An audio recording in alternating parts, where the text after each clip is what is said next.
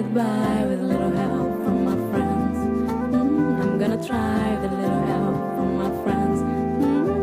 Get high with a little help from my friends.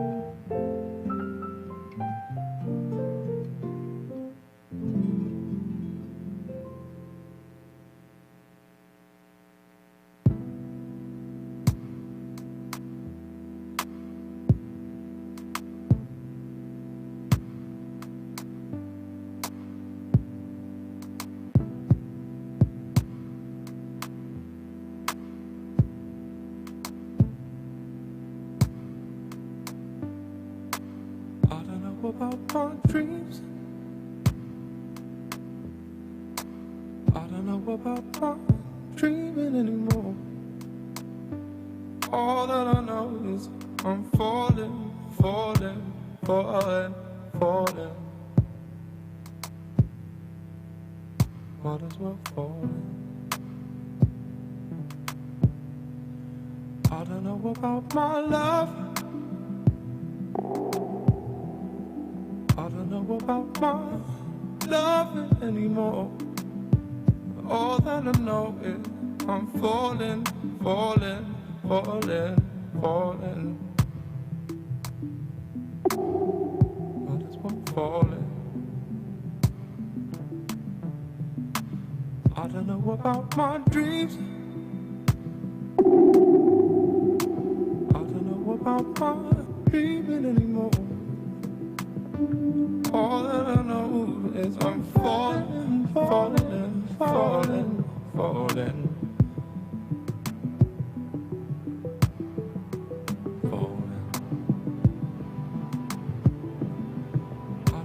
about my love.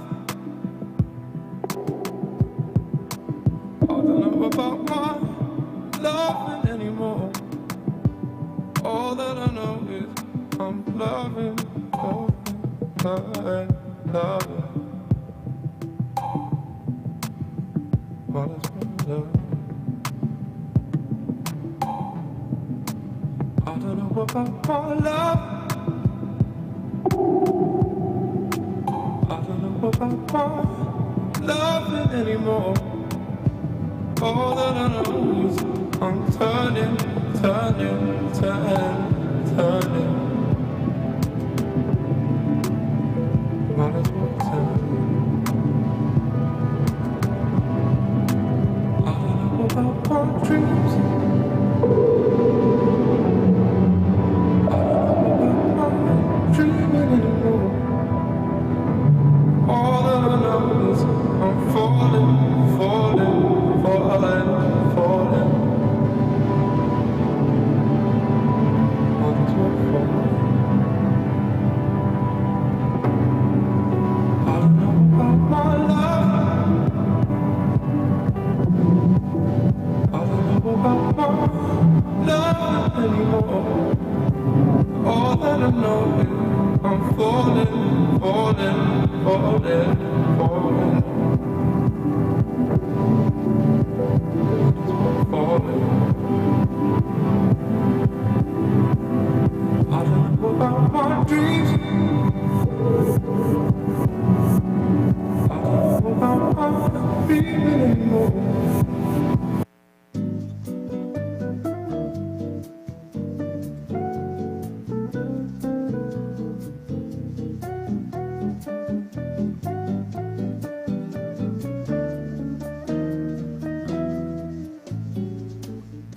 All of me, why not take all of me?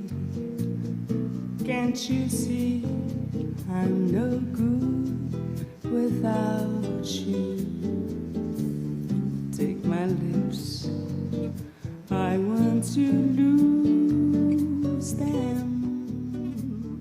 Take my arms, I never use them.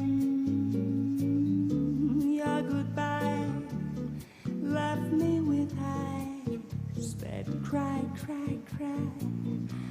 How can I go on, dear, without you? You took apart that once was my heart. So why not take all of me? All of me. Why not take all of me? Can't you see I'm no good without you?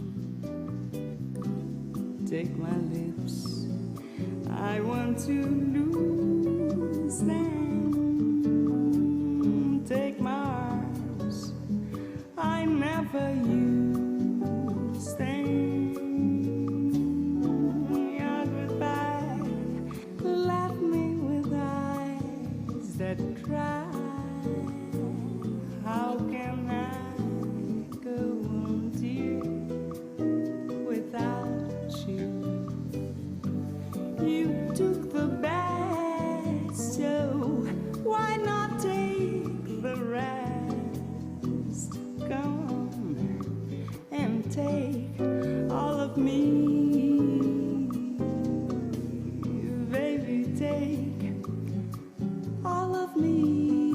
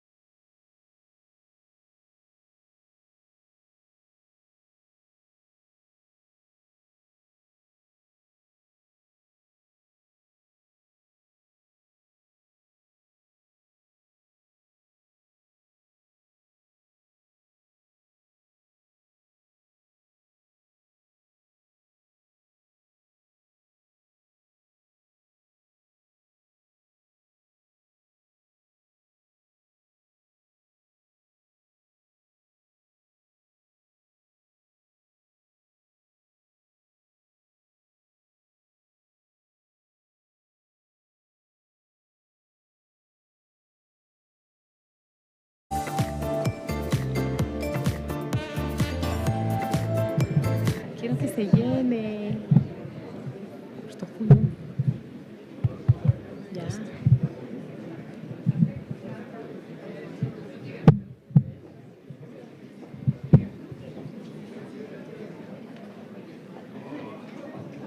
Amigo. Ah, ya, justo. Cuadraste tú las hojas así. You are the best. You rock, baby.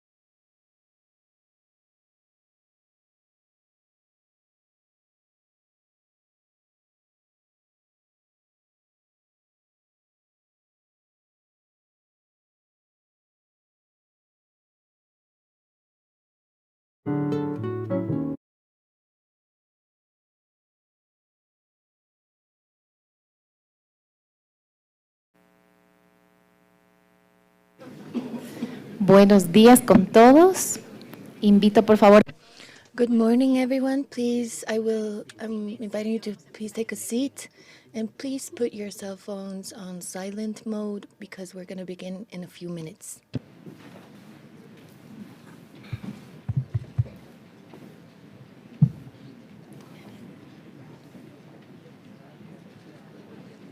Qué pena que no se llenó.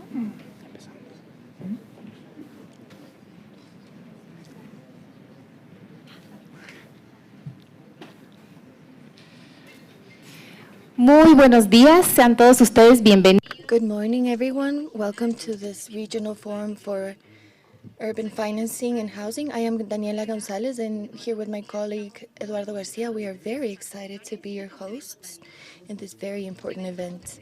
In this event, we will discuss crucial items related to urban financing and housing in our region. We also say hello to everyone who is joining us through our virtual channels on Facebook. And please use a hashtag Foro Urbano, and we hope we go viral with this transmission in this forum. You can follow this forum in English and Spanish and Portuguese through our website. We also want to express our thanks to the multilateral agencies and international cooperation agencies, financial institutions, and all the team that helped us organize this event. Your support has been crucial for the success of this forum. In this first day, we will have the opportunity to listen to leaders and experts from different countries who will share their knowledge and experiences about how to approach the different challenges we face in this area of work. Without further ado, we open this event, and thank you for your compromise with the building resilient, sustainable cities. To open this event, we invite you to look at this video. El cumplimiento de la nueva agenda urbana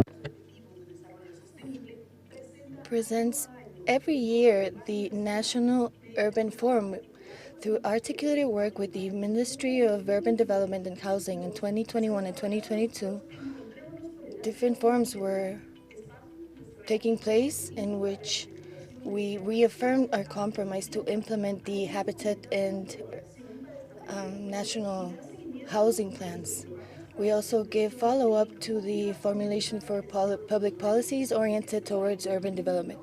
This year, in Midubi, under the leadership of the minister, presents the Regional Forum for Financing and Housing, which brings together different experts at an international level in public and private spheres to exchange experiences in intergovernmental initiatives in which there's an urban decree that elevates public policy and gives different alternatives and new financing opportunities at a regional scale, and the launch of the third call for the Habitat Prize.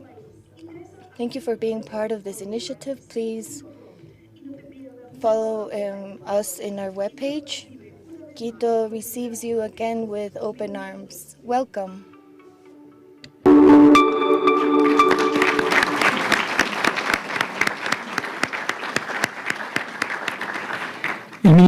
The Ministry of Urban Development and Housing, under the leadership of our President Guillermo Lasso, when he started his term, he proposed certain measures to improve the quality and the qualitative and quantitative matters. We have a study for a value chain, and we use this as a resources for public policy at a national level. Now we will give the floor to Minister Gabriela Aguilera, who will let us know about the insights about the deficit in housing, value chain, and financing. In this session, we also have Susana Echa, who is the representative of the Inter-American Development Bank. We also call to the stage Tatiana Gallego, who's Chief of Urban Development of the Inter-American Development Bank, and Priscille de Koning, who is the Director of French Cooperation for Development in Ecuador, and Camilo Avila, who's the Officer for Operations for the World Bank.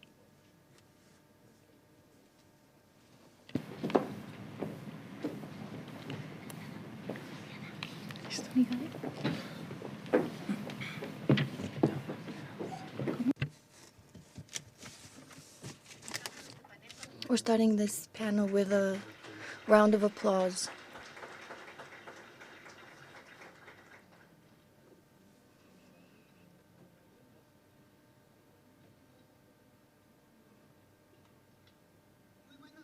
Good morning, everyone.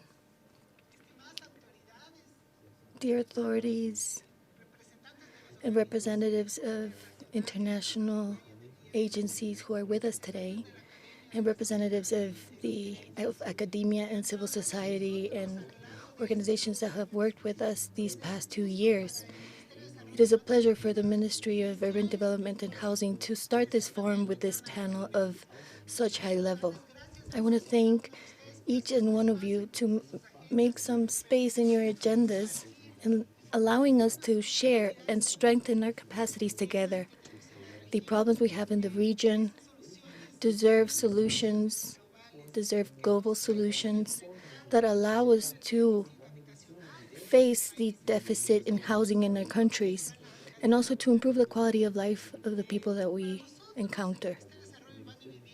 And for us from the ministry, this road started with the study of the value chain that we did with the Inter-American Development Bank. Sectorial de la vivienda. The analysis of this sector was financed by the Inter-American Development Bank, and in February 2022, we have a realistic diagnosis of what is really going on in this sector of housing and construction in our country.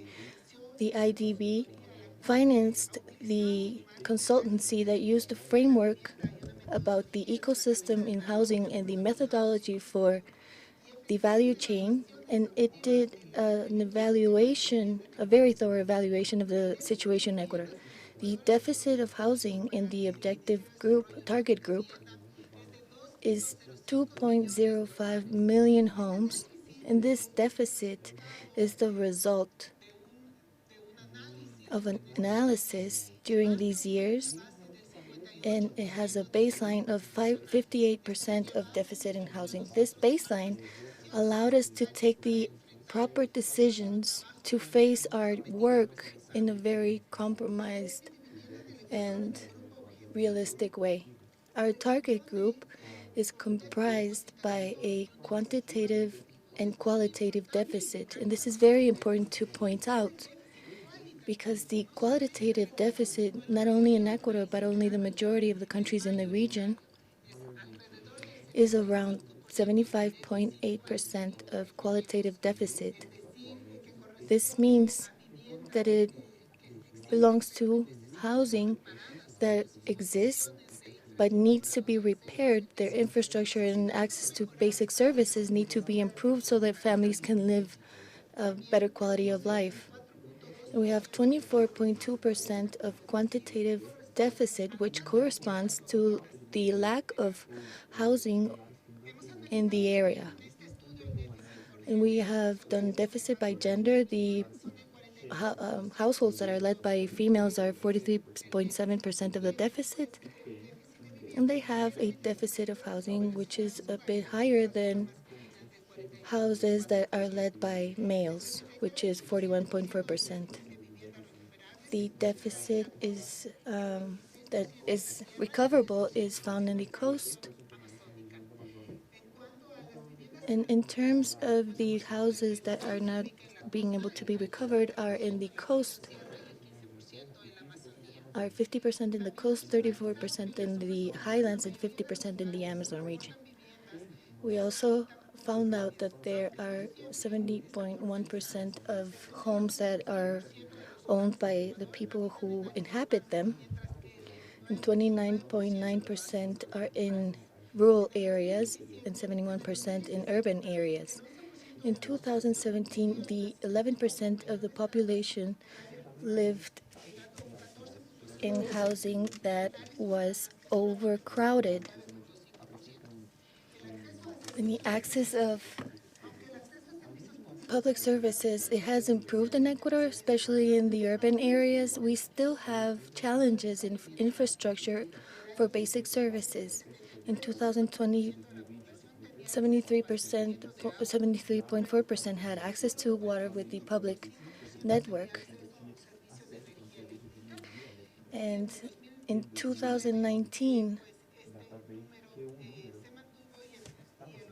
the number remained, and 88.9% had access to sanitation services. The 50% of the Ecuadorian population live with two basic unified salaries, which is $450 in 2023. In terms of being able to access to a home of 2 rooms, not many people can access this type of housing in Quito and Guayaquil. The Ministry of Development, Urban Development, with the international cooperation, has approached this situation implementing a national urban policy. It seeks to improve and find solutions to the situation of housing in Ecuador.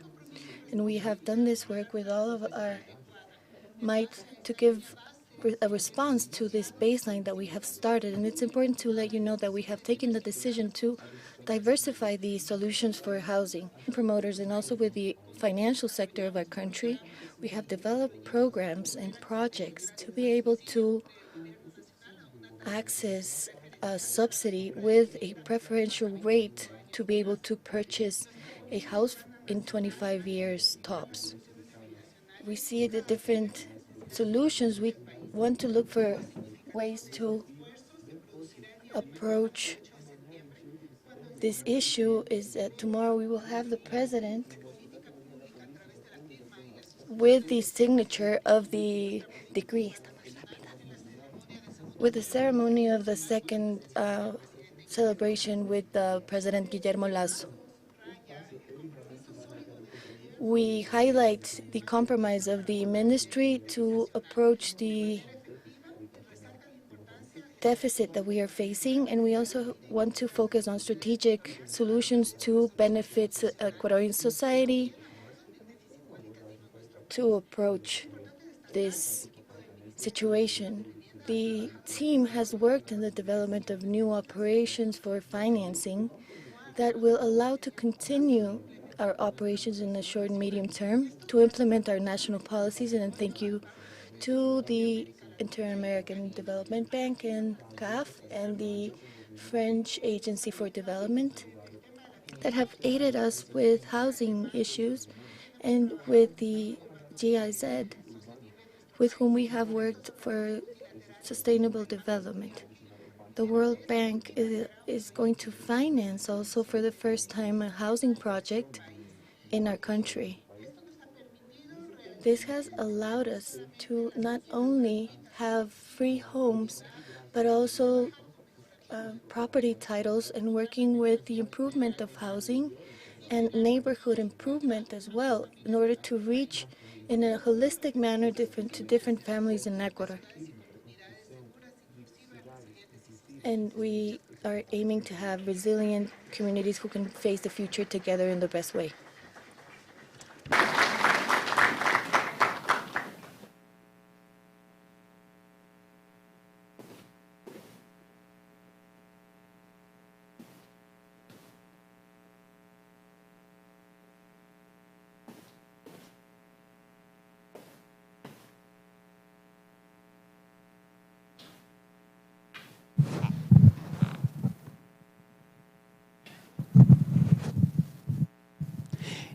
Bueno, y como les As I mentioned, none of this would have been possible without the support and the trust we've received from multilateral agencies.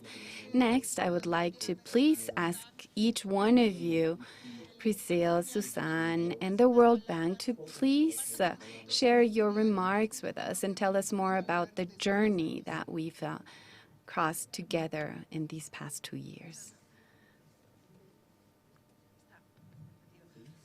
Well, thank you very much, Minister. Special greetings to you and the authorities that are with us today in this panel.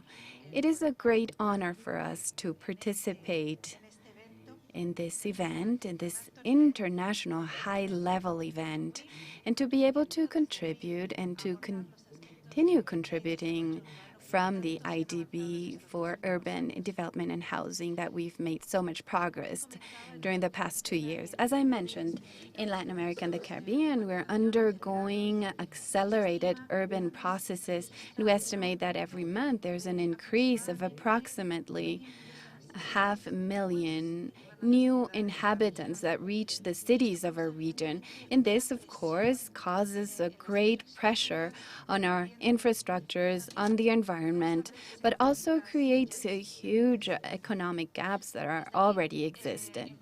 From the IDB, in coordination with national and subnational governments, we are aiming to solve these challenges, focusing on local solutions that can help us serve the basic social needs that are also essential to promote an inclusive economic growth, taking into account the environment in the region. In the IDB, we know that social housing sector and also urban development are strategic, as I mentioned before.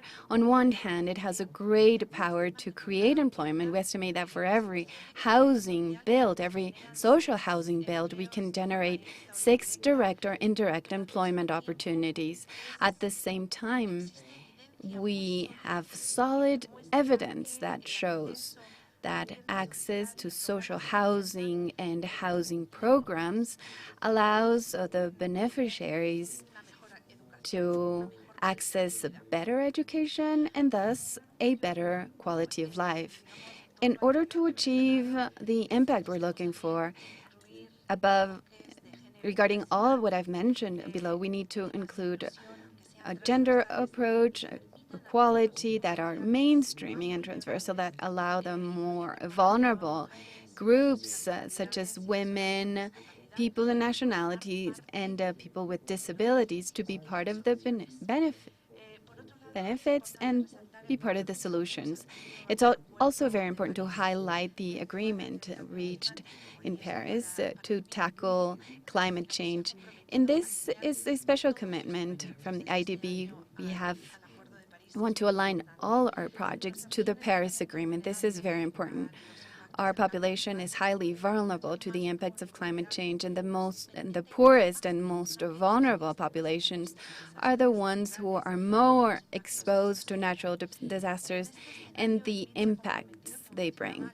The IDB is committed to align all its initiatives to the Paris Agreement, and this funding is also looking to support mitigation and adaptation initiatives, considering that urban areas are, on one hand, great contributors of greenhouse gas effects, but at the same time are highly exposed to natural disasters.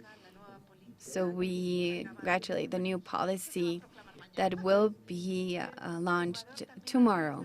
Ecuador, thanks to the joint efforts with the IDB, has become a leader and an example in the region to build instruments and solutions that aim to an inclusive urban development. Some examples are seen in the initiatives that we've been working on together, and although they have a long history for more than 20 years, they've evolved very significantly recently with innovative solutions and new contribution, new instruments to provide solutions to these challenges.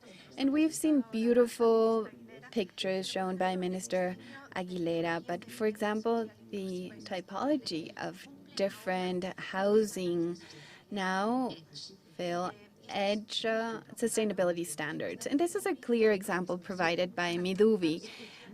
It is possible to achieve technical solutions that are innovative and that help us prioritize the most vulnerable groups, at the same time contributing to the fulfillment of the Paris Agreement based on the aspirations of Ecuador. Another example is the prioritization of programs in population in situation of poverty, where women, heads of family, people's nationality, and people with disabilities have been part of these programs in a prioritized manner with very clear criteria. Finally, I'd like to talk about the progress of the country and the quantitative advance of housing that Minister talked about, funding for housing and others such as the reuse of buildings that are not being used. And this example of retrofit is very innovative and truly opens up new lines of work that we need to consider as we go forward. From the IDB, I'd simply like to strengthen our commitment to accompany the country and continue providing solutions for housing and urban development for the most vulnerable population. This needs to be inclusive, integrated, and needs to make true contributions to the environment. Many thanks.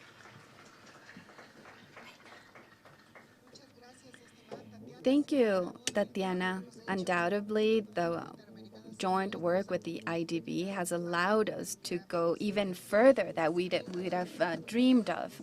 That is how our national policy has 5 pillars. One of them is the gender pillar. Now more than 70% of our housing is given to single mothers and mothers head of families, and the impact on climate change. Thanks to the IDB, we've changed the typology of our houses in the country, and this shows that we can build affordable housing solutions with taking into account climate change and energy efficiency.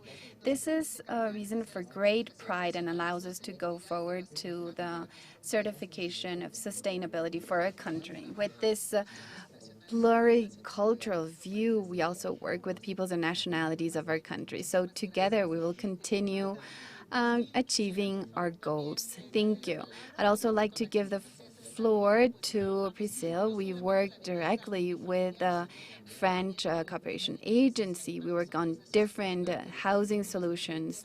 This is very important for us. It allows us to strengthen social cohesion in our country. Thank you, Priscilla. Good morning, dear authorities, members of international cooperation in the academia, civil society. Thank you for attending this meeting.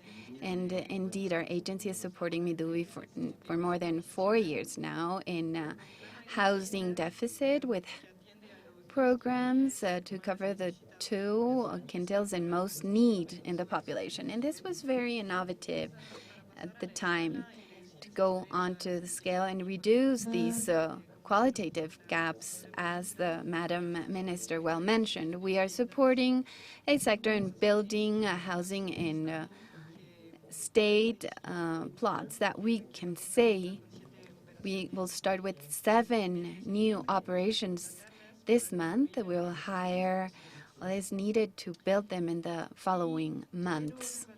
I'd also like to point out and highlight the administration of Minister Aguilera and her team, namely because, well, they not only looked at the quantitative deficit, but also the qualitative deficit. And now in social housing operations in the country, we have more green common areas, better building designs with sustainability criteria, as the IDB mentioned, this EDGE certificate that is in energy efficiency certification so that households pay less for energy consumption. Also worked in improving existing housing. This is quite a complex area. And also promoting a better urban integration, ensuring that social housing operations are connected to basic services and their supply. Another topic in which we've worked hand in hand in the past years is thinking about new models to access housing. Basically, because the beneficiaries of social housing oftentimes do not have access to credit, we need to think about new ways in which they can access housing, and that not only owners, which reduces the number of beneficiaries because the state resources are not enough to fund 100% of these households in need. I'd like to talk about a pilot program that we are developing in Ambato in a building that is an office building of Midubi that was subutilized, that will become a building of apartments of social housing with a social rent model. So this will be a new model, not only for Ecuador, but for the whole region, because access to social housing in Latin America has basically been based on an ownership scheme. So I'd like to invite you tomorrow at 4 p.m. We'll have a presentation from an expert in housing from France who will be speaking about social renting schemes and the relationship between the land and housing that can allow more families to access high quality housing solutions. I'd like to take this opportunity to congratulate the administration of Minister Aguilera and her team for their innovation, commitment, and the reduction of housing deficit in all dimensions in Ecuador. I wish you an excellent forum for all.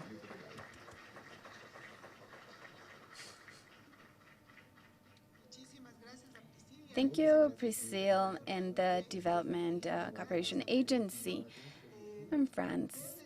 This has allowed us to see the solutions in different ways, and this has been thanks to the support of multilateral organizations, in this case of the French Development Agency. I invite you to follow tomorrow's panels. French policies are example for the region.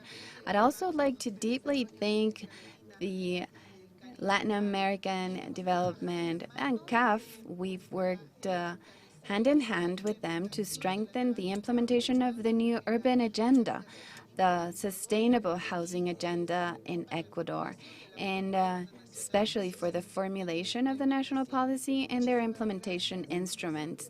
Thank you very much, Susan. Thank you, Minister Aguilera. Congratulations for this event.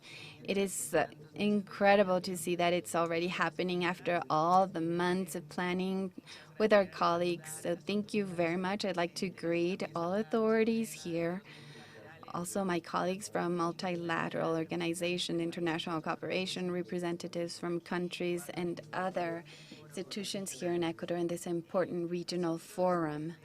We from CAF, as many of you, we are also concerned about the housing situation in the region. We've spoken about figures, but it's always interesting and important to recall that we're talking that in Latin America and the Caribbean, housing quantitative deficit is 23 million. It affects 23 million people, but qualitative is the one that is affecting the most. We're talking about 46 million people. In total, this is almost 1/3 of the people living in urban areas in our region. This is a region where 81%, these are the latest estimate, they're living in urban areas, one of the regions that is our most urbanized in our planet. This is a severe problem because the demand for housing in urban areas, it's much larger than the supply there is for housing. So we're not only talking about a problem to access housing, but there's another problem which has led us here, which is to guarantee the right to a dignified housing. And this can only be achieved through public policies that are inclusive and sustainable, as the one that will be presented tomorrow. There are many variables that affect access to housing. Minister has mentioned this, Tatiana has also mentioned this. We've spoken about issues such as ethnic, racial matters, gender matters, and our studies show that only 25% of ownership is registered under women. And we also know that 57% of Afro-descendant and indigenous peoples in urban areas live in informal neighborhoods. Another matters that are affecting these neighborhoods or these areas are the access they have to basic services, to quality basic services, and also the prices of the plots that makes all the process more costly. In Ecuador, as the minister has so well mentioned, all these variables are somehow seen through the study that was presented before. We know that we have this housing deficit of 2 million, and this accounts for 58% of the registered housing. And this is a lot. This is a very worrisome figure. That is why from CAF, the Development Bank of Latin America and the Caribbean, we are committed to becoming a green bank and to work on inclusive and green economy. And we want to close these gaps. We do this through the promotion of knowledge and investment in 4 areas. First, mortgage loan reinforcement to help work on urban design. 3, the promotion of social rent. And 4, the promotion of use of materials and construction methods that are innovative and sustainable. This has been shown in the work that we've conducted in other countries of the region, but here in Ecuador, namely with the central government and with Midubi, we have the project Casa para Todos, Houses for All, as of 2020, and even before in support to the urban agenda and the habitat policy of Ecuador. We've also had many technical cooperations with Midubi regarding the improvement of housing with a sustainable approach and to work on opportunities for exchange such as this important forum. The objective of CAF is to be able to address these gaps and respond to the different demands from the governments. This is related to strengthening national and subnational capacities and also promoting knowledge to support with investment. We take pride in participating in this event together with you, and we're happy to have this opportunity to share with you, learn with you, and to continue working on this very important agenda. You can count on the support of CAF. Thank you. Thank you, dear Suzanne. I also want to thank you for all the support we've received from you in the 4 areas you talked about, and especially for allowing us to continue on the program 2555, to continue working with more resources so that builders, the financial sector in our country can continue placing mortgage loans with this subsidized rate by the national government, 25 years with 4.99% of interest rate. Thank you very much, Suzanne. And now I'd like to welcome the World Bank, with whom we're working for the first time in Ecuador. We've achieved to design an operation in less than 8 months. This operation of $100 million that will be destined to social interest housing programs to reduce the quantitative deficit, and also a program with a wonderful component for integral improvement of neighborhoods. This will allow us to have a contingency component in case Ecuador needs to undergo different types of emergencies. Thinking about the impacts of El Niño phenomenon, it is very important to sign this agreement. So thank you very much for the commitment that you've shown. Thank you so much, Minister Aguilera, for this invitation and for the initiative of conducting this very important forum. Well, my challenge is that I'll be the last to speak. So, well, every time that I was thinking about an idea that I thought would be a new contribution, someone else already mentioned it. So I think I'll need to be brief. And nevertheless, something positive is that different stakeholders of international cooperation, we are all aligned. And this is important, and I'd like to highlight it. Having four stakeholders and actors contributing to the ministry is very important. We have an excellent relationship as cooperation agencies, and this is a very clear example that is visible. As my colleagues, I'd like to begin by congratulating for the urban national policy that will be launched tomorrow officially, and also like to highlight the inclusive and participatory features of this initiative. This is very valuable and brings very useful content and provides very important guidelines. As the minister said, we were the last to contribute and support. We had been working in smaller initiatives as of 2020, but we are very pleased to be part with a new credit. This is to be approved next week, and we hope can sign it fast so we can start immediately and have this emergency component available to respond to any potential emergency that the country may face.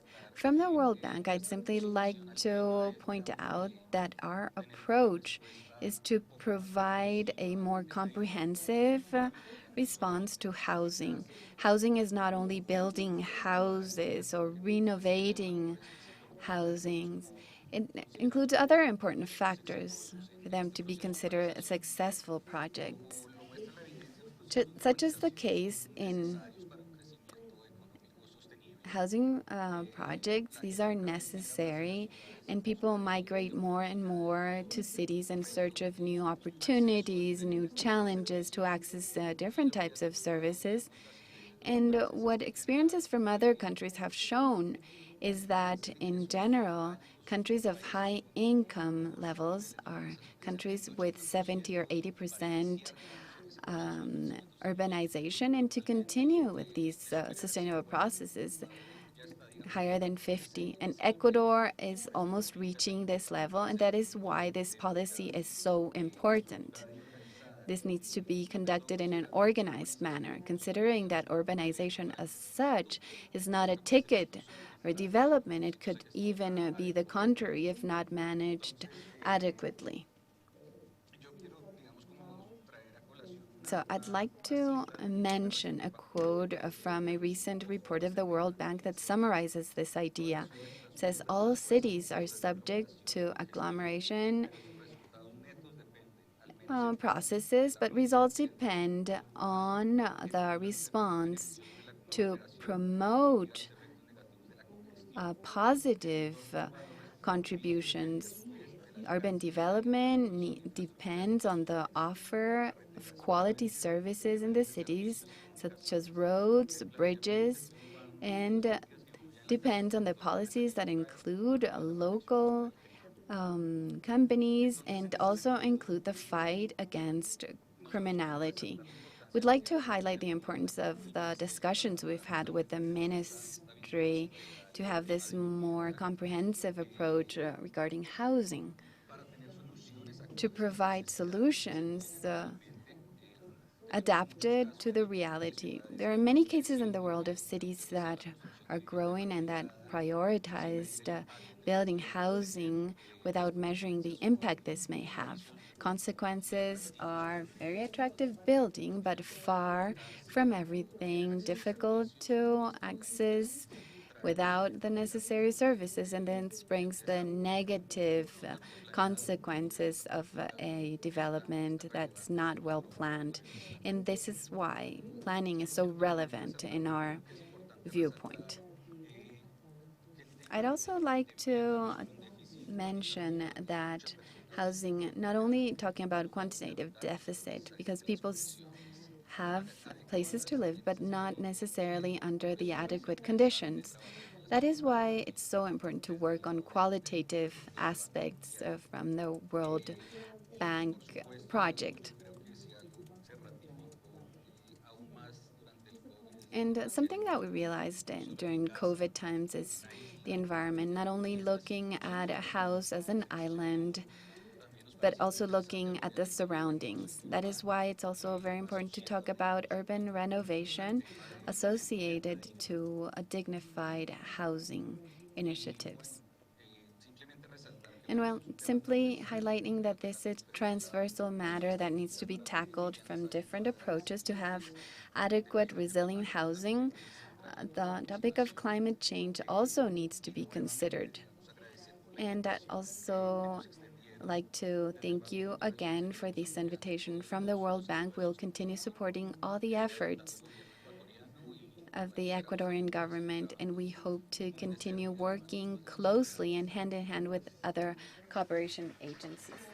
Thank you. Thank you very much to the World Bank. Without a doubt, this new operation will allow us to front the solutions in housing in our country. And with this, we can have a broader scope of what will happen during these 3 days, and how Midubi, since 2022, changed its mission. And we have proposed to elevate this mission with a holistic view of the territory and have a very committed work as a team with multi-level, multi-actor, multi-ministerial. And as a team, I mean as a team as a whole, Team Ecuador. And all these smiles and all these hugs and all these faces of families who have been beneficiaries of this housing project and inspire us to be better. I don't want to end this panel without thanking Roy Keating from ONU Habitat and his, we will have a conference to know how to manage inclusive countries, secure, safe, resilient. And Eduardo Rossi is also here, and on Friday we can hear more about this program.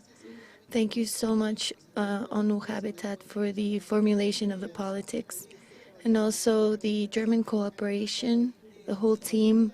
Without your help, the urban sustainable development wouldn't be possible without you. And thank you, everyone, and I invite you to share these 3 days with wonderful news, wonderful experiences, and thank you to all the participants who have come from very far away to be with us during these days. Thank you so much. Agradecemos la participación de nuestra. We thank the participation of our authorities.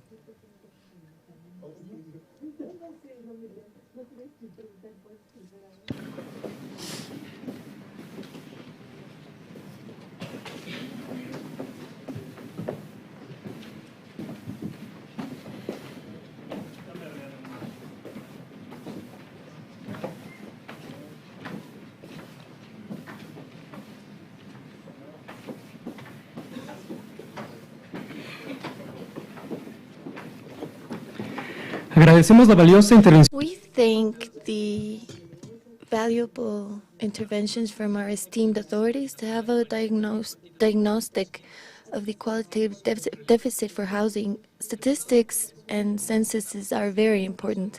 We had the results of the census in 2023, which has become a regional example for the questions that arise in the country of Ecuador. And I am pleased to invite Jorge Garcia, who is the General Subdirector of the National Institute of Statistics and Census, INEC, who will share the results of the census and household surveys to calculate the housing deficit.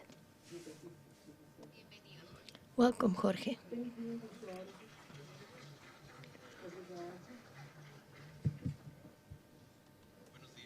Good morning.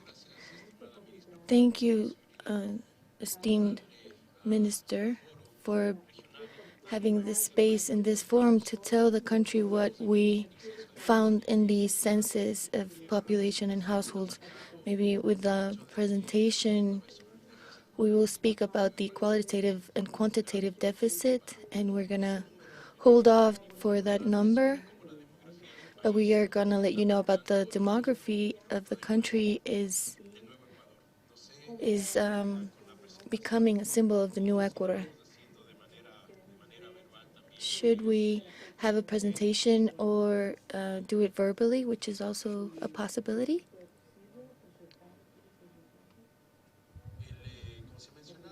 As we have mentioned, on Thursday of last week, the 21st of September of this month, the Institute delivered the information for the census of population and housing of the country, and jointly with delivering the results, we are also letting the population know about what we see, what these new face of the country can show us through demographics. The census of 2022 has some differences with what traditionally has been done in the country, and we used a methodology which is a bit different to what we call a census of right.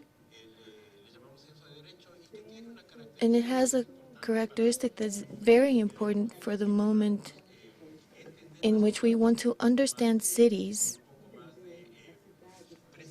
with a little bit more of precision. And whenever we find the people where they live at in the census that we had before in 2010, they would survey people where they spent the night, not where they actually lived. And this means that for people who have the capacity to make decisions in favor of the population, will have information that is a bit more trustworthy of where resources should be focused. And the census takes information through two methodologies. One, and that is self-service through an app that we call it a survey online, and a guided interview with a surveyor with a face-to-face interview. So this information is compiled, and different validations have to be performed from different sources, and they are presented to describe the country itself. The first novelty, apart from the number of population count, and the first novelty is that the country keeps growing, but it's growing a bit slower than before from what we have seen before, or what has been reported in previous census. You will see it says 1.3, and that's the inter-census growth, and it's a bit lower than the numbers that preceded. So we are growing at a slower pace, and this is because of different reasons that we will try to explain as we keep moving forward. So this is the number of the population that was counted. It's 16.9 million people. And if you want to use a simpler number, it's 17 million people that were counted in the country in the year 2023. Please, let's move forward. The majority of our population are women. The country has a woman's face, and it's a young woman. It's a woman that is fundamentally urban, and even though the proportion is higher who recognize themselves as mestizas, we recognize pluriculturality, and we see the presence of different indigenous peoples and nationalities of the country. This logic of the change in proportion between men and women will also be explained, probably not in this space, but whenever you see the numbers, there's interesting concepts such as migration, in which we see different flows that are interesting to see, from international migration and internal migration as well.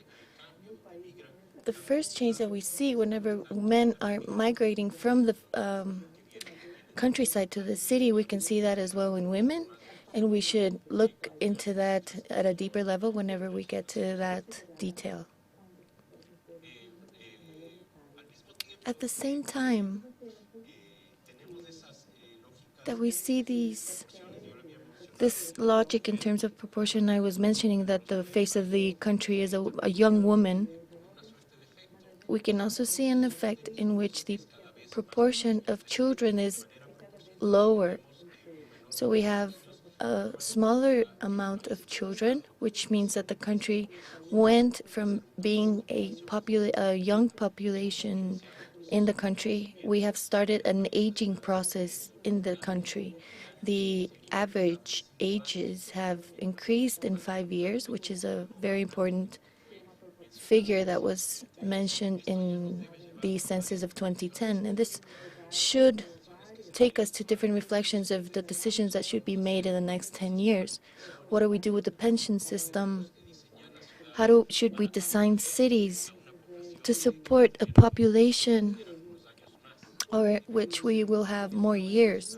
So we should have more humane cities that allow us to live with populations that are growing older.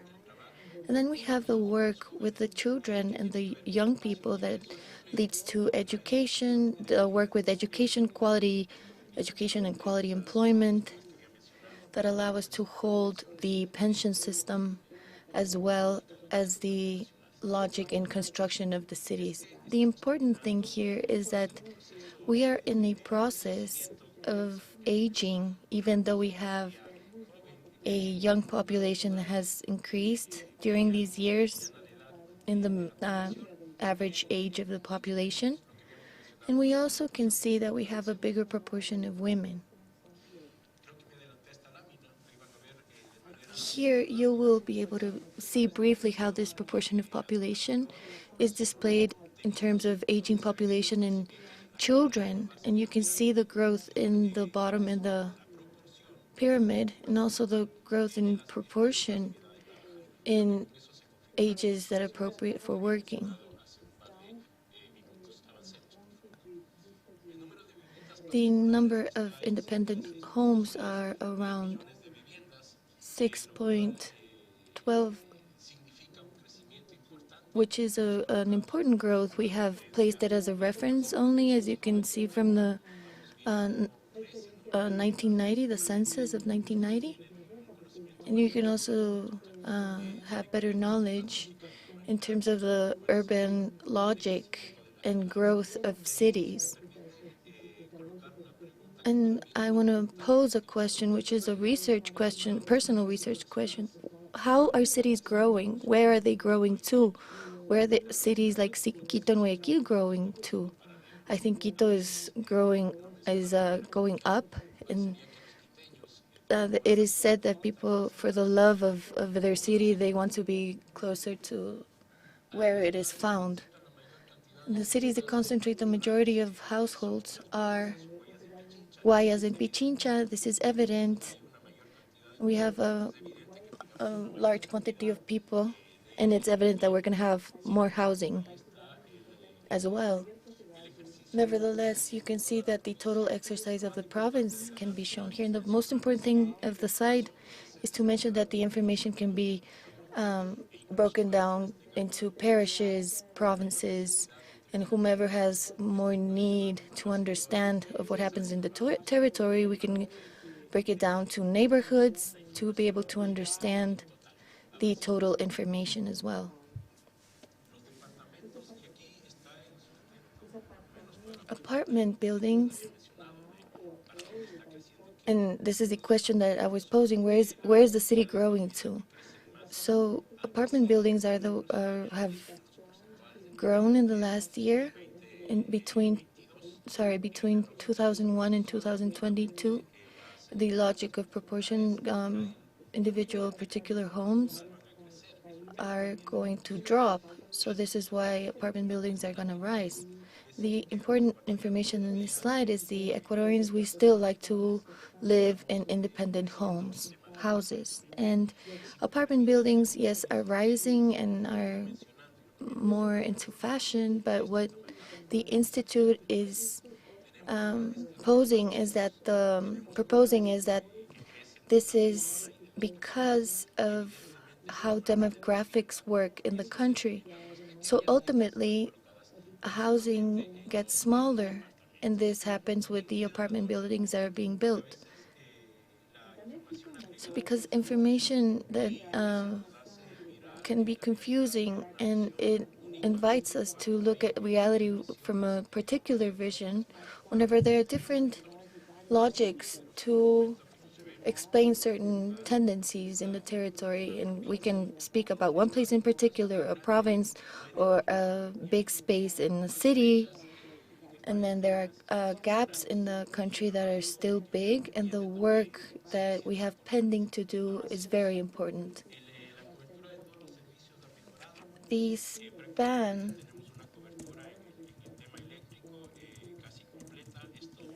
for coverage is almost complete, and the census in 2010 already mentioned a coverage for the electricity lines, and we have also mentioned water. And whenever we look at the results of child nutrition, it calls to our attention, it should call us to move in terms of water quality. So we do have access to water, but the water quality is something to be questioned. And we do see that children are being affected and they have malnutrition, and we still have some pending information about sewage. And we understand that bringing sewage systems to rural areas is difficult, and this is something that we have to work in. And also the information has to deal with garbage pickup. And we haven't identified the index of unsatisfied basic needs. And this index is comprised of other elements because of household coverage. And these indicators make us suppose that poverty because of unsatisfied basic needs will drop. And we will have an index that is lower. And whenever we disaggregate the information, or when we go deeper into certain areas, we still have some topics that are important to do and that we have to try to take a look at it in the next years. And water with the public network, this slide allows us to see at a provincial level, and then we can break it down to cantons and parishes, and where we are performing better and where we can make certain adjustments. The cities and provinces that have better coverage are Pichincha, Tungurahua, mainly, and then Imbabura, Suay, etc. But I would call your attention to the lower part, where we have to work in a better way for Los Ríos, Esmeralda, Sucumbíos, Manabí. The provinces in the coast also have differences in the composition of the homes.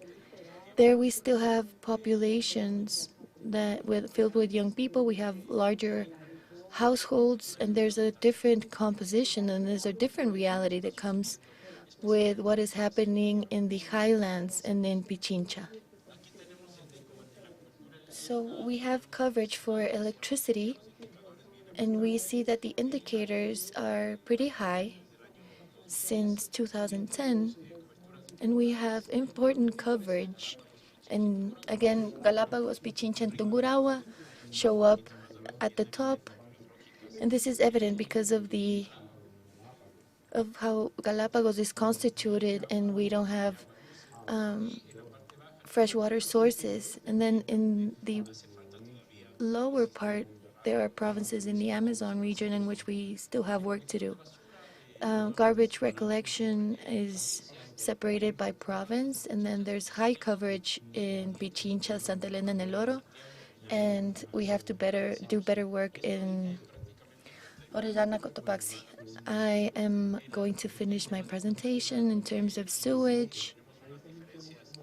we have substantial differences if we compare the first provinces to the last provinces in the slide, where Pichincha and Tungurahua have better coverage. Los Ríos Galápagos and Esmeraldas have lower coverage for sewage system. In homes that are overcrowded, we have heard significantly that 17.5% in 2010 to 8.8% in 2022. And then the provinces, the same overcrowding logic that we have seen in different provinces. Maybe we can see what is positive up top, and then the least coverage in the ones in the bottom. In Santa Elena, Morona, Santiago, and Orellana, we can also see higher levels. In housing that are owned, and they are found in 64%, different to 2010, in which we have decreased in points. And then we have owned housing, and then rented and loaned. Okay, I have 1 minute left. Let's move on. I think I'm going to end before my time is up. This has been a very brief reading of the numbers, and the reason I am here is also to ask the questions related to housing. We haven't even scratched the surface of the exercise, and we can keep breaking down to smaller levels in the territory and doing it by different areas. And you can do that through our webpage, where you have a graphic visualizer of what we can do. I want to thank the minister for having invited us. I want to thank you for the attention you have given me. And this is a new face of Ecuador. Thank you very much.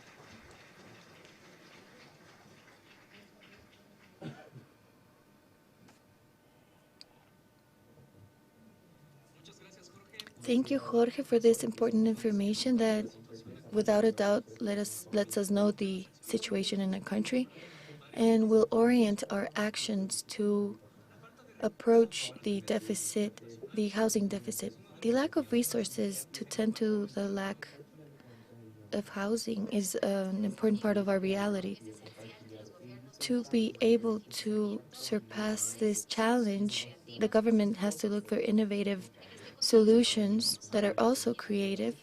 And in this context, we have the next panel called Innovation in Housing Financing Within Public Policies of the Region, for which I am pleased to invite to the stage Tatiana Gallego, who is Chief of the Housing and Development Division of the IDB, and will moderate our panel. And I am also pleased to invite Minister Michelle Sol, who is the Minister of Housing and Development of El Salvador, and Susan Rodriguez, who is the Minister of Housing and Water in Guyana.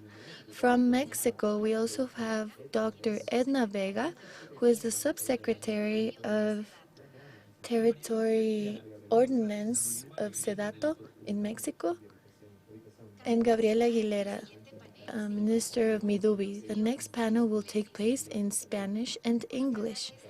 So this is why that I would appreciate that you place your headphones so you can hear the interpretation.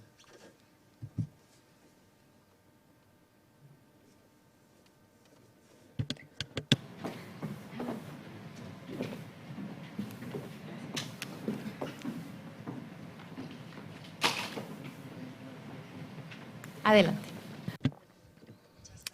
Thank you very much. As we were speaking before, recently, the Latin American region and Caribbean is recovering slowly after the pandemic, and it continues to front certain difficulties in the fiscal sector and of slow growth that it had been dragging around. Our countries also have great challenges to cover the gap of urban segregation and the socioeconomic differences that we have in the population and the different responses that we should have in terms of climate change. And having said this, it allows us to get creative and to look for solutions and policies, but also in financing housing that are central to the work that we do from the ministries of housing and development in the region. For this, and to rethink the public policy models of financing that are taking place in the region to inspire, to learn from each other, from the activities that are taking place in our different countries. We have this amazing panel in which we have 4 ministers that have already been introduced, but I can take the chance to introduce them again, who are leading the work in the region. They are working in diversification, financing solutions, and also how to take care of the different necessities of the diverse groups that conform our countries. And for this, we will also speak about new instruments, financing instruments. With me is Maria Gabriela Aguilera, our Minister of Midubi, who doesn't need an introduction. We have Edna Vega, who's the Subsecretary of Urban Development of Sedato, Mexico. We have Michelle Sol, our Minister of Urban Planning and Housing of El Salvador, and Susan Margaret Rodriguez, who is the Minister of Housing and Water in Guyana. We have a broad perspective of what is going on in different parts of our region. I want to confess that I am very proud of be sitting with you, and it's being led by women, and I would like to speak about that later on in our conversation. But let's start speaking about politics and financing. I would like to ask the first question to Minister Aguilera. Specifically, ask her about how in Ecuador, where the qualitative deficit of which we were speaking previously has a face of vulnerability and poverty. These are the lowest quintiles. We're speaking about more than 63% of the lowest quintiles that are in the housing deficit versus the higher quintiles. I wanted to ask you, Minister, how are you working from Midubi to broaden the housing solutions for the population that is most vulnerable in the worst conditions in the qualitative deficit? And what criteria of vulnerability and population groups are you tending to with specific solutions?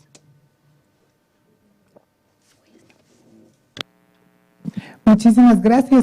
Thank you so much, Tatiana. For me, it's an honor to share the stage with these wonderful women who are coming from Mexico, El Salvador, Guyana, and with you, Tatiana, who has been an inspiration to us in the ministry.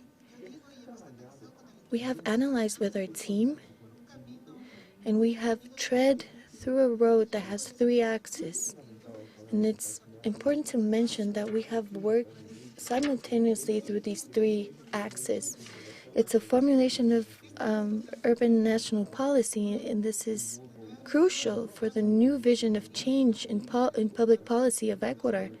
And it has allowed us to transform the lives of the most needed populations and focus our work to reach the quintiles of extreme poverty of our country.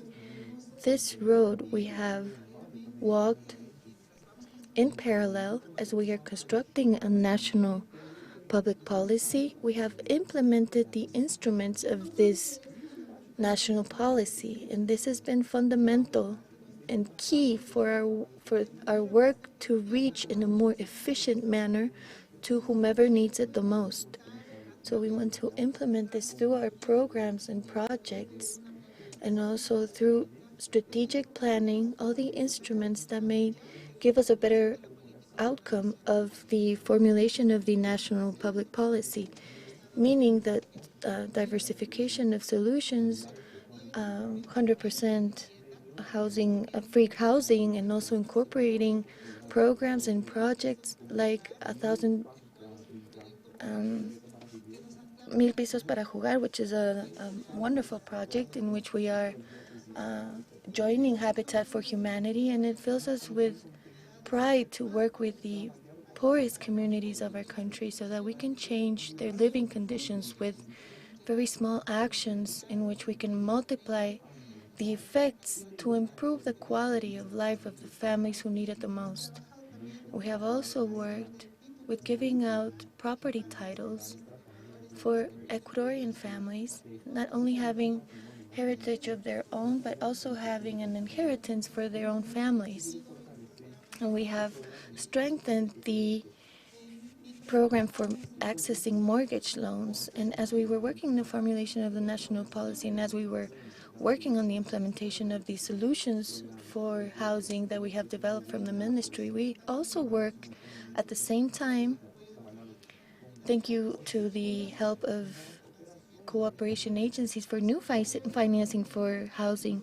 For us, it would have been easier to repeat the operations that were happening in Ecuador, but this was not the solution. The solution was designing new operations that would allow us to reach and cover the gap of deficit in housing. There are also kits for sanitation of water, and with this we also contribute with the reduction of child malnutrition. And we have looked at the region, strengthening the access of our national policies, the access of climate change, gender. It's very important for us to reach people with these solutions that we need to more than 70% of households that are led by women. For them, housing is security for their families and for their children, so we have contributed with this to generate structural change in our country, and also to show you that we have worked with a pluricultural approach with the different ethnicities and indigenous peoples in the Amazon of our country, Amazonian part of the country, so that they would have they would be appropriate in a cultural way, and also for the families that need it the most. This is a little bit the perspective we have used from the ministry that have allowed us to fulfill these objectives and goals. Thank you so much, Minister Aguilera.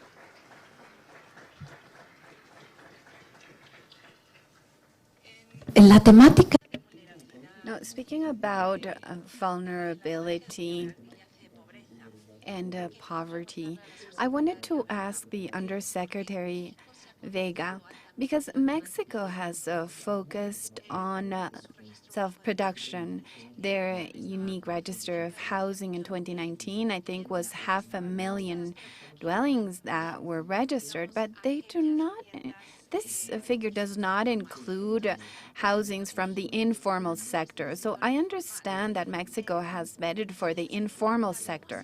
My question is, how has your experience been with the national strategy for self-production in Mexico that aims to break population exclusion from social housing programs? And how to institutionalize housing production as an adequate model to respond to those segments of the population that do not have access to other solutions. Good morning, and thank you very much. It is an honor to be here with all of you.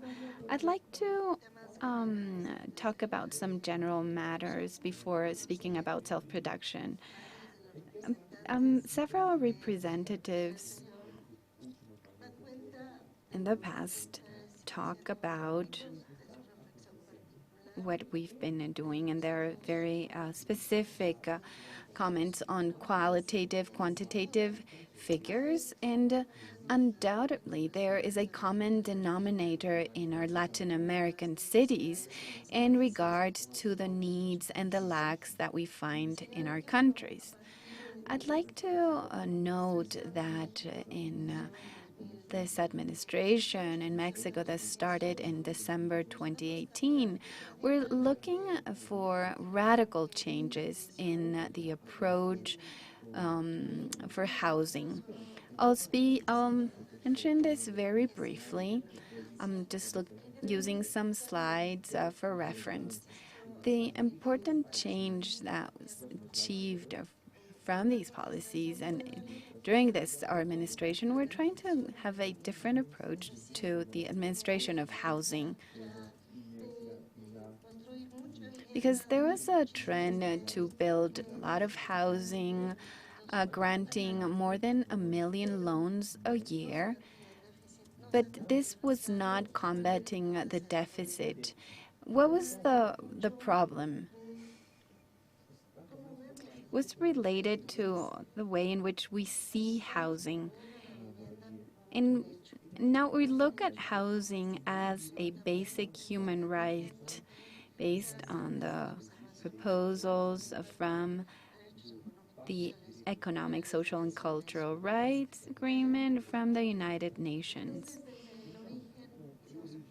So from the beginning, we presented a different proposal. It had to do with the institutional engineering, housing, and policies coming from the ministry and not from an institution. After this, we were able to focus on the most vulnerable segments of the population through our Housing National Commission. In this slide, we see the different milestones that mark these radical changes. We also see what the role of government should be at the different levels in Mexico, and also the role at the municipal level.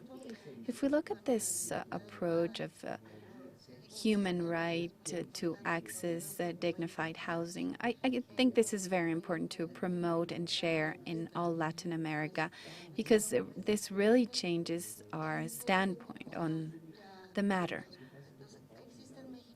In Mexico, we have a national housing system that is built by different entities such as Infonavit, Foviste, workers from the public sector.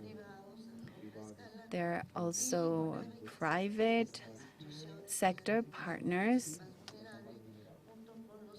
together with state housing institutions. This is our national housing system. It is very important to explain all this because it would seem as if self-production is an isolated action. It could be seen as a small program, but it rather has a very different scale. We want to promote it as a right. How do we define self-production? It's not the same as self-construction. We should erase this concept from our language. It's not the builder that is not doing an adequate work. This is the idea we have of self-construction. But this is rather a different system where the control of the process is conducted by the beneficiary. That is what we're working on. It has a technical assistant. It has 100% subsidy. In other entities, it has a credit component, and in others, it has a savings component. So it has to do with the control that the person or the family has on their own processes.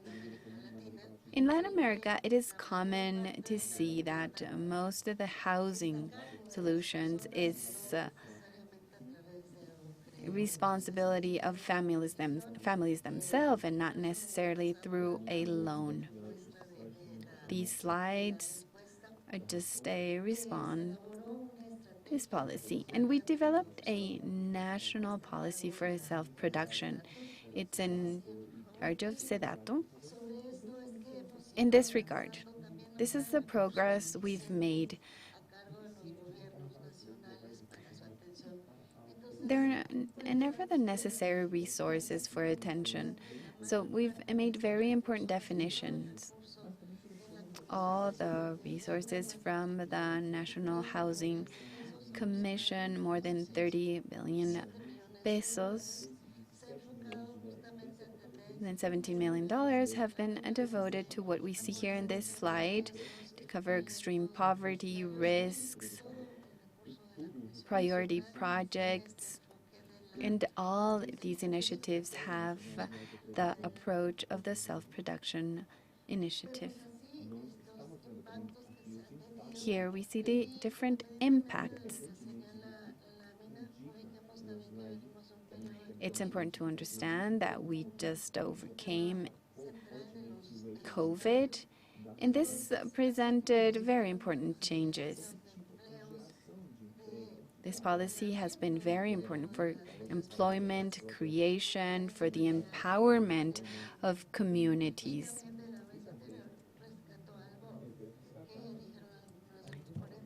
Some of our panelists mentioned something that is very important. The minister mentioned that housing itself, the bricks or the walls, probably are not the most relevant elements. But what is more important is to develop other policies to complement our programs. In Mexico, we've seen very important changes in regards to attention to our communities, especially the most vulnerable communities. We have different programs that are called programs for well-being. They promote scholarships for students and attention for the elderly. And all these programs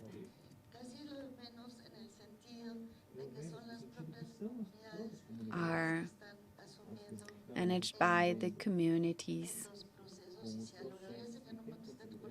I know I have not responded to your question yet, but I wanted to mention this linkage. If you allow me, I'd like to share a video that explains better everything that I've been mentioning.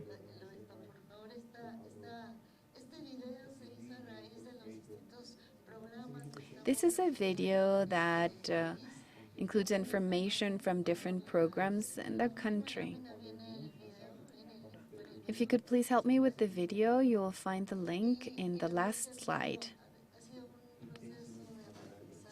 This has been an incredible learning process.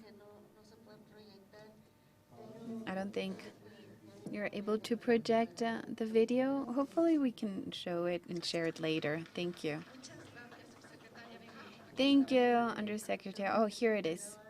Well, we had an institution that shared resources with developers and very little to the scheme of social housing programs. We had different technical assistance. We had to start from scratch. It was a very intense training. And this scheme was consolidated. We worked directly with the families, with the people. It was not only granting a resource, but they had to be present. They've been accompanying us through the works. They gave us the blueprints, the different designs. And there's a very close follow-up of the construction. It's not the same thing just to have the finished product, but it's important to engage the people, the families. It's important to guide them in the process from the first visit. I participated on the colors, on the decisions. I was truly engaged in the final touches of my home. We support families to access dignified and adequate housing, to work on the project, to select the materials so the construction can be conducted in the best possible way. The technical support and assistance that we're receiving is very positive. Because if there are doubts from the constructor, there's openness to ask questions, and we work together with the families to adequate housing for them.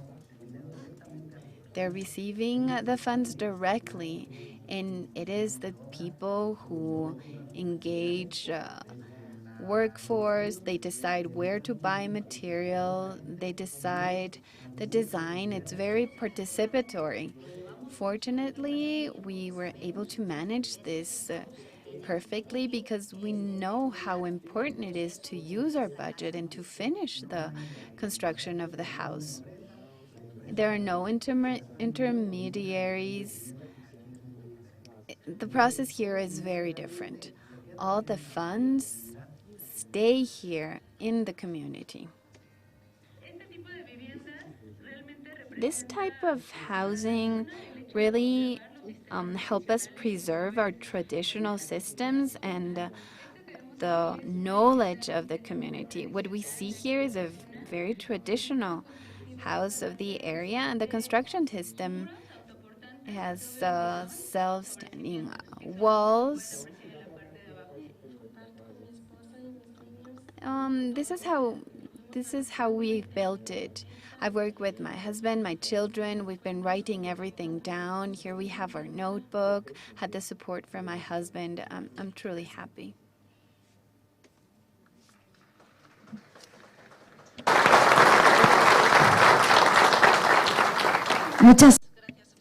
Thank you so much, Undersecretary. Minister Sol, El Salvador has added on the consolidation of the housing system. It's been based on institutionality and having the ministry as a central point, leading the ministry, the housing fund, and the legalization institution and the social fund for housing. I wanted to ask you, what have been the key actions that you've developed through the consolidation of the housing system to work in an articulated manner? First, in the facilitation of juridical security of land ownership and also the access to an affordable and dignified housing for the population of El Salvador. Thank you so much. Thank you to IDB. Thank you to the Republic of Ecuador. Greetings to my colleagues, authorities, and my colleague panelists and the audience. Well, before this administration of President Bukele, there were many urgent matters to solve. And in housing, we're working in a very separate work. Institutes were not collaborating. We're not looking at common ground to solve these important housing problems. Part of the first decision of President Bukele is to work intensely on housing and creating a housing ministry. By creating the Ministry of Housing, this was the ruling entity of the housing entity that gives deeds to families of low income, provide social interest housing subsidies, and to include specific programs from the president to support families that need the most, and also granting loans through cooperatives. We know that these families present high risk.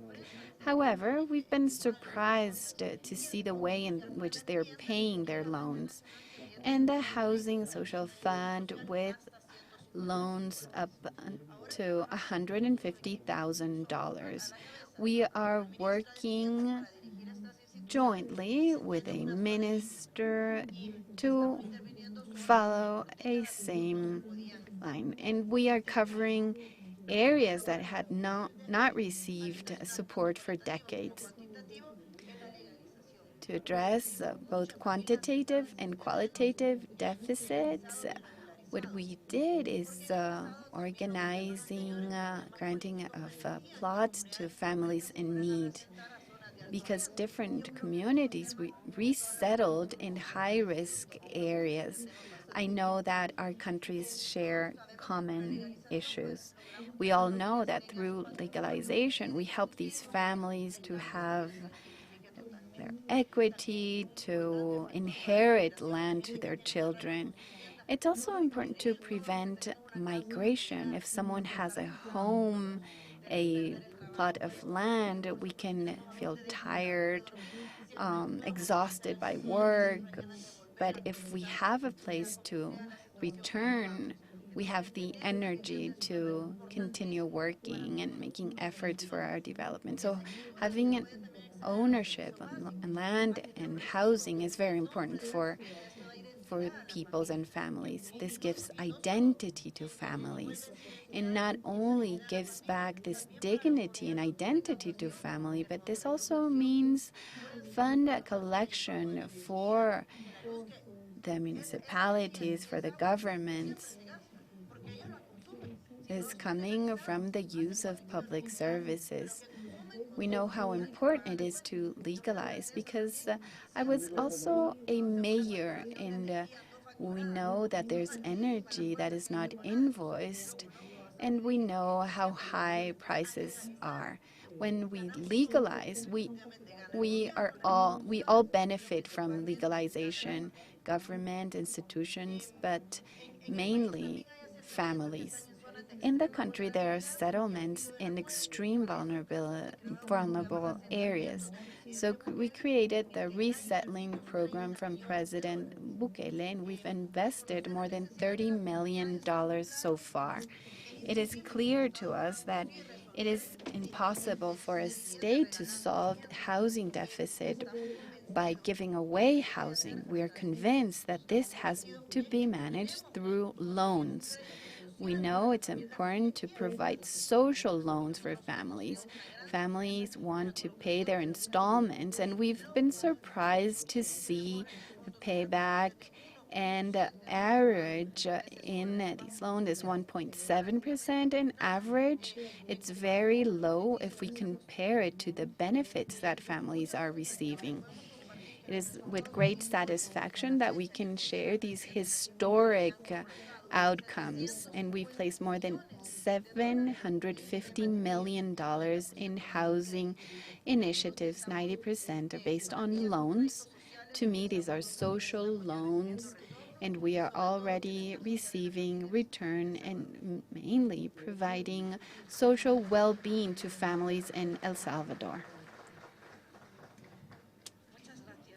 Thank you so much, Minister. My following question is for Minister Rodriguez. I think I'll ask directly in English to make it easier so she can answer. There is an economic boom with a very high influx of investment and a lot of interest in from people from outside Guyana in finding a place and settling there.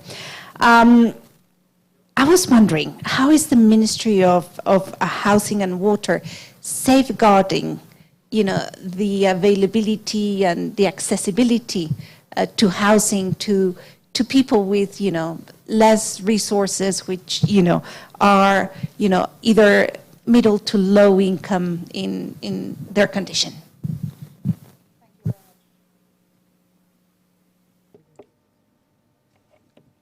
Thank you very much, Tatiana, for your question. Thank you to the Minister and the Ministry of Urban Development and Housing of Ecuador for your kind invitation. It's a pleasure for me to share this platform with such amazing women. And greetings also to the other authorities who are here. I'm happy that you started off by mentioning the period of transition that Guyana is going through now. In 2015, we discovered oil, and we went to first production in 2019, which is record timing by any standard. Guyana has experienced significant economic growth in the past few years, recording real GDP of 62.3% growth in the year 2022. This was the highest in the world. And the IMF has recently projected that Guyana will grow by a further 38% in 2023. So massive growth rates. And similarly, and importantly, we recognize that we have to avoid the resource curse, the Dutch disease, and we have to avoid also widening the gap between the rich and poor, and ensuring that there is equal distribution in our country. So we have embarked on massive spending, of course, ensuring that we put the resources to great use, and that while we transform our country and we develop our country and improve the landscape and the services, that equally we bring prosperity to the homes of every single Guyanese. And Guyana is a multi-ethnic, multiracial, multi-religious country that is spread out over a huge landmass. So we have the urban areas, but we also have very large rural areas as well that is occupied by our indigenous population. So our spending has been focused on education, ensuring that we build new schools, that we make tertiary education free for our people so they can improve their competence and acquire higher levels of education. We've been spending in healthcare, building 12 new hospitals, improving the infrastructural landscape of our countries, bridging the gaps, building highways, high-span bridges on a scale that has never been done before, simply because we didn't have the resources before. But similarly, we have been doing the same in housing. So the housing sector has always been a major pillar of our government. And in 2020, when we took office, we found a deficit of 70,000 in the housing sector. We made a political promise to deliver 50,000 lots. So the program, our housing program, is mostly driven by public spending, so in the public sector. So we promised to deliver 50,000 lots in 5 years. We have delivered 26,000 already. However, there still remains a deficit of 57,000 now, because for every plot of land we allocate, we receive a new application. So there will always be a demand there in that sector. But coming back to the public spending, we have increased our housing budget by over 1,000% from 2020 to 2023. So we're spending more to ensure that we do the infrastructure work in new areas. So the housing program is heavily subsidized for our low-income population, up to 90%. So we improve the infrastructure, we do all the road network, bridges, water, electricity, and the beneficiary only pays about 10% of the cost. Now, we have devised several subsidies and incentives to support low-income families. We have a program as well with the IDB, the Core Home and the Home Improvement Subsidy Program, which addresses both the qualitative and quantitative deficit there in the housing sector. And that program has been performing very well, as you know. I know it's one of your favorite programs. And also, we have several subsidies. So we have the mortgage relief subsidy for first-time homeowners, which is a deductible that you can reclaim for income tax purposes. We also have an incentive for the banking institutions who are given a waiver of the taxes on their mortgage portfolio. So that encourages the banks to lower their interest rates as well.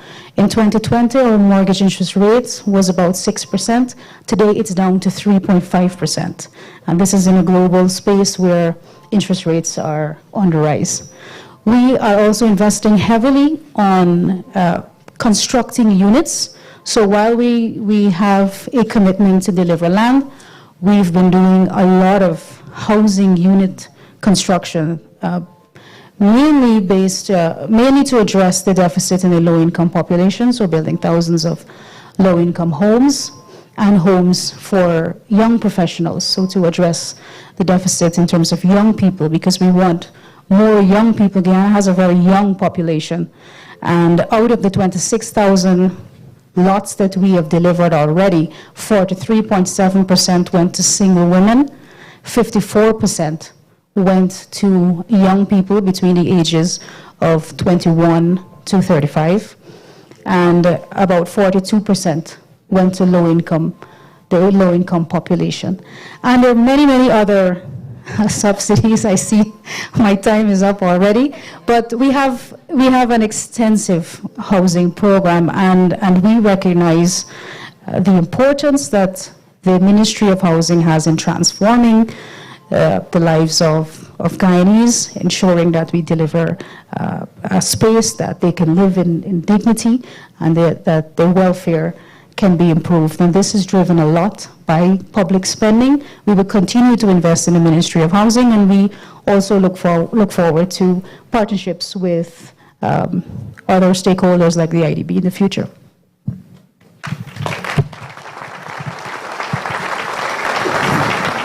Thank you very much, Minister Rodriguez. I had so many other questions for our ministers. I had questions because perdón, vuelvo al español. Tenía tantas. I'll go back to Spanish. I had so many questions. Our ministers have been working strongly with the banking sector in rural funding schemes. But unfortunately, if I understand correctly, and I'd like to make sure with the organizers, I think our time is up. It is? Okay, so we'll leave you with the curiosity, but our ministers will be present during all the sessions these 3 days, and we'll have great opportunities for learning. Personally, I'm incredibly impressed about the work conducted in Ecuador, in El Salvador, in Mexico, and Guyana. It's this work is so inspiring for the rest of the region. So thank you to all our ministers, and thank you all for being here with us today.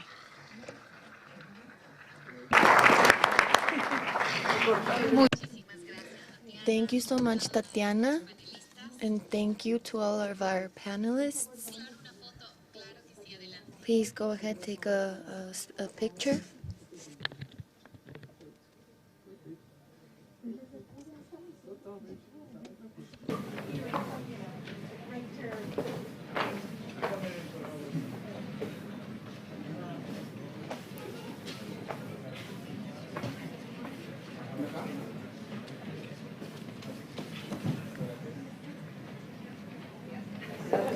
Muchísimas gracias. Gracias. Bueno, let's hope you're enjoying this space for learning, exchange of knowledge. Right now we're going to have a small 15-minute break, but I want to invite you to visit all the displays that we have in the entrance hall that displays all the work that we have been doing from the ministry. We will come back at 11:30. Thank you.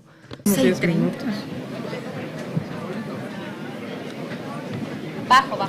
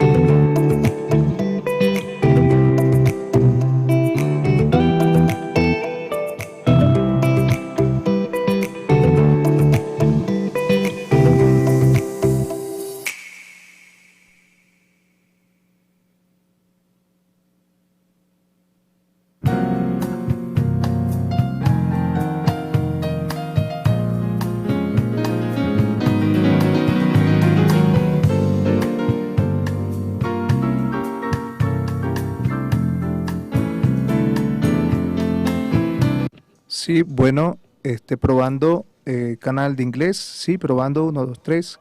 Canal de inglés, probando, uno, 2, 1, 2, sí. Sonido, 2, 3, canal de inglés, probando sonido. Hola, 2, 3. Canal de inglés, probando. Sí, 2, 3. Canal de inglés. Cuéntame. Inglés está bien. ¿Portugués? Portugués es el que está con problemas. ¿No te está llegando? Nada, dice. Nada. Ya, ok, ya, dame un segundo.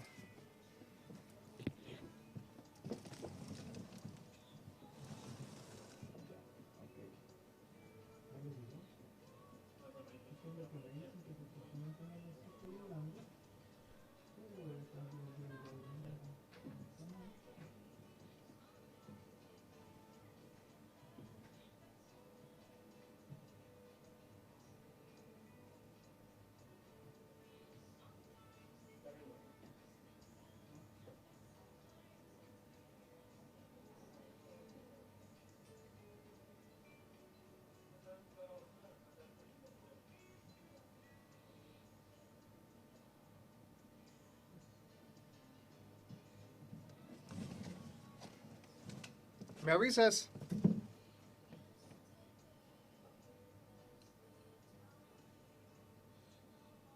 Me avisan si en el canal de portugués está llegando. Me avisan. Una música. O sea, mi voz es la que estás escuchando. Ya, ok.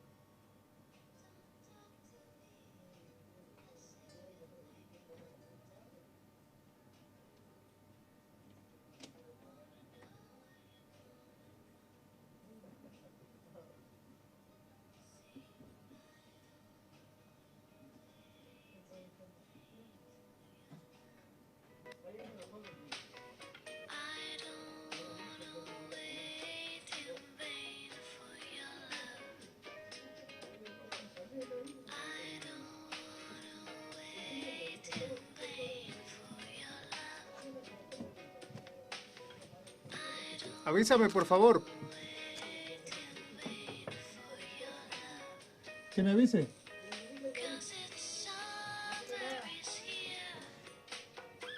Ahí sí estamos fregados porque de la consola, ahorita estoy viendo que en la consola no hay problema, nada. Si quieren vengan a escuchar de la salida de la consola. Ah, uno véngase para que escuche de las dos.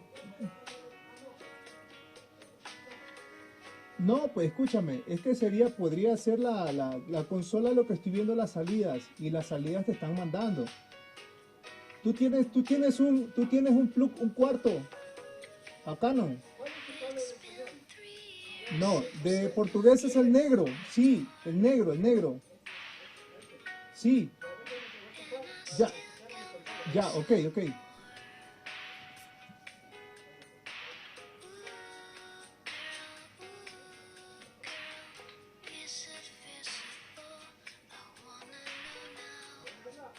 No, es que hay una música.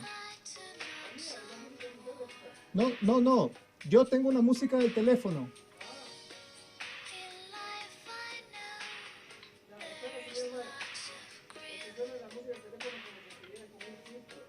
Espérate un momento, déjame alejarlo, espérame.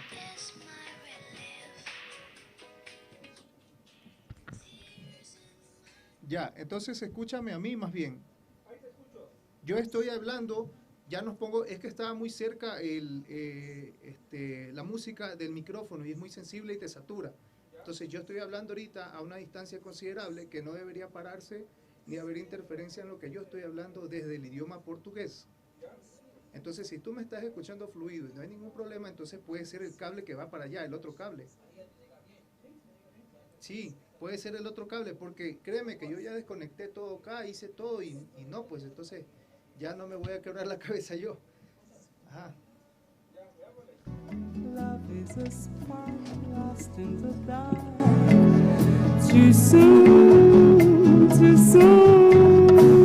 I feel wherever I go, that tomorrow is near, tomorrow is here, and always too soon.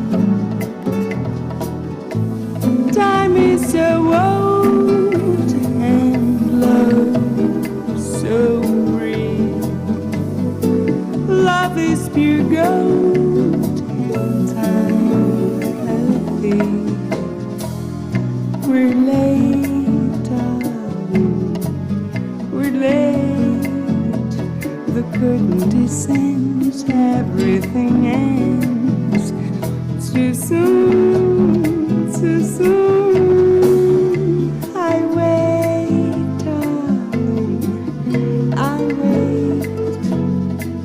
Will you speak loud to me? Speak low to me and sing.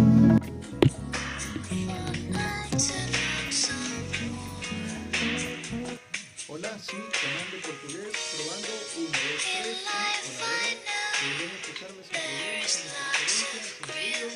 Hola, sí, probando canal de portugués, 1, 2, 3, hola, canal de portugués, probando, sí, sonido, 1, 2, 3, probando, Tears in my eyes burn while I'm waiting. Yes, I'm waiting for my turn.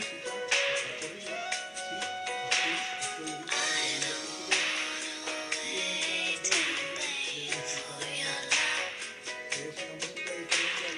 I don't wanna wait in vain for your love. I don't wanna wait in vain for your love. I don't wanna wait in vain for your love. Darling, I wait. Will you speak loud to me? Speak loud to me, and soon. Will you speak loud to me? Speak loud to me, and soon. Speak low. Speak low to me. Speak low to me.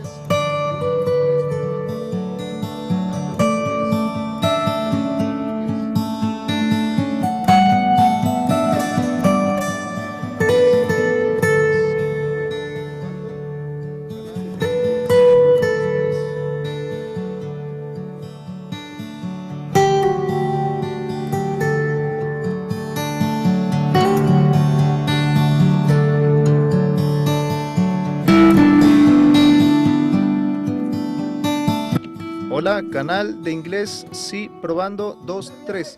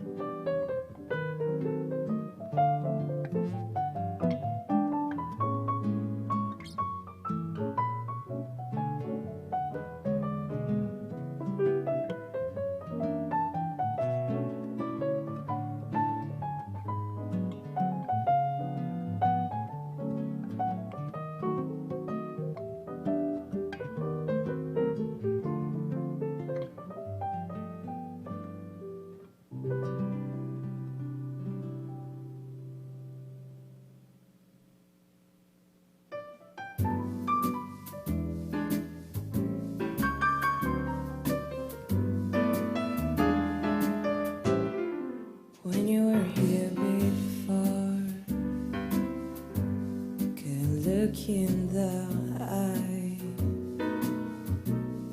You're just like an angel. Your skin makes me cry. You float like a feather in a beautiful world. I wish I was special. You're so very special. But I'm a creep, and I'm a widow. What the hell am I doing here? I don't belong here. I don't care if it hurts. I wanna have control. I want a perfect body. I want a perfect soul. I want you to notice when I'm not around. You're so very special. I wish I was special. But I'm a creep. I'm a widow. What the hell am I doing here? I don't belong here.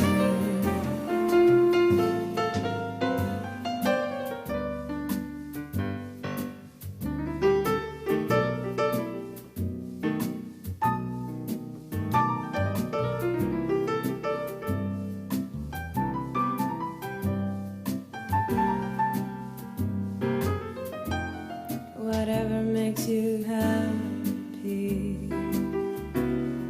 whatever you want. You're so very special.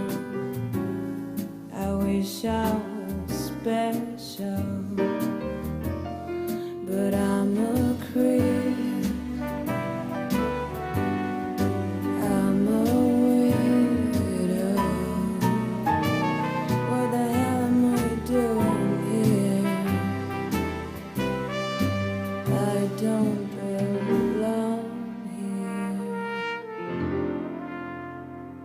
I don't belong here.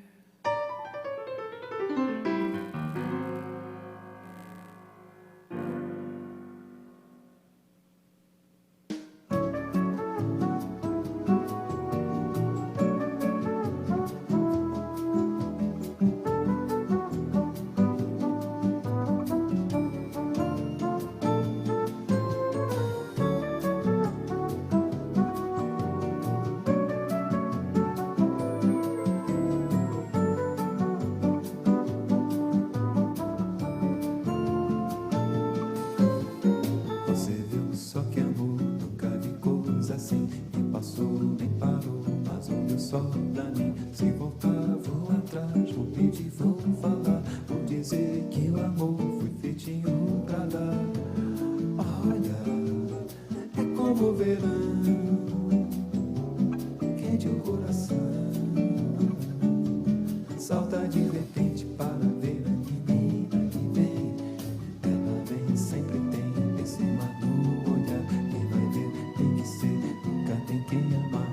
Hoje sim, diz que sim, já cansei de esperar. Nem parei, nem dormi, só pensando em me dar.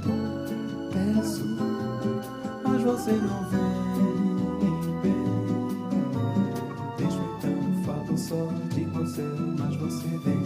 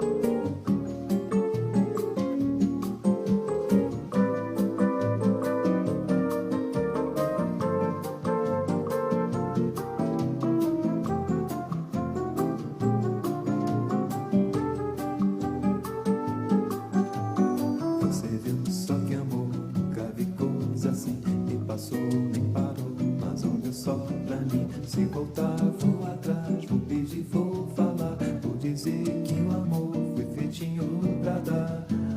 Olha, é como o verão, quente o coração, salta de repente para ver a menina que vem. Ela vem sempre, tem esse mar no olhar, e vai ver que tem que ser, nunca tem quem amar. Hoje sim, diz que sim, já cansei de esperar, nem parei nem dormi, só pensando em me dar. Peço, mas você não vem bem. Deixo então, falo só de igual céu, mas você vem.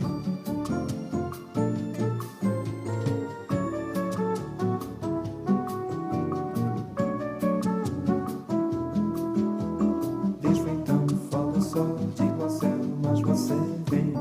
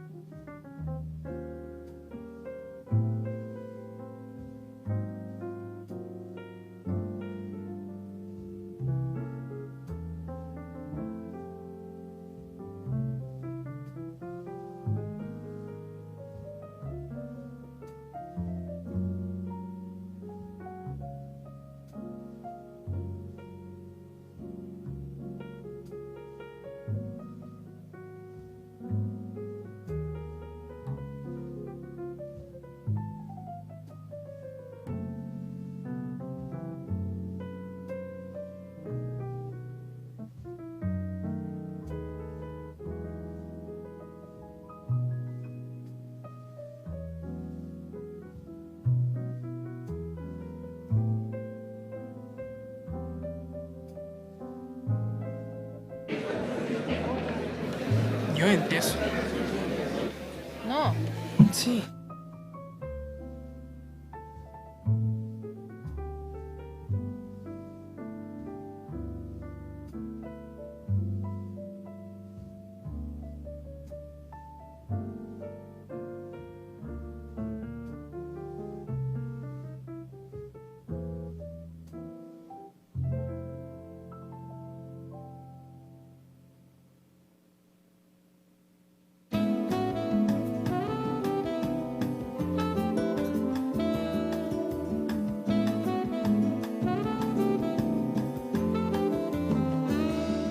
It's been a hard day's night, and I've been working like a dog. It's been a hard day's night. I should be sleeping like a log, but when I get into you, I find the things that I do, you make me feel alright. You know I work all day to get away, to buy a things. No, ya está acá afuera, déjalo. y están abiertos ya.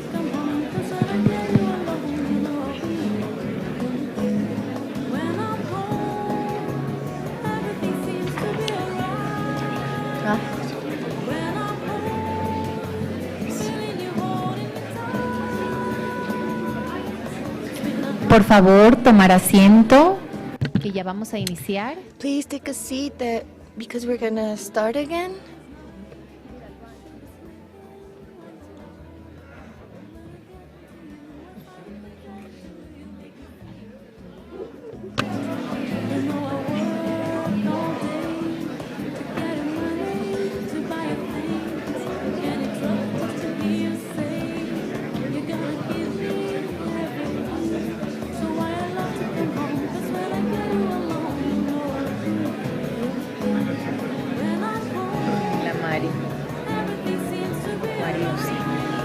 De los ríos, nos ayudan un mocacho un montón. Es súper lento. ¿Sabes qué?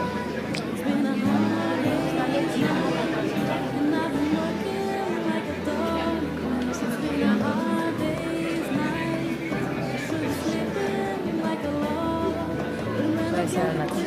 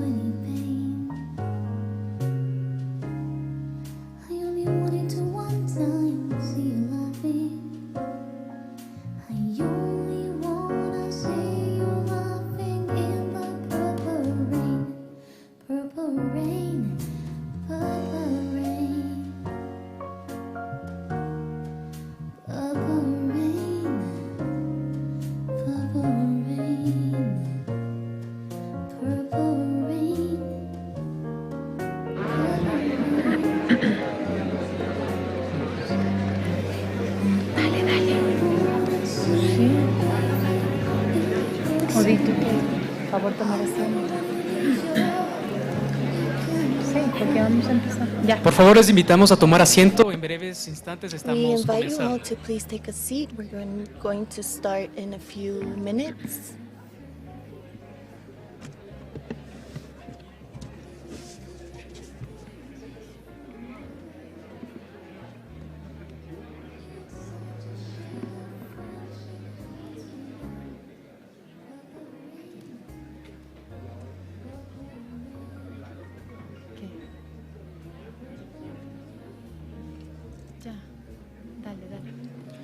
Bien, estamos listos. Bienvenidos we're ready. nuevamente y Welcome saludos a las back, personas que nos and siguen greetings acompañando to de the manera people who virtual are a través de with nuestras us redes through our sociales. social media. No olviden etiquetarnos en sus Don't forget to publicaciones con tag el us hashtag in your Foro Urbano posts, S. hashtag Foro Urbano Te recordamos igual. We also remind you that you can follow this live transmission in English, Spanish, and Portuguese through our website www.forourbanoS.com. Through the regional forum, we mean to strengthen the region and the urban governance to implement policies that promote equity in territorial matters, economic recuperation, and the guarantee of rights. Right now, Let's put our hands together for Roy Kiri, who is the coordinator for Andean countries in ONU Habitat. And he will let us know about the importance of the objectives for the United Nations. Muchas gracias, Daniela, Eduardo. Good morning, everyone. Madam Minister Gabriela, thank you and congratulations for this amazing event. You're opening this year up for all the actors that are interested in promoting urban development, sustainability. And as part of this voyage that we have spoken with the previous sessions and the minister commented, we support Miduvi in the formulation of the public policy in terms of urban planning, and we also congratulate you all for being in the starting phase, and we congratulate Ecuador to be one of the countries that have decided to adopt a national urban policy, as was suggested by the agenda that was adopted at an international level in the city of Quito in 2016. I wanted to say hi to all our colleagues, friends, authorities. And I wanted to let you know that parallel to the process in the formulation of the document for the national policy, with the Minister Gabriela Aguilera, we were speaking about how to start and launch as a parallel activity the process for localization. These are national frameworks, but they have to have their articulations in the implementation at a local level. And the role of the local governments is essential. We have taken this opportunity that this year ONU Habitat launched a new program called ODS Cities, a massive program that is meant to support cities in lining up to the objectives for development and the new agenda to localize and implement in all the territories what is being discussed at an international level. And in many cases, the national governments lead these conversations at a diplomatic level. And we know that this is also very important, that local governments involve themselves. So the vision of the minister is this. We have a national urban policy, but we need to strengthen the articulation process and promote these actions in the cities. And that's why we identify a number of cities, and we started to work these last few months, these 3 months. We've been working with 6 cities, and we'll let you know how it's been going. My presentation divides itself, and I want to use the time that I am going to take up in 2 presentations that are interconnected one to the other one. So in the first part, I would like to present an experience of localization that would be the marker for urban inclusion that we already presented last year as a general tool that was developed in the framework of a project that looked into the inclusion of migrant populations in Latin America and has developed in a series of concrete instruments that can be in the hands of mayors and municipalities in order to move forward in a dimension or a component that is so important in the process of the data and analysis that work as concrete evidence to take decisions with scientific evidence. And I will recognize the work of those cities that have moved forward with Midubi and ONU data, habitat, UN habitat, to the SDGs. So, do I have the command of the presentation? What I wanted to highlight is that within this new urban agenda is the main document at United Nations level to give guidelines to cities so that they're more inclusive, sustainable, resilient, and safe. There's a fundamental concept, which is the right to cities. And we've been speaking a lot about housing, but the importance of public policy is important as well, to which Ecuador is heading to. And it's important to consider cities and settlements as contexts in which housing is in the center of it. And many of the speakers beforehand were highlighting as to how we can have access to better rights.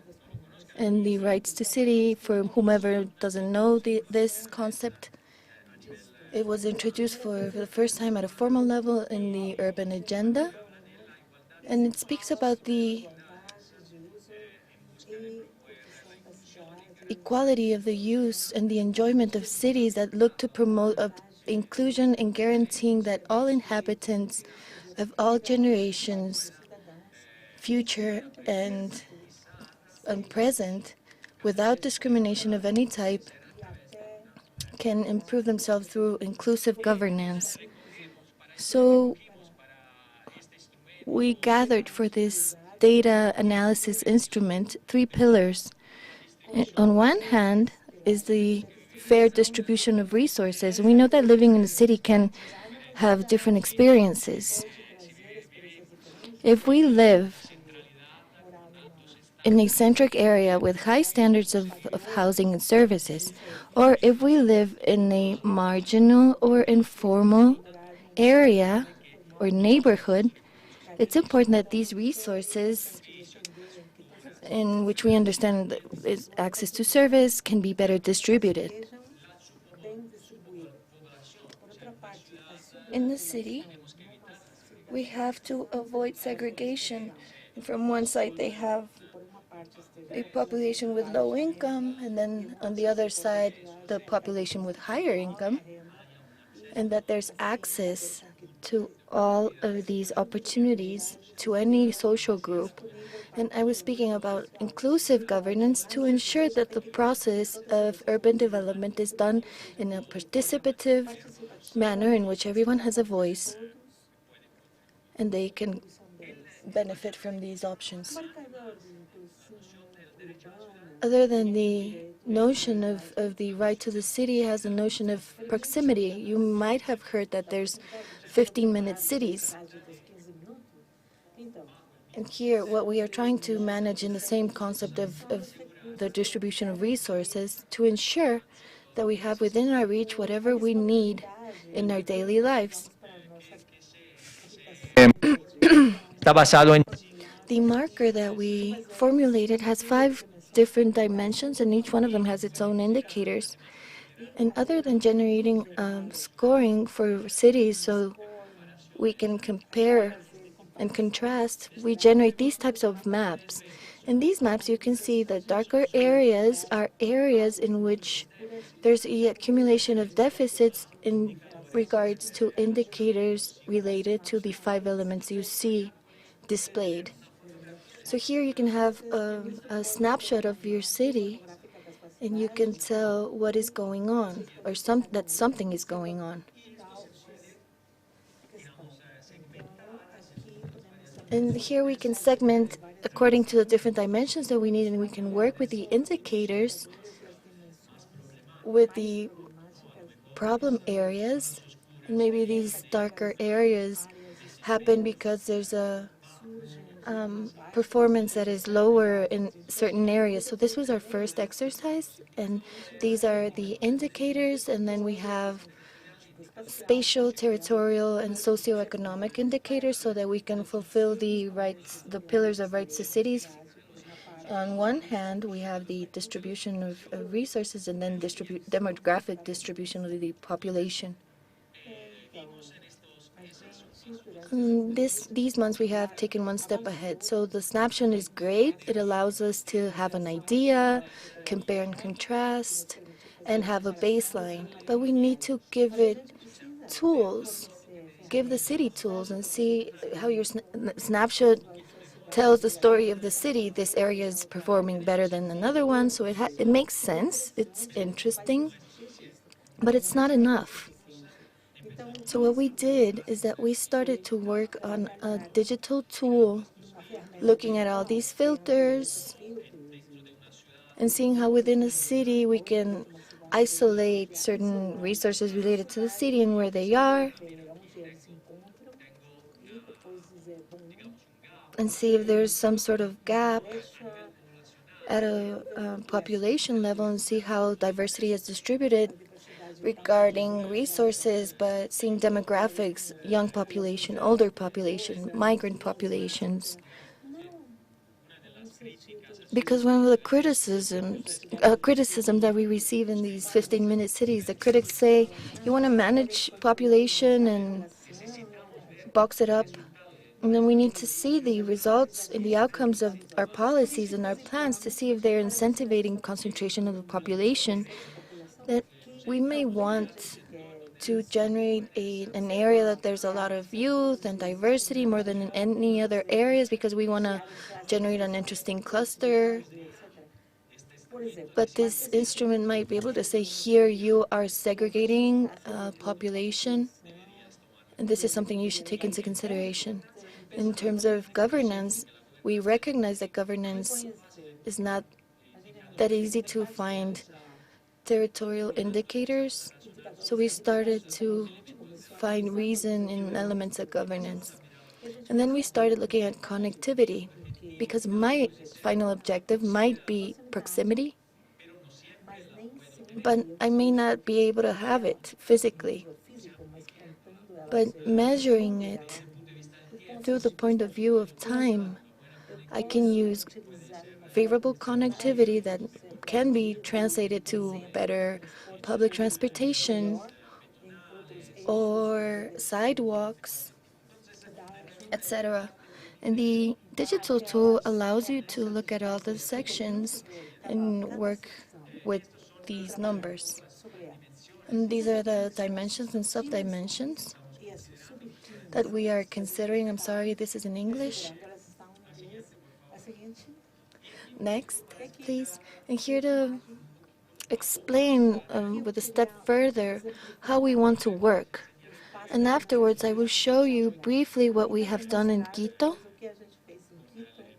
with the municipality of Quito, with the dimension of public spaces, applying these mechanisms and instruments. So the way that we have been reasoning about this subject is this. For each dimension, we have to look for specific indicators that allow us to realize quantities and distributions. And I'm coming back to the same thing, how the amount of public spaces, the amount of resources or health services distributed around the city, and if we have some sort of ailment in particular, and access. For each dimension, I need to identify indicators that let me know about access, like physical access to certain equipment or public space, but also according to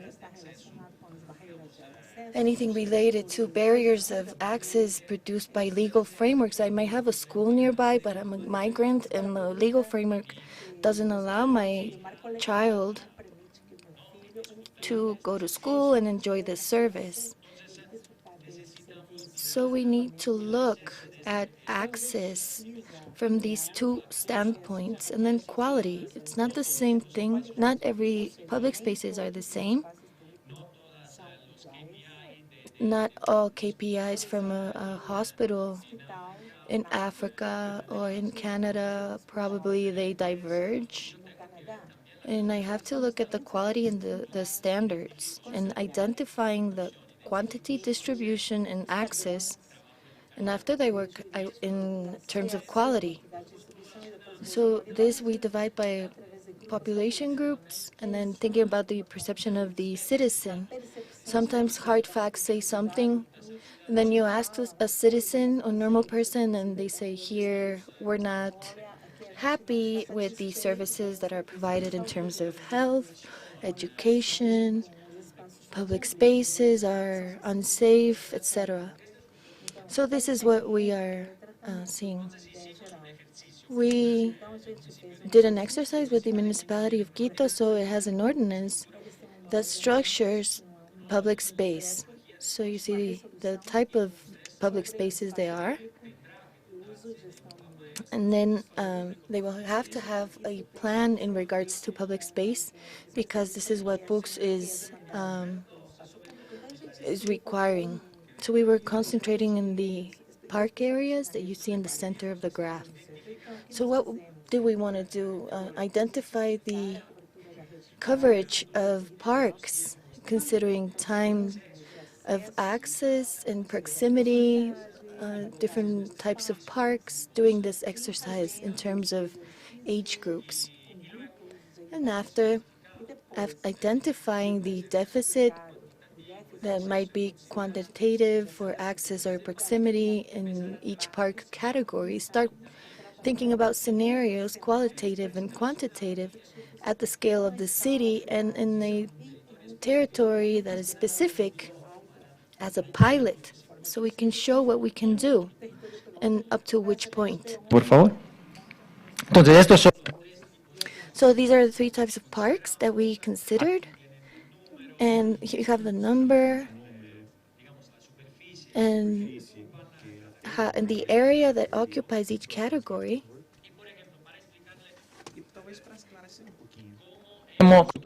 For instance, for us to explain how we see what I just talked about, what we did here is the following. The first exercise was look at the proximity to parks in the metropolitan district of Quito. To our left, you see the green part. These are all the areas that have a park at 15-minute distance. So if we judge by this image, we would see that most of the surface of the district, the people that live there, have access to a park that is at a 15-minute distance. So I think these are good news. But then we start looking at this deeply. We have some high-density areas, but what are the parks near? What are the surfaces I would have access to? Because one thing is to say that that 1,000 people inhabit a certain space and have access to a certain surface. And if the same surface is applied to a space where 10 times more people live, then it is clear that in spite of having this park in proximity, it may not be enough. And this is what we've seen in this visualization, how this green part is reduced, because here we see an access to at least 10 square meters of space per capita. Remember the marker structure? If I look at the amount and the distribution, on one side I see proximity, but on the other side I see there's a quantitative deficit. Next. And then we conducted this exercise. I know we do not have much time, so I'll present this briefly. This is for you to understand how the market structures allows us to work. Here we were measuring access to a diversity of parks, and we started reflecting on the type of park that people need, because maybe for our everyday lives, if I want to take my pet for a walk during an hour, maybe I won't need a large park, and it'll be enough for me to have a small park near my home. But then, if I have a whole day or a whole afternoon to go out with friends, I might want to go to a more structured park with other equipment, where maybe we can play a soccer match or play other sports. So we have to see how this applies to diversity to allow different planning processes. I do not want to go too deep because it would take too much time, but it's just for you to see that these analyses here cross diversity with population density. We start identifying different areas, and as I mentioned before, this helps us to advance in planning processes, to measure investments, etc. So when we have these figures, and I assure you we have many maps, and we're always following this marker structure with all the indicators suggested. If we do this, we can start noting what are the public spaces of proximity, so that at least we could start understanding that I have the metropolitan park near me with all the possibilities it offers, and we start strengthening these pocket parks. Reinforcing a public spaces, saying, for instance, it may not be 100 meters from my home, but let's see if we can improve the connection. Maybe there's a cycling way to reach the park, or then think if it's worth investing in other transportation infrastructure. So this has been our rationale. So from the quantity and quality of distribution, we can invest in existing public spaces or even create new ones.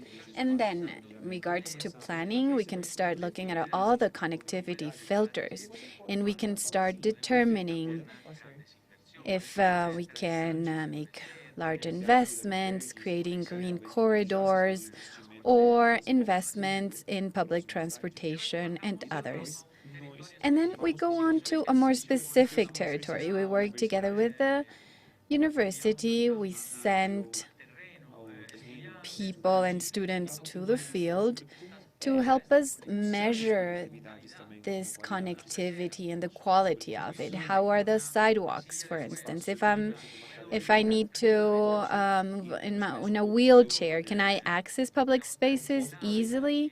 Can I easily transit in areas where there's a mixed use or a very different use of the spaces, where we assume there are offices, stores, etc., where we definitely need to ensure that there's good options to walk and to move around. So then we used other indicators and started creating these different scenarios. The marker allows the creation of these scenarios. For instance, let's say we've identified that the quality of sidewalks in these areas is poor. So let's analyze if it's worth investing and where I would need to invest more. And then we would cross information about mixed use, where we have shopping areas or offices, and we start combining the different registries from the municipality of Quito that can give us an average cost of what we would need to improve a sidewalk, to create some ramps, etc. With all these outcomes, we start determining our priorities. And let's say if I do not have enough resources, then I would need to focus on creating a good connection to public spaces, in ensuring that sidewalks from these centralities and these areas are appropriate. And we're trying to look for concrete tools, because the marker wanted to go a step ahead, not only providing us with an index or a snapshot, but rather guiding us towards solutions and investments that make sense based on the data that this analysis provides. And this, of course, can be taken to the limit and thinking on how to make quality interventions.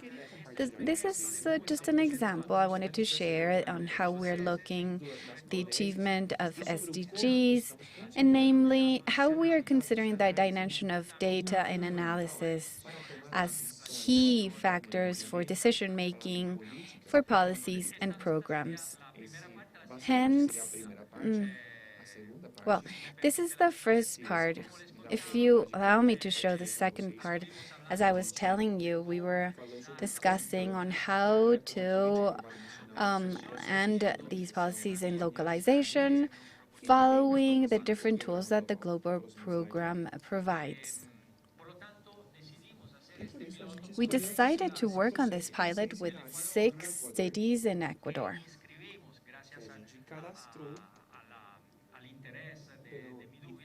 And thanks to the support of the Ministry of Urban Development and Housing, Midubi, we were able to define the different work domains that the new urban agenda provides and that the SDGs collect. These are the connections between urban development and how it impacts the SDGs. Next. This part is very important because within this global initiative,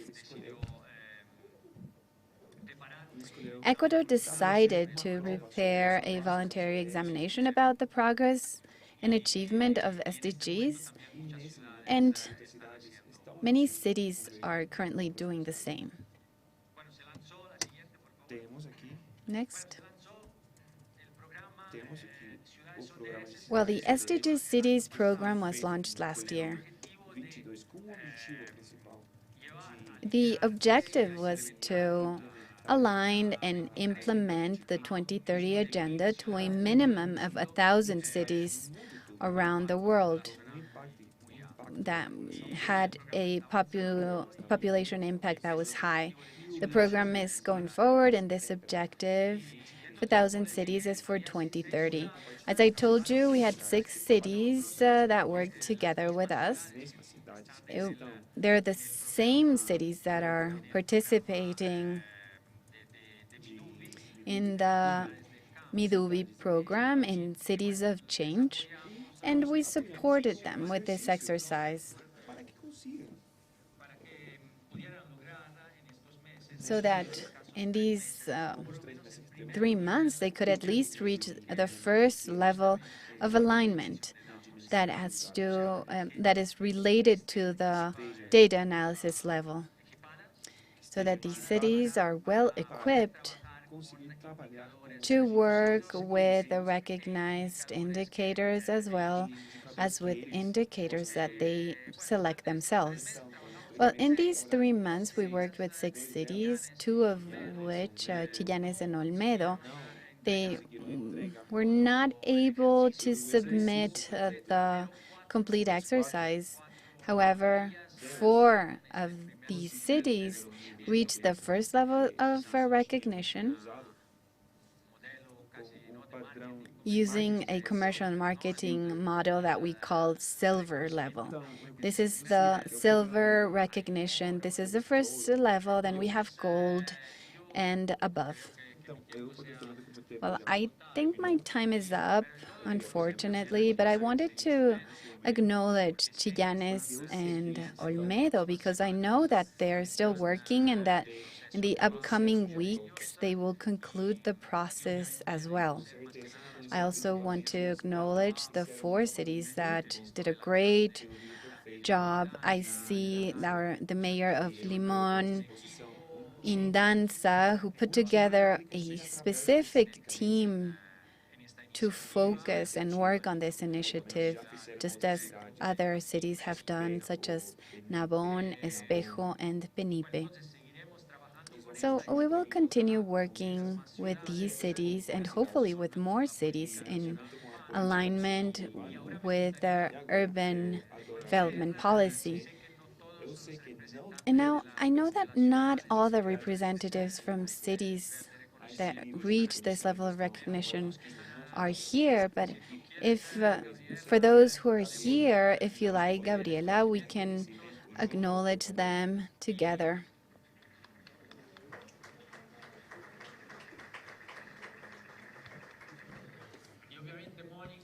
And of course, Monica. Monica has led this whole process and the technical support for the city, so please come up here with me, Monica. Muito obrigado. Temos, eu acho, sim. Temos papelzinhos para que você possa ter. We have some certificates for you. Entonces, no sé quiénes están.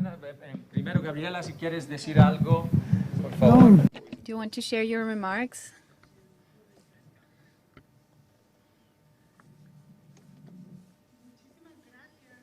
Thank you so much. For us in Miduvi, having walked this journey together with UN Habitat has been an enormous honor. We're humbled to have counted with your support, your experience, but especially thank you for your openness to set up good governance and to strengthen this multi-level work with all the decentralized autonomous governments. This is a work that started as a dream. We wanted to work on these SDG cities, and with Eduardo Erdocia, who I'd like to invite to come up as well, with Eduardo and with the presidency of the Republic, we've been working very hard so that this program, Cities of Change, that allow us the reduction of significant gaps in our country, it has allowed us to make this a reality. Thank you to the mayor of Benipe. Thank you so much for being here, sir. And also, thank you to the representatives of Limón Indanza, Nabón, Chillanes, and Olmedo, as you well mentioned, have also played a fundamental role. We are committed to have inclusive, resilient, sustainable cities, but also fair and solidary communities where families of Ecuador can enjoy the right to access housing, security, and dignified housing. Thank you, UN Habitat, Monica, Eduardo. Thank you all for this tremendous work.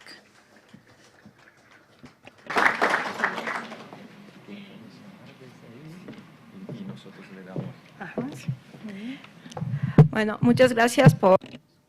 Thank you so much for your presence here. I would like to acknowledge the support we received from Midubi throughout this process. Although we wanted to work on this on site, we had to use technology and virtuality and technology. Thank you to all the municipalities who worked hand in hand with UN Habitat here in the country. So with this, Madam Minister, Roy, and Eduardo, I'd like to invite Mayor of Nabón, Patricio Maldonado, his delegate.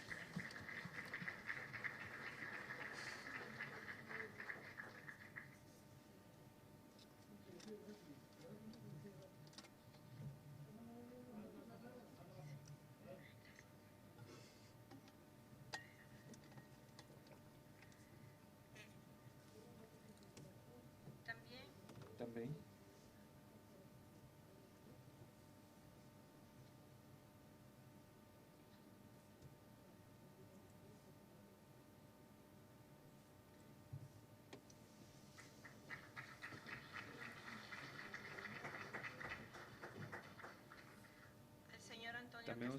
Mr. Antonio Castillo, Mayor from Canton Limón Indanza.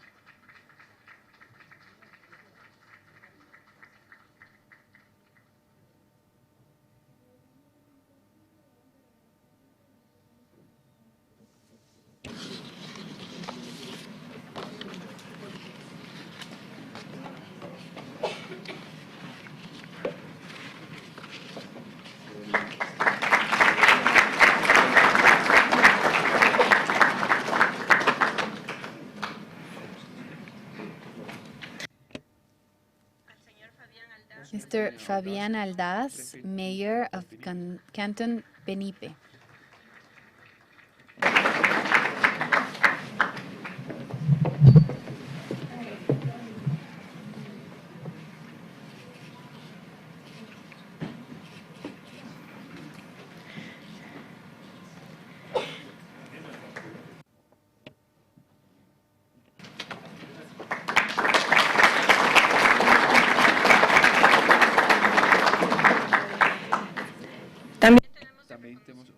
We'd also like to acknowledge Mr. Arnoldo Coaces from Canton Espejo. He's apologized because he could not be here. He had a ceremony, a celebration, the foundation of his canton, and also to cantons Quillanes and Olmedo. You will soon receive your recognition, and we hope that we can continue advancing with these cantons and these recognitions of gold, platinum, and diamond to recognize and acknowledge the effort of the localities to ensure the SDGs and to make sure that strategic planning is aligned to the 2030 agenda, to the urban agenda, to the National Development Plan, and to identify projects that allow us to be economically sustainable, and especially that have a social impact to leave no one and nowhere behind.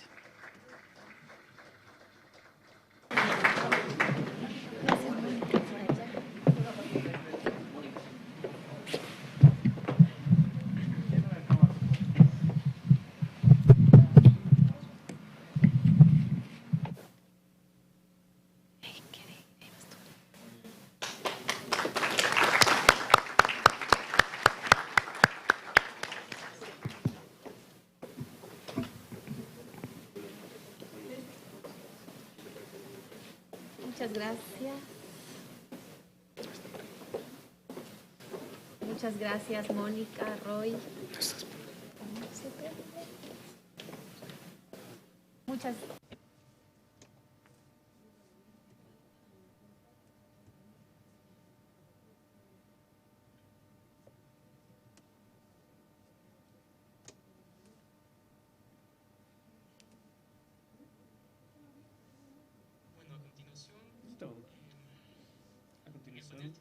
Next, we have our panel called Modernization of Development Banking and National Bodies Housing for Housing Deficit. We'll listen to different cases where different cooperation agencies are supporting ministries in their efforts to address the housing deficit.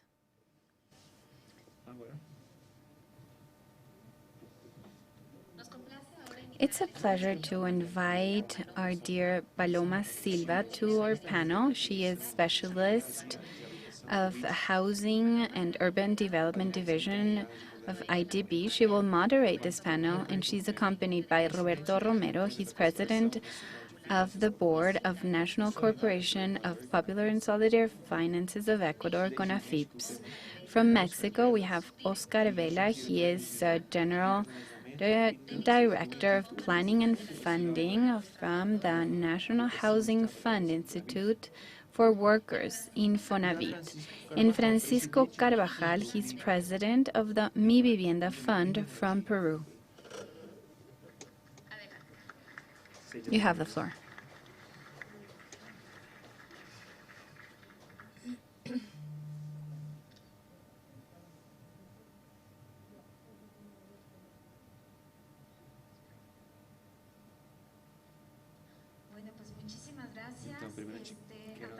Thank you so much. Well, Tatiana had a panel with only women, and mine is full of men. But it's a true pleasure to be here with you. Thank you so much. Truth is that as a minister mentioned, we had conducted a study of a value chain with all the relevant stakeholders in the housing sector in Ecuador. I'd like to speak about the findings. We've continued conducting these studies in different countries of the region, and we've always found common denominators. First, one presented by the subdirector of INEC in Ecuador, the challenge of housing deficit is very relevant. And for this reason, it's very important to have these leads of a sector. Here we had the different ministries from Mexico, from El Salvador, and from Ecuador, Minister Gabriela, who is our host, and also the Minister of Guyana, and they were telling us about how these sectors are being led and how the work is being coordinated. Edna presented a slide where we saw all the housing bodies, as well as the minister from El Salvador. She spoke about the work that conducting with the Social Fund for Housing. So we always have the need for resources. It is not enough with the fiscal resources that we could have from the ministries to cover for this housing deficit. And this is why this forum organized by Medubi speaks precisely about funding. In this study of value chain, we speak on how to respond to this housing deficit. And this is the reason behind the organization of this panel. Here we have Oscar Vela from Infonavit. I will not be speaking about their credentials because it would take me too much time. They're PhDs, they have master's degrees. I either cover this or I speak about the subject matter. So we have Oscar Vela here. He will tell us a little bit more about Infonavit, but I'd just like to tell you that they're grantors of mortgage loans of high importance in Latin America. It's a pleasure to have him here and to listen to your updates. I know that you've been around for many years. Are you celebrating 60 or actually celebrating 51 years of existence? Then we also have Roberto. He's the president of the board of CONAFIPS. And this panel will be very interesting because our three panelists have public-private experience. They've been part of different entities in the public and private sector, so the view of the housing sector from the ministries of economy and finances, from valley superintendencies, from multinational companies' perspective, and from different ministries where they've worked. So we have to take full advantage of this panel and enjoy it, of course. Oscar works namely with the formal housing sector, while Roberto works mainly with the informal sector.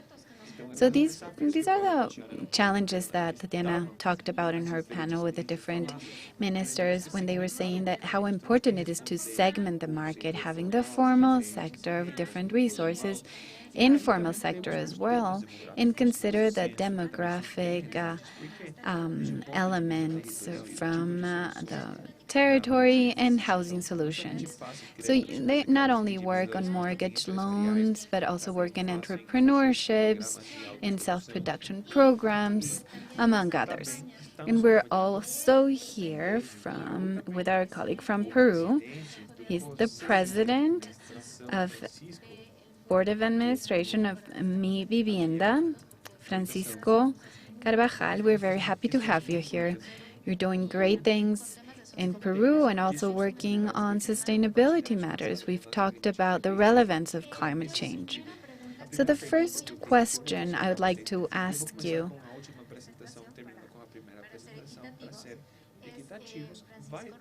I'd like to ask Francisco, Roberto, and Oscar, can you briefly tell us, because our audience is not always familiar with your entities or your institution, could you tell us about the importance of your institutions and why the importance of generating a housing fund and development banks that need to cover the housing sector? Why is this so relevant to address the housing deficit? Thank you. Well, I'll start answering to your second question about the importance of having funds or the importance of having entities that promote the acquisition or the improvement or construction of housing. And it's because the private sector is not enough to achieve the dynamic that is needed. We've seen how important deficits are. In Peru, the deficit is 1.5 million housing, approximately, so this is a huge challenge. Private sector in Peru generates more or less 20,000 dwellings a year, and the public sector, through the Mi Vivienda fund and other funds, we create 50,000 dwellings. So if we leave aside the public sector, we would need many years to cover the deficit. The pace that we have, 50 million dwellings from the private plus the public, we would be closing the housing gap in Peru in more or less 25 years if we were to triple the generation of housing. If today we can build 70,000 dwellings, we would need to build 110,000 dwellings. That would mean to triple the current supply. So I think that the support and the participation of the public sector is key. And we not only need to talk about figures. It's not a matter of number deficit. We've also seen a deficit in the quality of housing. And housings have been created in a scattered and disorganized manner. I must recognize that the Housing Fund has been working for more or less 25 years, and what we've seen is the generation of housing following a dynamic that is set by the supply of services, the supply of state companies, financial entities, technical entities, and others, without necessarily following a planning and adequate urban development. So the challenge is not only a numeric challenge, but also how to bring about those housing. And it's even more complex when in the urban expansion we need to incorporate those who are the protagonists of urban design. I'm talking about local governments. And local governments do not necessarily have the same capacity. They're very heterogeneous in their capacities. And this constitutes another important challenge. How can we help these stakeholders, these actors, to be strengthened and fulfill their mandates? So we have great challenges in terms of financial aspects and technical capacities and resources in general. I think the panel has a great task to be able to synthesize all these points. Thank you so much. Roberto, you have worked a lot with the informal sector, and CONAFIBS is a bank that tends to different needs, and this fund tends to housing needs. So at a greater scale of giving out mortgage loans and improvements for homes. Can you let us know what your vision is? Why is it important that development banks that were tending to other sectors start to give financing to the housing deficit? Thank you, Paloma. Good morning to everyone. 1,000 thanks for having invited us to this very important. I'm really happy to see faces of different friends from different sectors, public sector, multilateral agencies, etc., to share different opinions. So we have finances that are popular in solidarity, and it's a bank that tends to the economy of low-income sectors of Ecuador, and they generate 80% of work and employment in Ecuador. So this sector is very rich in productive activities in every sector of the economy. And the corporation has the great task of strengthening popular economy through giving them resources to different cooperatives of savings. And there are many entities that register 9.5 million certificates of contribution.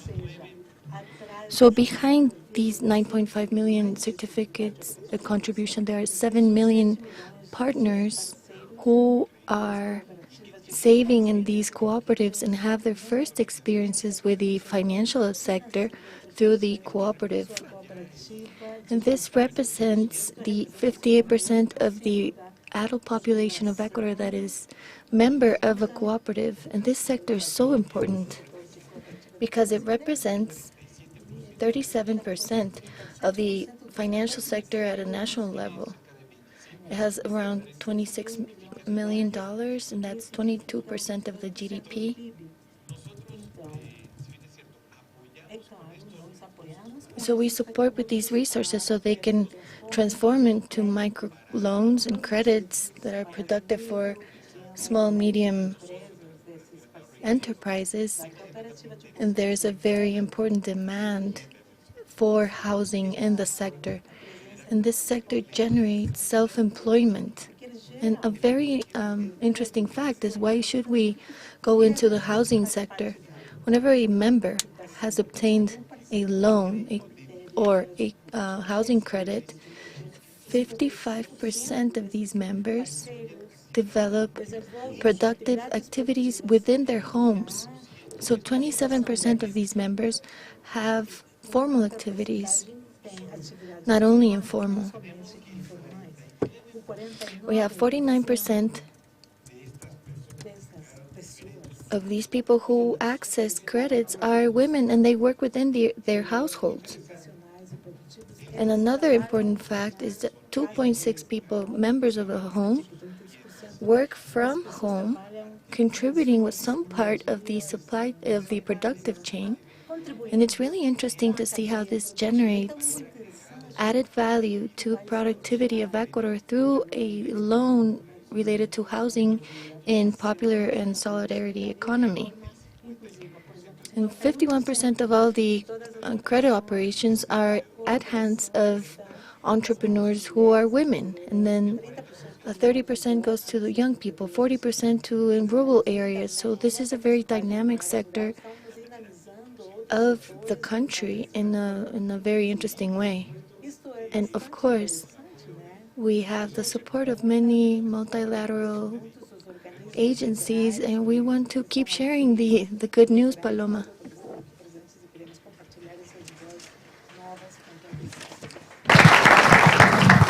Bueno, pues ahí ven cómo se van dando ejemplos territoriales, y esto que comentabas tú, Roberto. What you were commenting, Roberto, in terms of segmentation, market segmentation, you were speaking about women, young people, entrepreneurs, and this is linked to a very good diagnosis of the housing deficit. So whenever we were seeing all the graphs explaining the situation in municipalities, and everything has a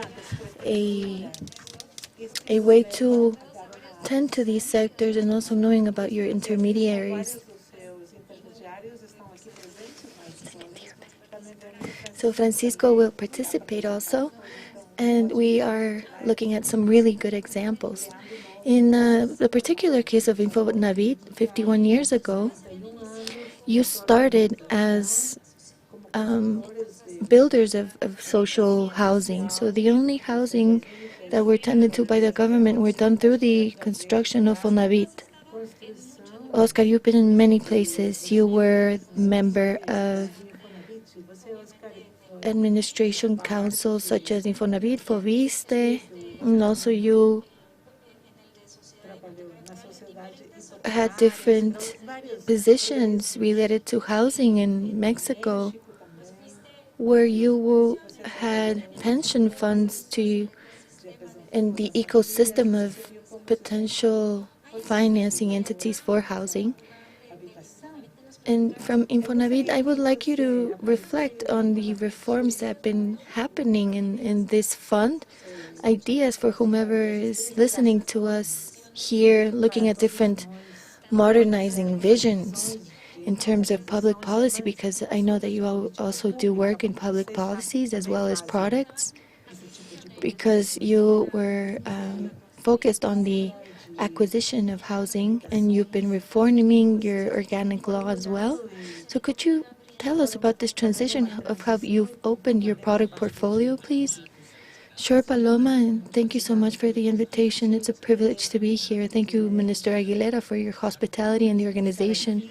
Congratulations, Tatiana and IDB, for having us close to the colleagues speaking about this subject without being scared to be wrong or to commit errors. We have a view and a language of doing things in terms of housing that makes us stand out in Europe and the rest of America, and where we are looking at the essential, most important things that pertain to housing. And we are sharing various valuable experiences, and this forum is the space to do it. About Infonavit, it's a fund.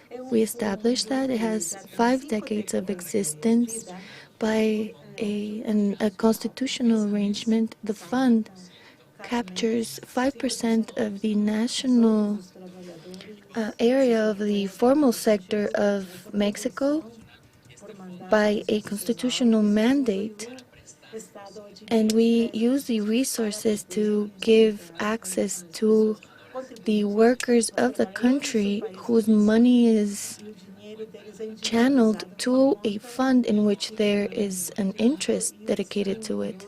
And the fund loans the resources with the objective of housing specifically. So this is a very powerful financing mechanism, because the funds that we obtain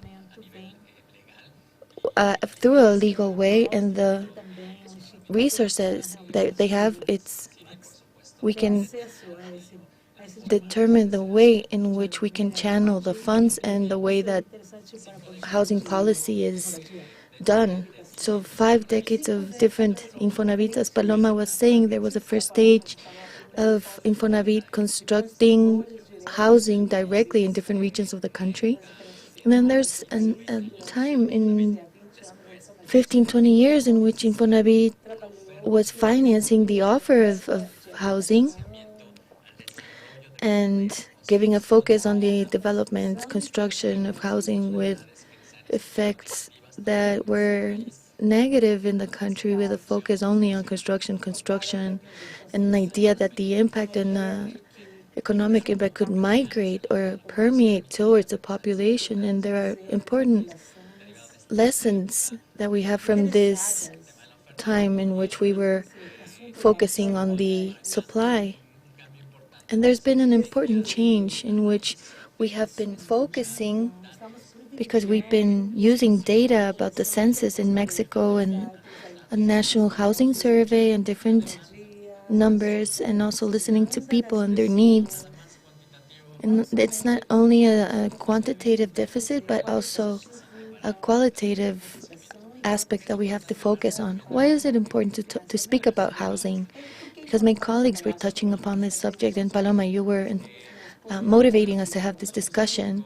And us here in Mexico, we consider it Social Security, the institution as such, and we treat it the same way as we treat health aspects, and also the contributions received by the workers so that they can access health, because it's with everything related to social insurance. is that we can't satisfy the needs of the whole population and the country as a whole. So we're touching upon the subject of pensions, and they try to solve issues around old age, and also work with private and public partnerships. And housing isn't different to these aspects. In terms of housing, the market cannot solve these issues in thinking that because they've worked their whole lives, they will access financing and loans that would allow them to buy or purchase homes in which they can live close to the places where they work with adequate conditions. And the market alone cannot resolve these issues. So that's why it's so important to have public policies and governmental policies in which housing is the center of the decisions that are made, but not as something that can contribute to the GDP only. And as my colleague was saying, having this notion of housing with this importance, and also use public policy in order to, and public funds, and also having the necessary instruments to obtain financing, is something that we have to remember always, and we have to promote, because the impact that it can have upon societies in terms of productivity, well-being, is equally as important. In terms of reforms, what do we want in the Institute, seeing that we have this new perspective centered on the rights of housing, of improving their housing and having self-production? And the reforms we had in 2020 is generating flexibility in the products that we offer for financing. And for many years, 90% of our existence, Infonavit financed only the purchasing of new homes, and that was the only objective for financing, that the person who could purchase a new home that was offered by some developer, and it could have been far from the place they work in. Now the reform allows that, other than obviously having new homes, financing exists for existing homes and also improvements in the homes that people already have, and financing construction in their own piece of land. And many people in Mexico want to build on their own land. And the reform also of 2020 allows us to do so. It's refocusing on generating channels for financing that are still profitable for the size that they have, and the scheme, the financing scheme that we use, but they also satisfy to specific demand and satisfy the need for housing that we know upon the data that we've analyzed. This is the information I wanted to share.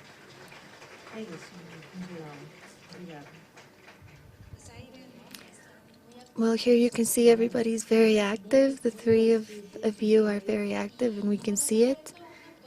So you've become a very, very important actor for the attention to housing deficit, and you are doing a lot of modifications. Francisco, you are in the modernizing process of the fund. We'd love for you to tell us about it.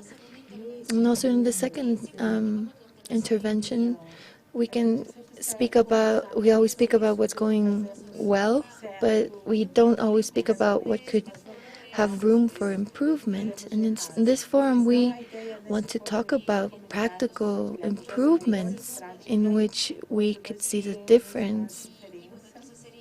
So, what other change are you seeing in the short term? And second place, where is it worth our attention? And the third element, and with this we would be closing up, what are your sources of financing? Because what I think that is more valuable in this panel is that the government can't give out this right for the amount of deficit that there is with fiscal resources. Yes, doing public policy from the ministries, but what are your alternative financing sources? Meaning, how do you obtain resources from different institutions to take everything to another level, and also let us know what the interest rate is to which you are loaning credits, because we are always, well, have the notion that interest rates are very high, but there are some that are very accessible, that have better ways to pay for the resources that we have access to, and this might be a myth of paying really high interest rates. So what are your next steps in terms of modernization?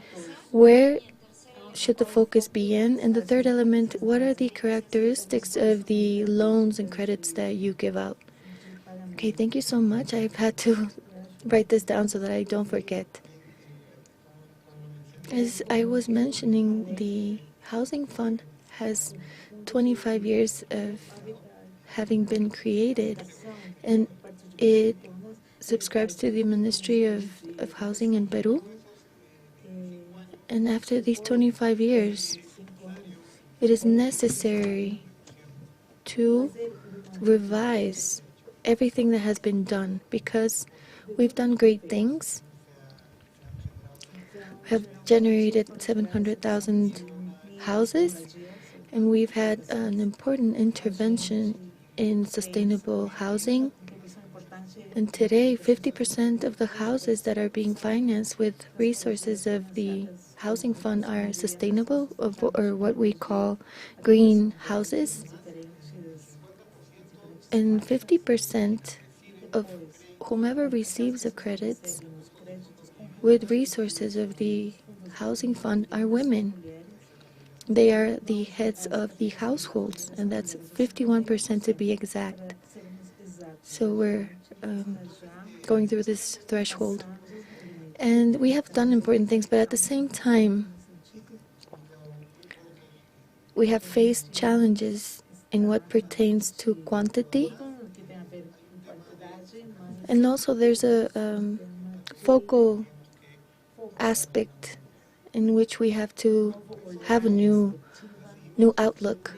And we decided to relaunch the fund Mi Vivienda, going through a modernization process. First, the modernization of the directors. I have been in my post for 5 months, and the board of directors changed as well, and we're in the process of renovating the management staff. And also we have our general manager of the Mi Vivienda Fund, who has been here for 2 months in the position. He's around here.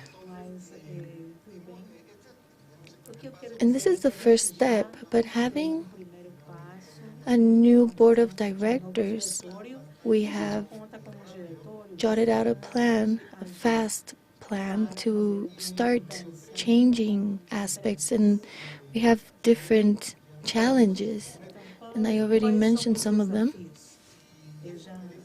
But this deserves to have an organic structure that goes with the challenges that we face, and that is why we are starting a process of reorganization, seeing what the business model looks like.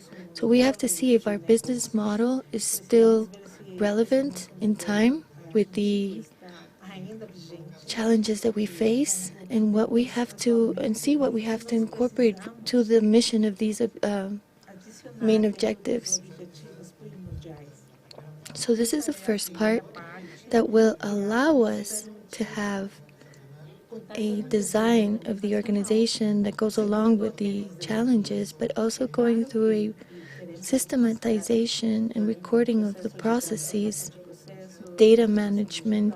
That is something that hasn't been done before. We haven't taken advantage of it how we should have, and the management of data for decision making is fundamental for these sectors that are so complex, the ones that we face. So this is on the one hand, and on the other one, we are revising our products, our services, and we want to improve them improve the credits that we offer, credits and loans that we offer through commercial banking with funds that we obtain through external financing, whether it be with international banks, multilateral banks, emission of funds, of loans. And in terms of the credits, we have 5 ranks. Whenever I came into this position, we had 5 ranks in which we had the financing of the last rank that financed housing of $135,000 approximately. La primera decisión. The first decision about in this new management is that we eliminated the last rank that goes between $93,000 and $135,000. And why this? It's because we have revised the data, the beneficiaries, and whomever has had access to these credits. And it's not our target population or segment. So resources are scarce, but we have to prioritize families and people who need it the most, who are the most vulnerable people. So in this 4th rank that goes between 60,000 and 90,000, we have reduced the bond so that the savings that we would experience by taking this fund away, we will use it in the other segments. So we've given a first step that obviously is not enough, and that's why we are still in process of transformation. And then the other line of products that we have is giving out bonds. And in this case, they can finance up to 98% of the value of the home. And in other cases, 40%. And these are bonds that have another character, dimensions that are oriented to families with low income whose monthly funds are less than $900 a month. So in this case, what we're doing is revising the bonds and the dimension of the bonds and who they are given it to. And what we have found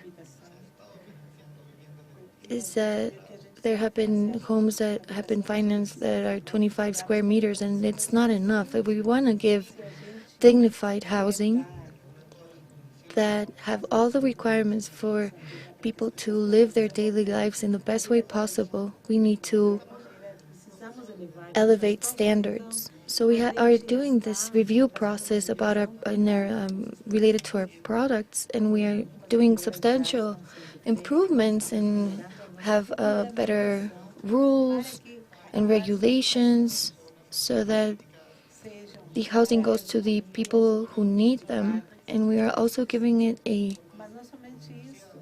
broader focus in what pertains to the mission of the entity. So we are changing in one way or another the focus that we've been having, which was giving out bonds and credits and loans. And in some cases, we've had some inconveniences with the fulfillment of the execution of the process. And this is something that we are going to change in terms of our services, our products, which is giving livable housing. It's not giving out subsidies, it's giving out housing. And this is fundamental because it requires culture change within the organization. So this is part of the process that we are undertaking, and I don't want to bore you, and the time is short, but the resources we know are scarce.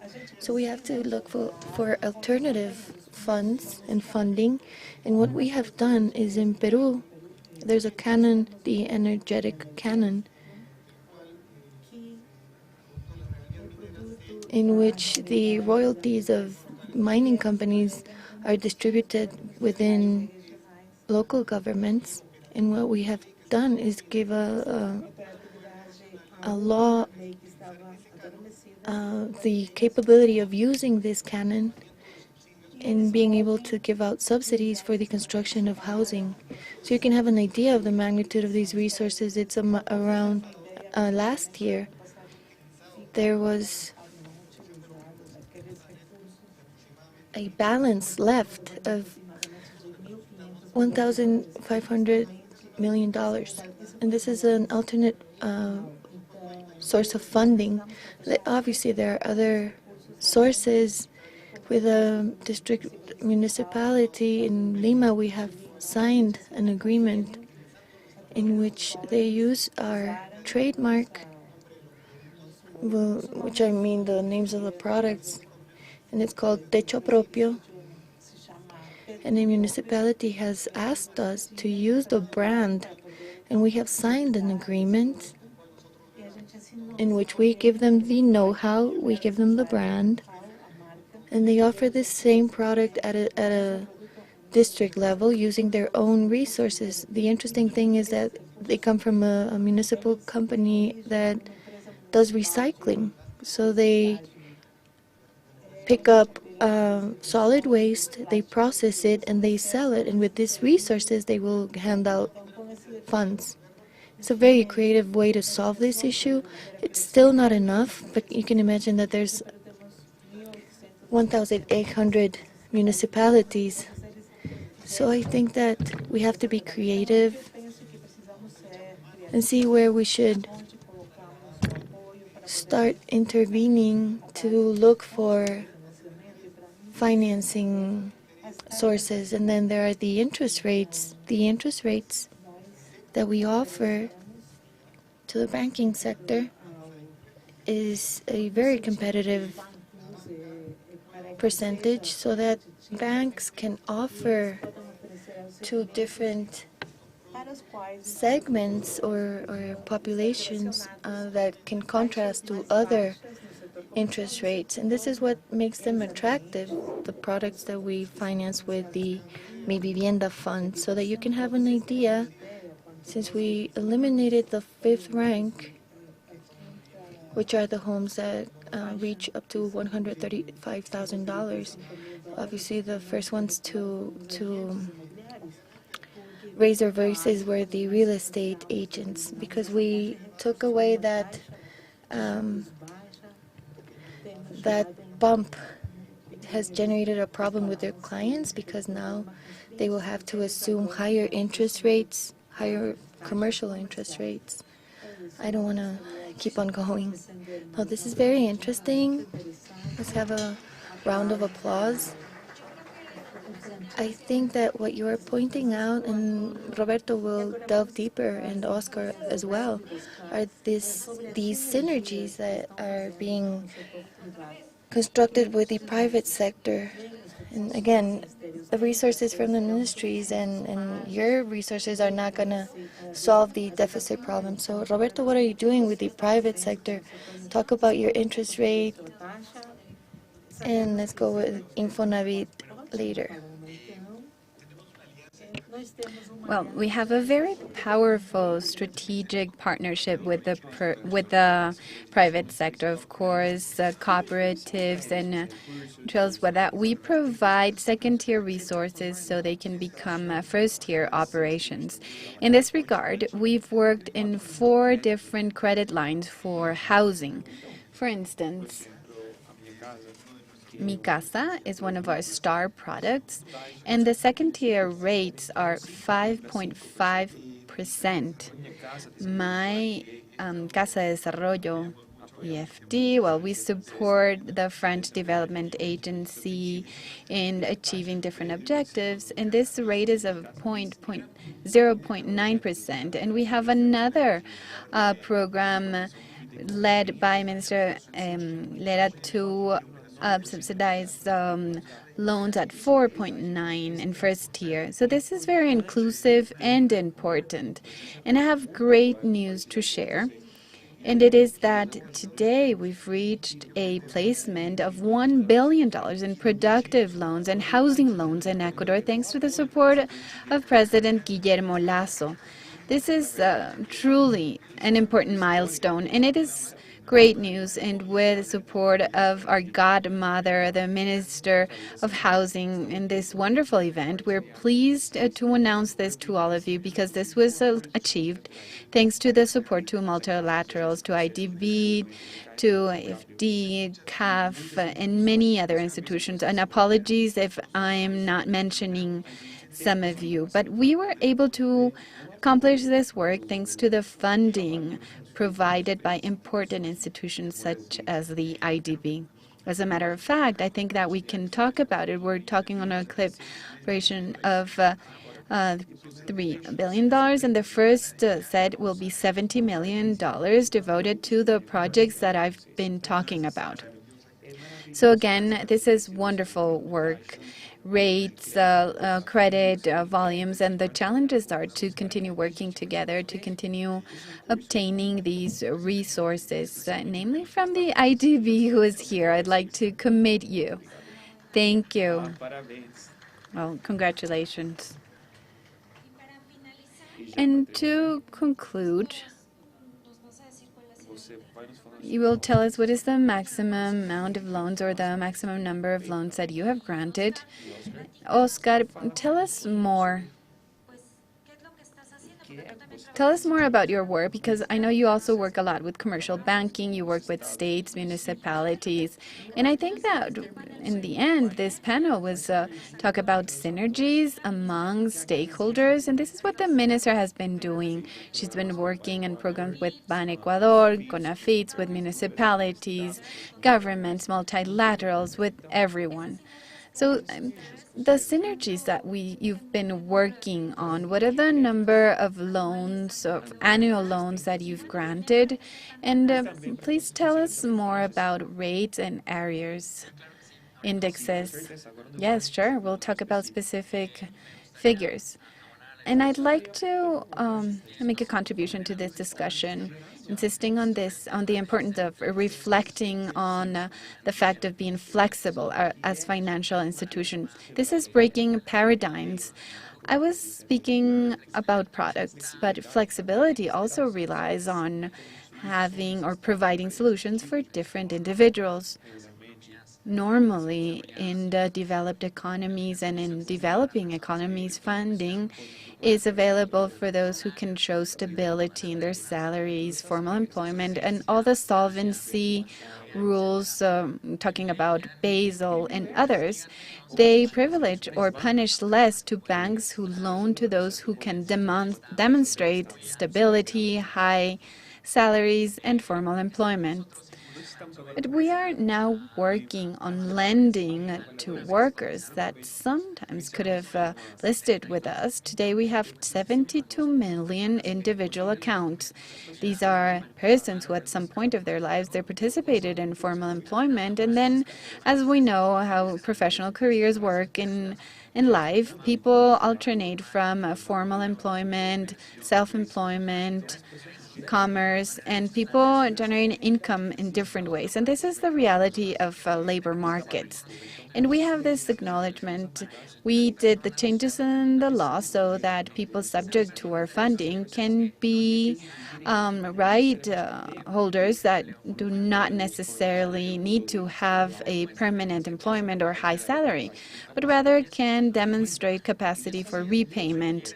And this requires developing different risk models, different to traditional models. And also, we need to have important discussions with regulators to show that solvency is not at risk.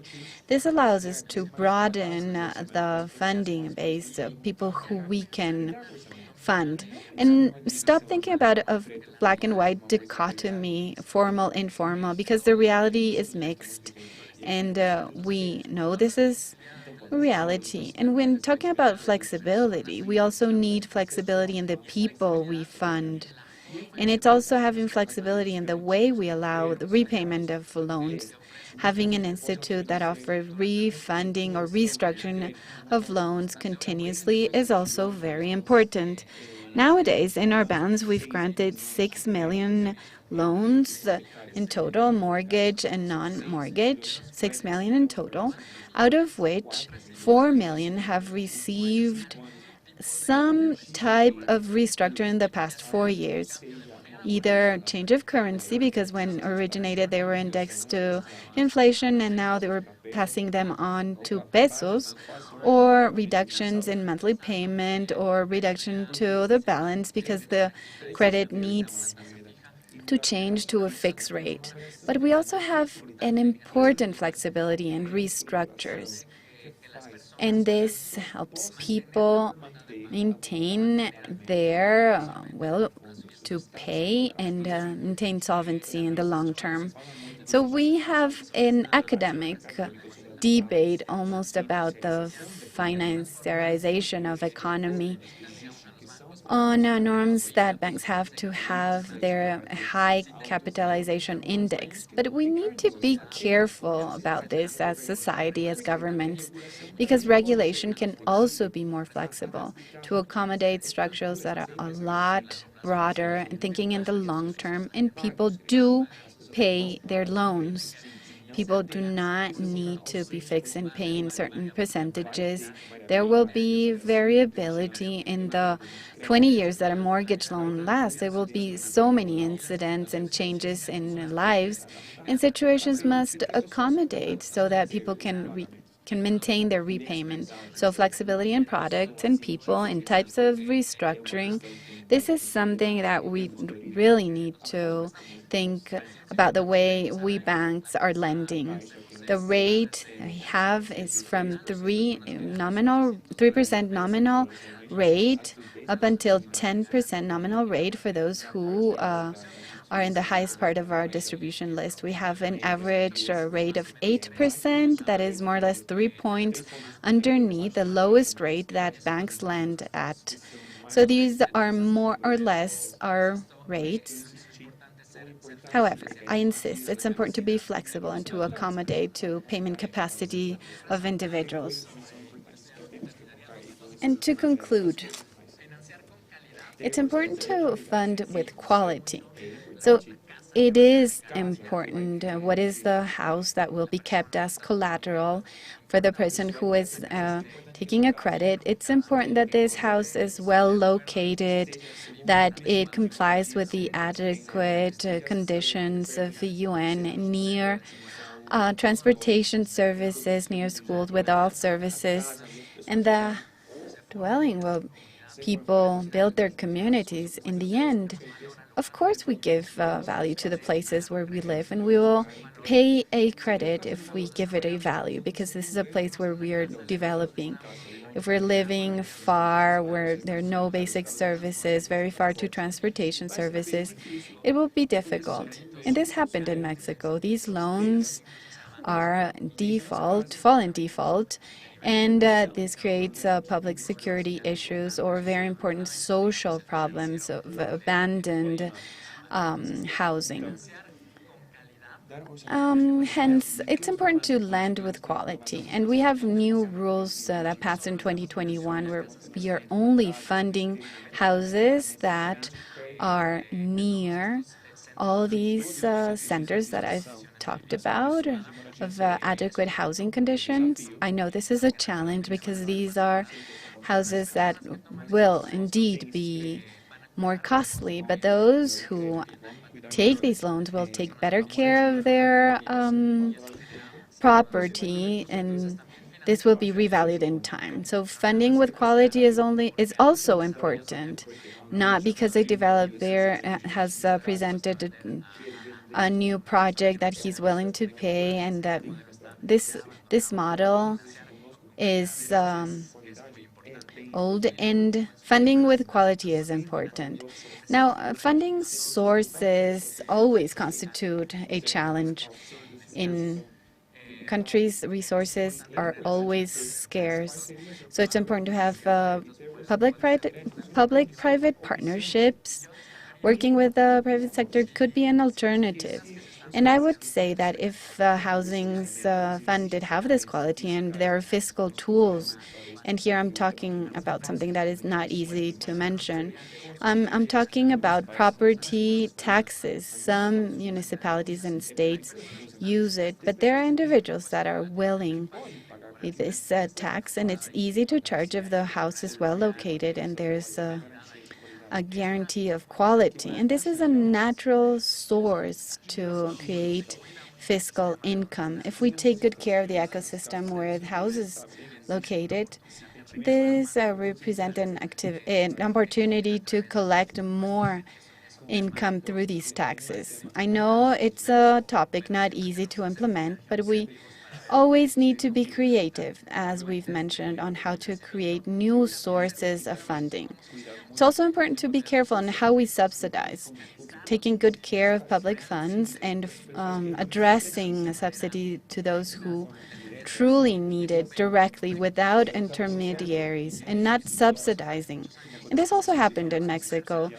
Foro was subsidized and it was pushed through these for people who are not ready to take a 30-year loan because of the age, or they were pushed to take the houses, and in 3 or 4 years those loans fell in default or houses were abandoned. So it's important to take good care of public resources, and focalization is also key.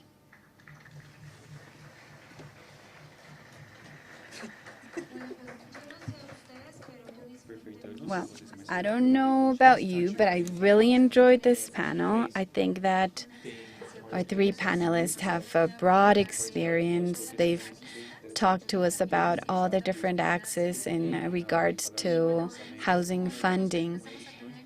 And we have entities as them in all countries, cash in Brazil, others in El Salvador. I will not list them all. But I do want to thank you all. It was really amazing. We had here billions of dollars in funding and housing funding sitting here next to me with all their experience and their journey. So thank you very much, and thank you, Madam Minister, for this invitation. Thank you, Paloma, Oscar, Roberto, and Francisco. If we could please take the official photo. Thank you.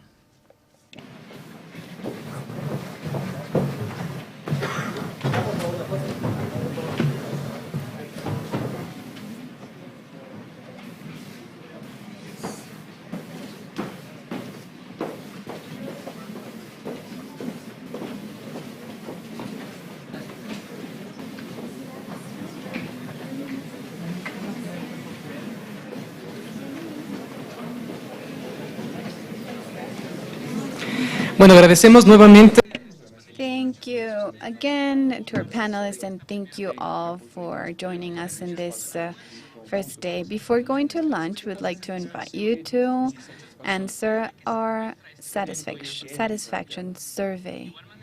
You can scan the QR code in our screen or outside the auditorium. Enjoy lunch, and we'll meet again at 2:30 p.m. Thank you.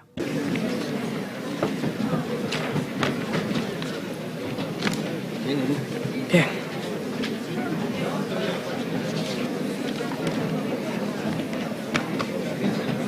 Gracias, amigo.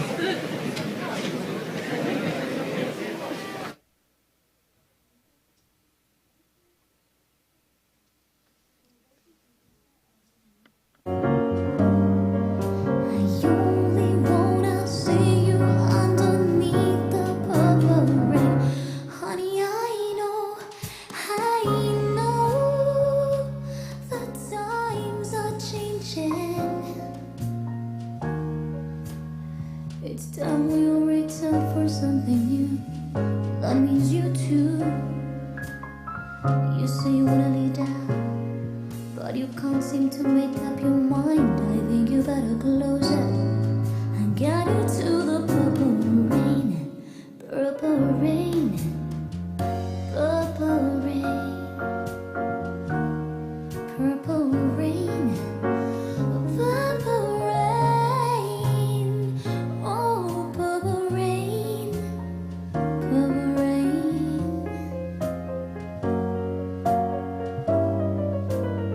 I wanna see you in the purple rain.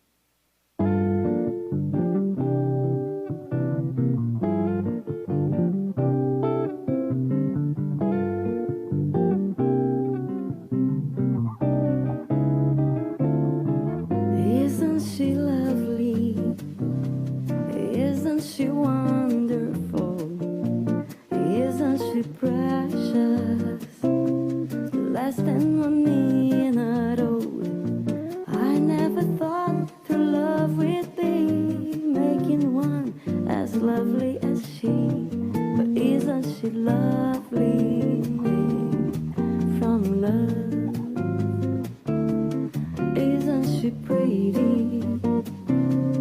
Truly the angel's best. Boy, I'm so happy.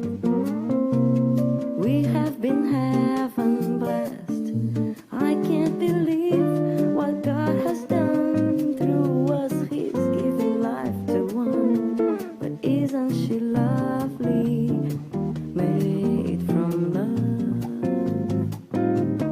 Isn't she lovely? Life and love are the same.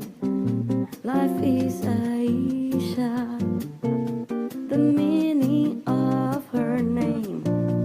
Landy could have not been done without you who conceived the one that's so very lovely, made from love. Da-da-da-da-da.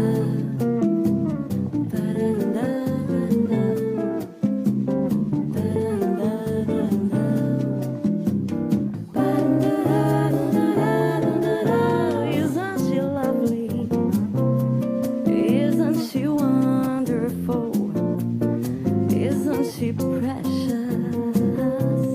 Less than 1 minute old. I never thought that love would be making one as lovely as she. But isn't she lovely? Made from love. Isn't she lovely? But isn't she lovely? Isn't she lovely? Made from love. Isn't she lovely? Isn't she lovely? Made from love.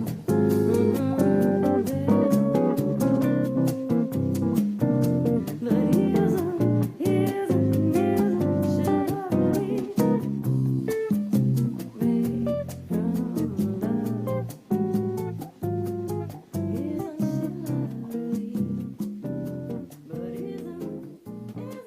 lovely?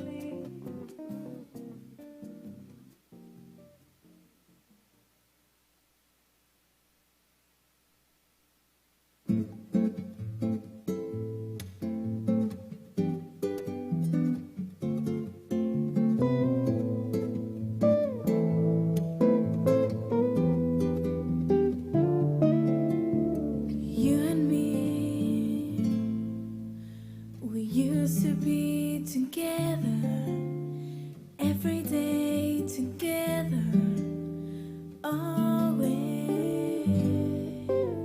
I really feel I'm losing my best friend.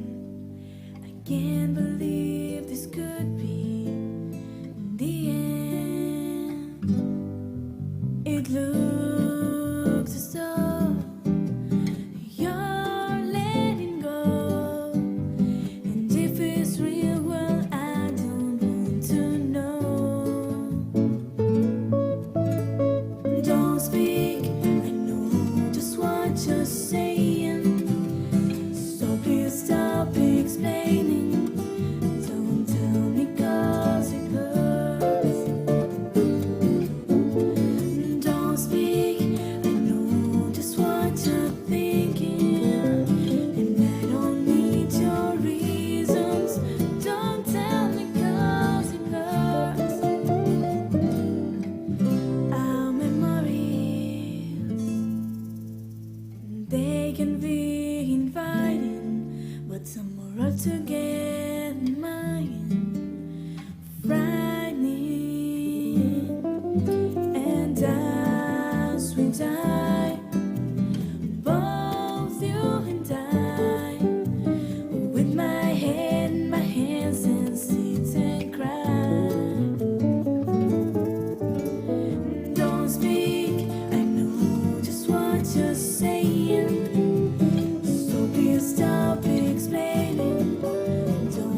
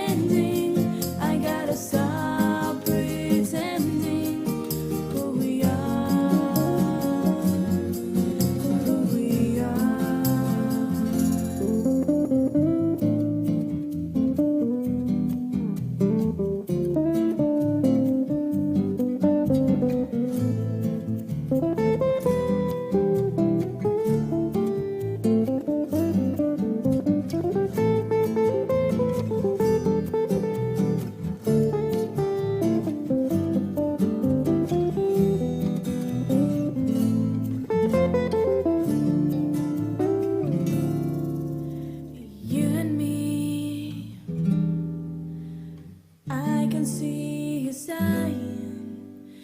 I weep. Don't speak. I know just what you're saying.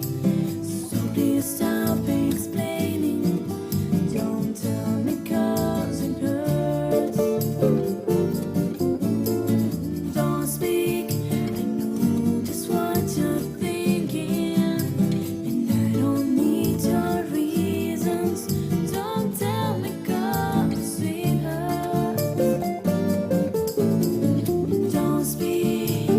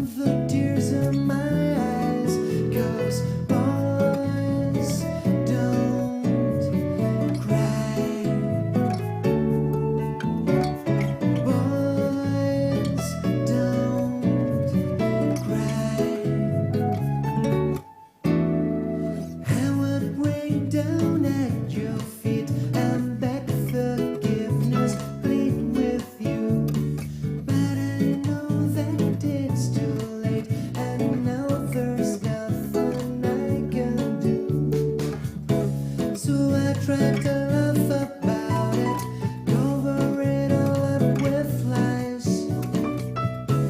I tried to laugh about it, hiding the tears in my eyes, 'cause boys don't cry. Boys don't cry. I would tell you that I love you if I thought that you would stay.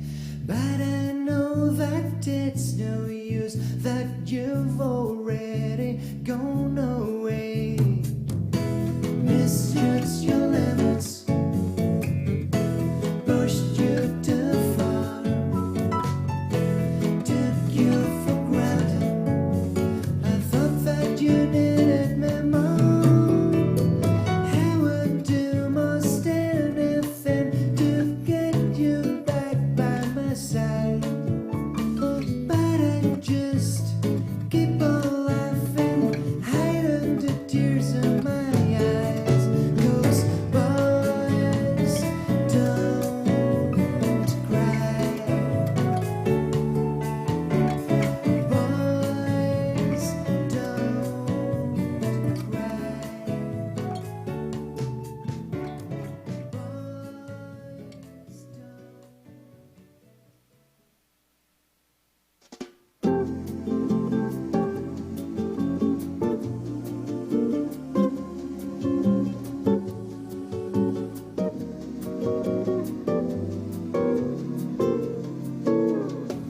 They asked me how I knew my true love was true.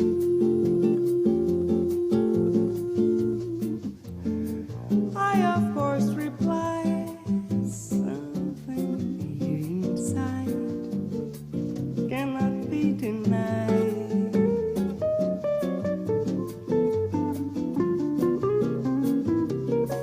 They said someday you'll find all who love are blind. When your heart's on fire, you must realize smoke gets in your eyes. So I chaffed them and I gaily laughed. Should think they could doubt my love. Yet today my love has flown away. I am without my love. Now laughing friends to ride, tears I cannot hide. So I smile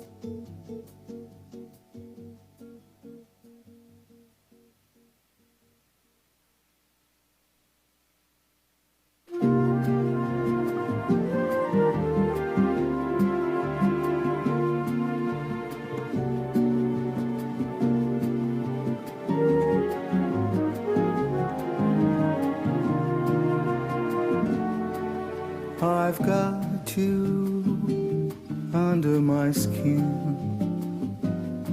I've got you deep in the heart of me, so deep in my heart that you're really a part of me. I've got you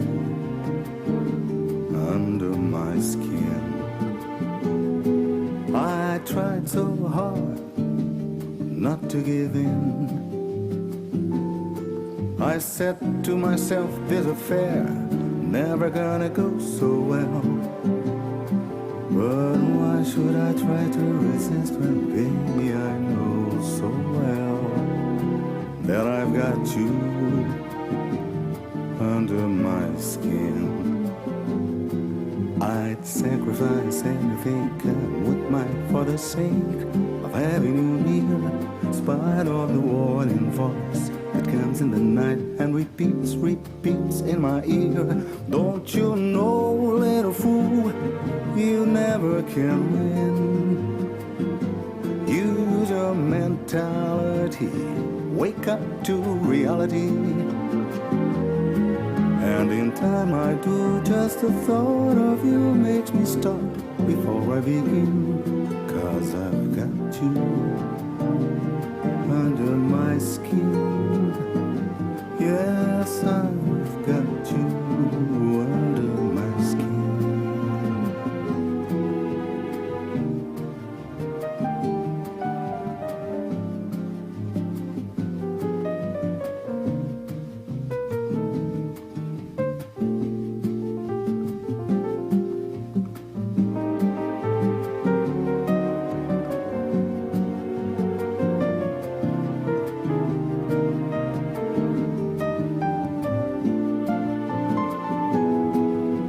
Tried so hard not to give in. I said to myself, this affair never will go so well. But why should I try to resist when, baby, I know so well that I've got you under my skin. I'd sacrifice anything, come with mine, for the sake of having you near, in spite of the warning voice that comes in the night and repeats in my ear. Don't you know, little fool, you never can win. Why not use your mentality, wake up to reality. And in time I do, just the thought of you makes me stop before I begin. 'Cause I've got you under my skin, and I've locked you under my skin. La da da, la da da da da da, ba ba da ba da ba, da da da da ya.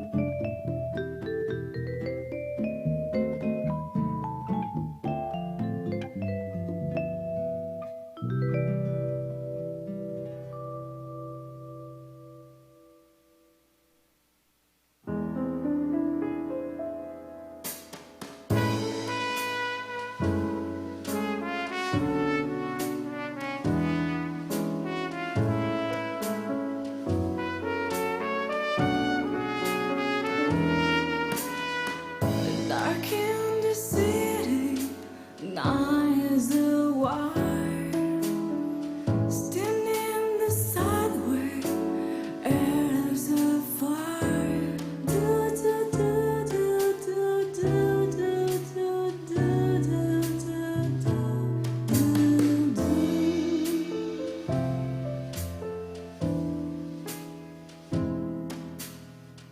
Woman, you want me? Give me a sign. I got my breathing even closer behind.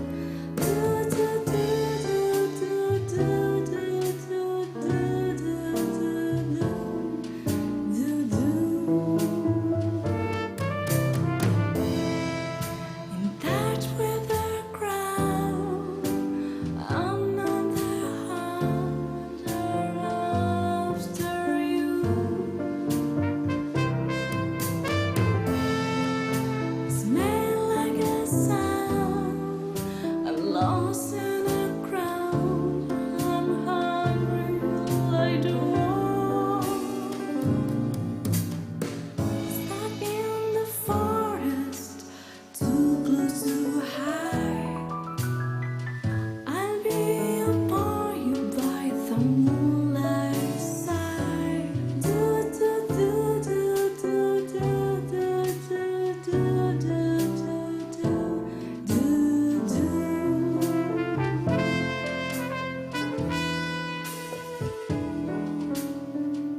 High boys drumming on your skin is so tight.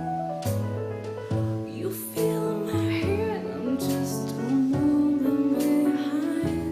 Do do do do do do do do do do do do.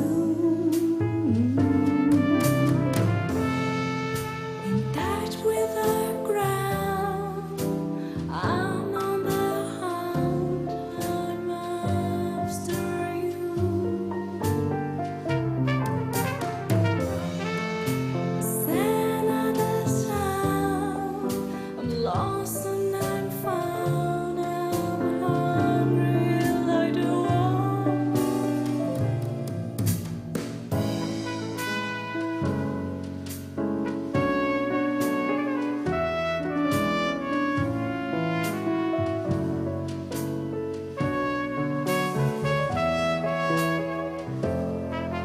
In touch with the ground, I'm on the hunt. I'm after you.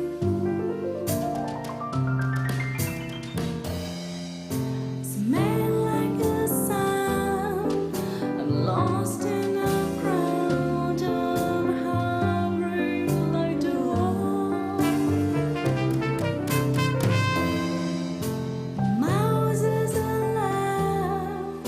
We just as like one. I'm hungry like the wolf.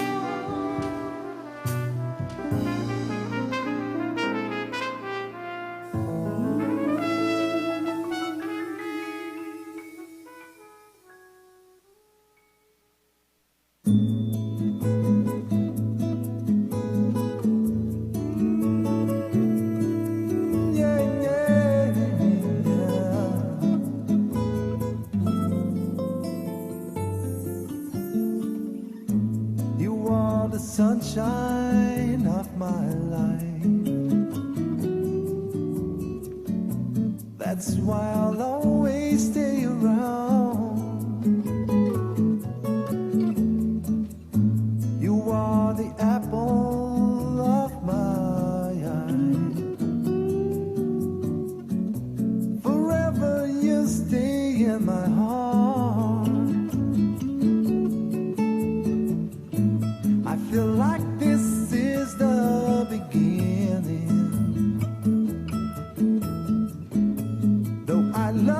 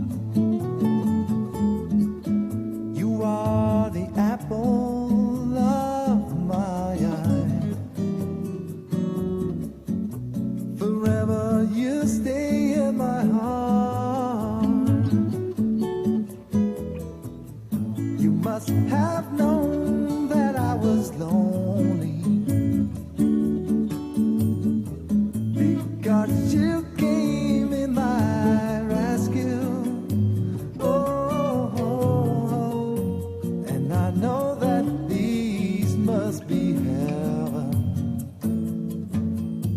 How could so much love be inside of you? Oh, you are the sunshine of my life. That's why I'll always stay around. You are the apple of my eye. Forever you stay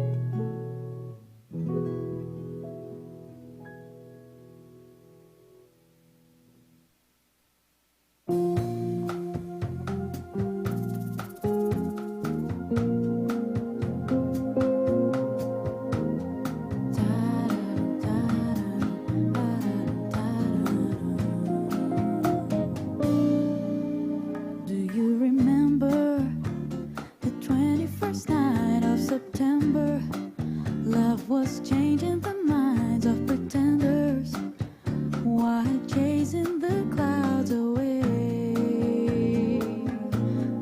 Our hearts were ringing in the key that our souls were singing as we danced in the night. Remember how the stars stole the night away. Badia, say do you remember? Badia, dancing in September. Badia, never was a cloudy day. My thoughts are with you, holding hands with your heart to see you. Only blue talking love. Remember how we knew love was here to stay. Now December found the love that we shared in September. Only blue talking love. Remember the true love we shared today. Hey, Badia, say do you remember? Badia, dancing in September. Badia, never was a cloudy day. Badia, say do you remember? Badia, dancing in September. Badia, golden rings were shining days.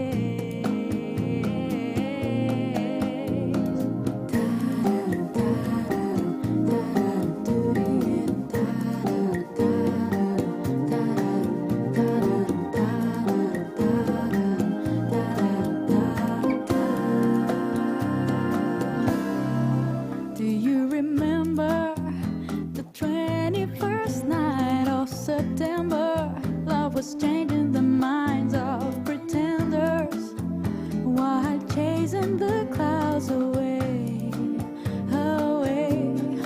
Our hearts were ringing in the key that our souls were singing as we danced in the night. Remember how the stars stole the night away.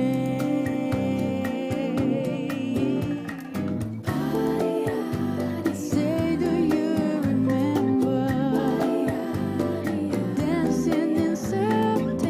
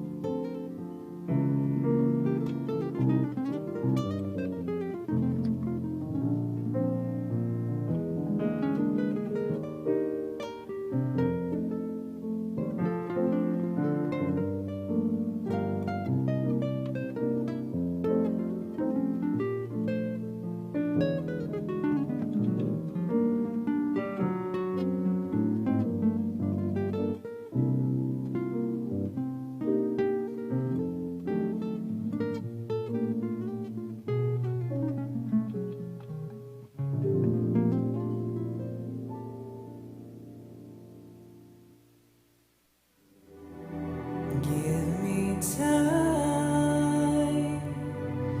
to realize my crime.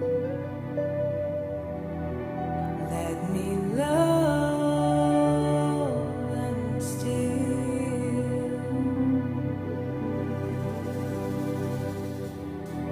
I have danced inside your eyes. How can I be real? Do you really want to hurt me? Do you really want to make me cry? Precious kisses worth and burn me. Lovers never ask you why. In my heart a fire is burning. Choose my color, finest star. Precious people always tell me there's a step too far. Do you really want to hurt me? Do you really want to make me cry? Do you really want to hurt me? Do you really want to make me cry?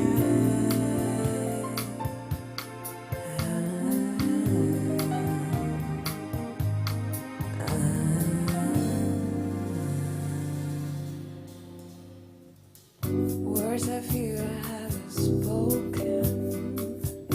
I could waste 1,000 years. Grabbing sorrow words that are talking. Come inside and catch my tears. You've been talking but believe me. If it's true, you do not know. These were lost without a reason. I'm prepared to let you go. If it's love you want from me, then take it away. Everything is not what you see, so again. Do you really want to hurt me? Do you really want to make me cry? Do you really want to hurt me? Do you really want to make me cry?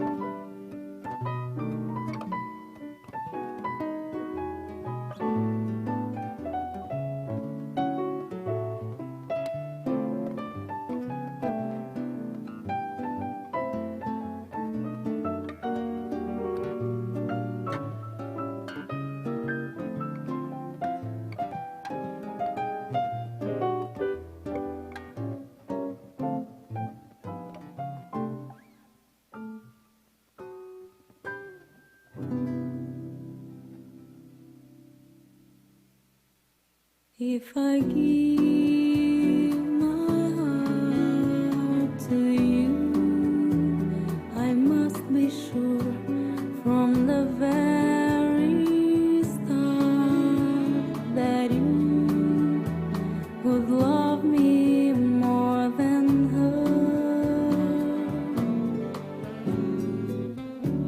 If I trust in you, oh please don't run and hide. If I love you too, oh please don't hurt my pride like her, 'cause I couldn't stand the pain, and I would be sad if our new love was in vain.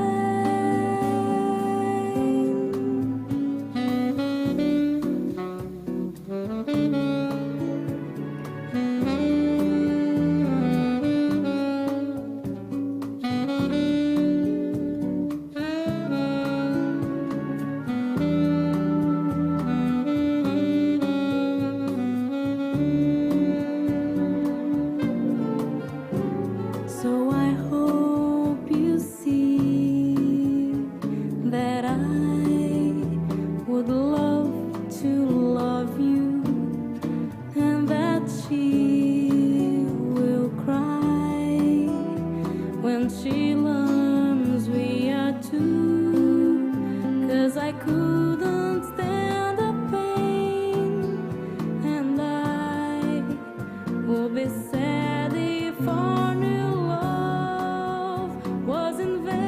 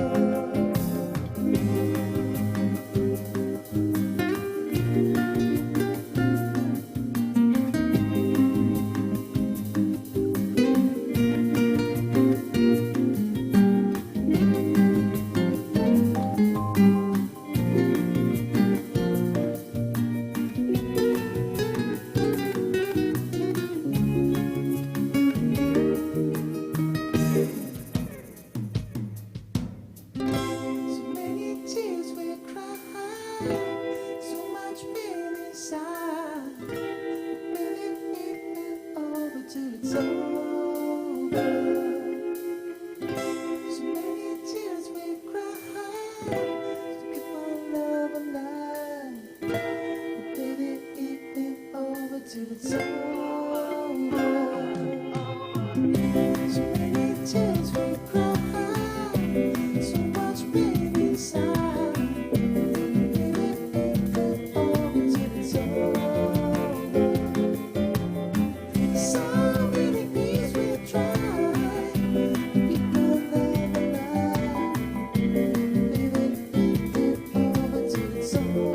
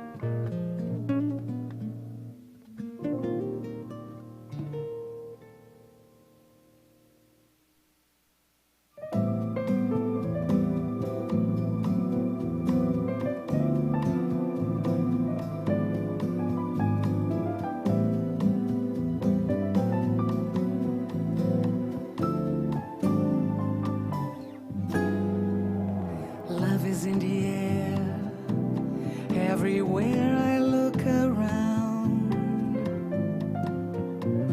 Love is in the air, every sight and every sound. And I don't know if I'm being foolish, don't know if I'm being wise, but it's something that I must believe in. And it's there when I look in your eyes. Love is in the air, in the whisper of the trees. Love is in the air, in the thunder of the sea. And I don't know if I'm just dreaming, don't know if I feel sane, but it's something that I must believe in, and it's there when you call out my name. Love is in the air, love is in the air.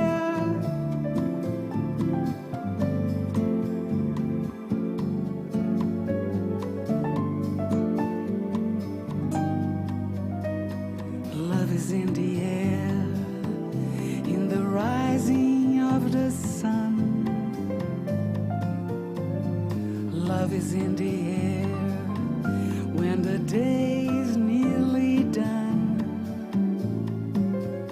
And I don't know if you're illusion, don't know if I see it's true, but you're something that I must believe in, and you're there when I reach out for you.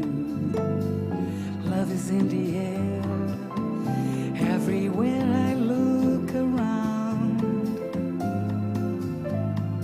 Love is in the air, every sight and every sound.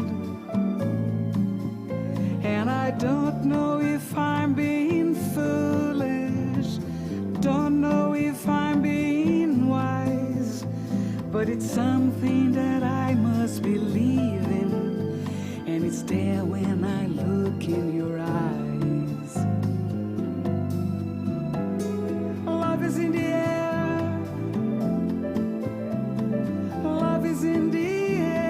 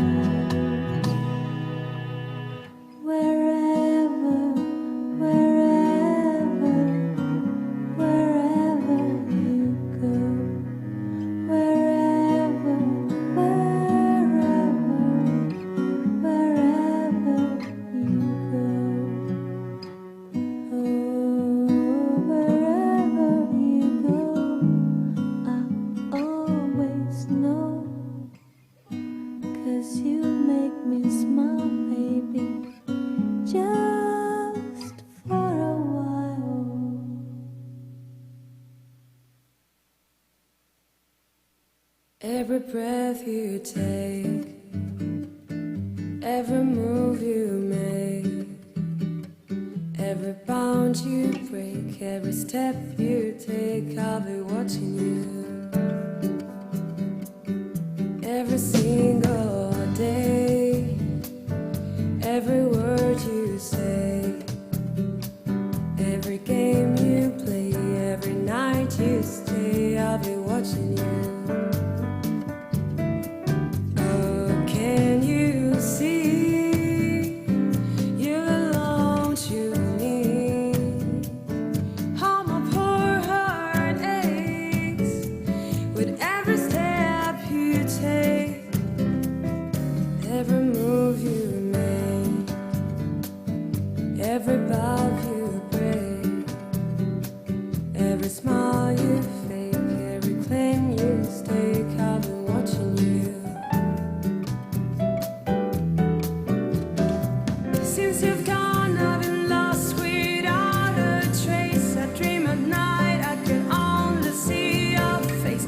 I look around, but it's you I can't replace. I feel so cold and I long for your embrace. I keep crying, baby, baby, please.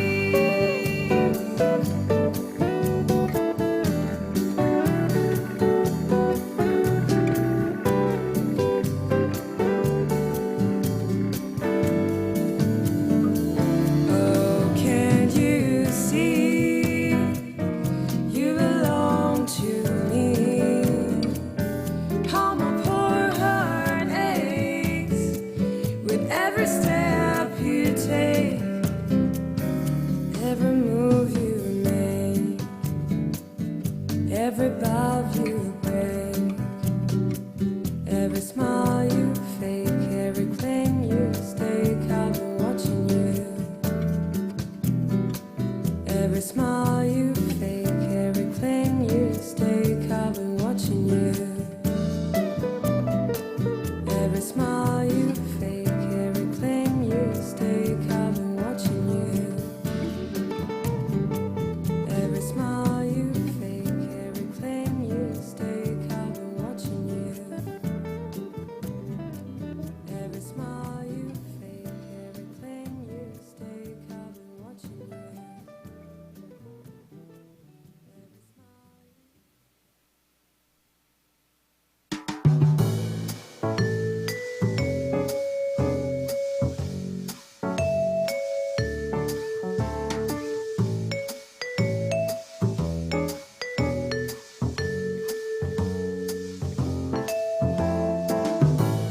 See the stone set in your eyes, see the thorn twist in your side.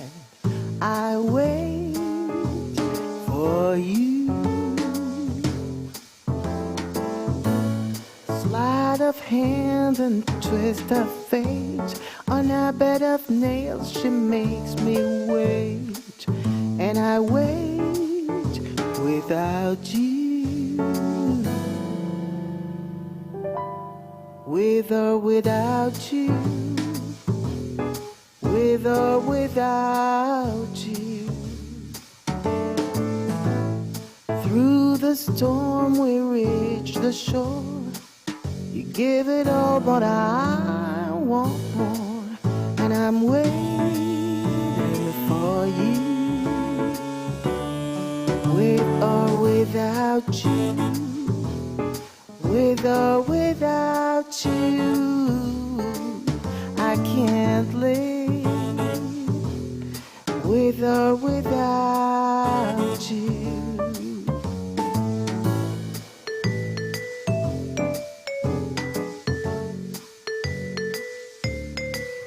And you give yourself away, and you give yourself away, and you give, and you give, and you give yourself away.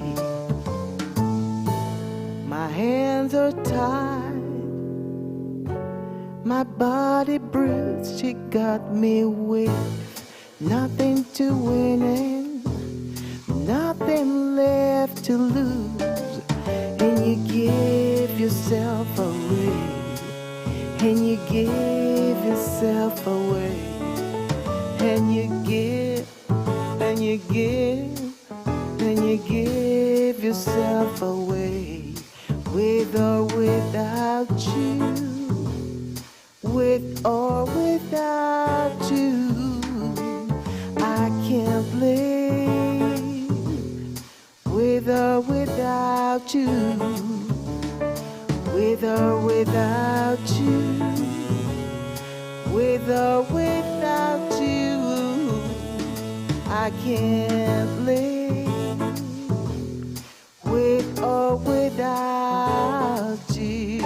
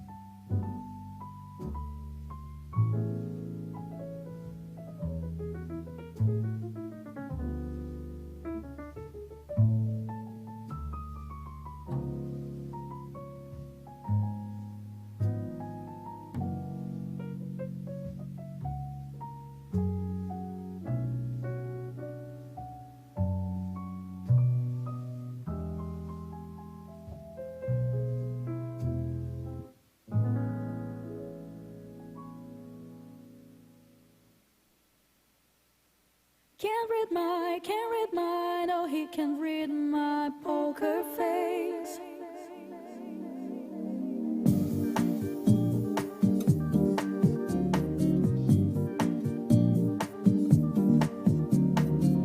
I wanna hold him like they do in Texas. let me raise it, baby, stay with me. Luck and intuition, play the cards with space to start. And after he's been hooked, I'd play the one that's on his heart. I'll get him hot, show him what I've got. I'll get him hot, show him what I've got. Can't read mine, can't read mine, oh, he can read my poker face. Can't read mine, oh, he can read my poker face.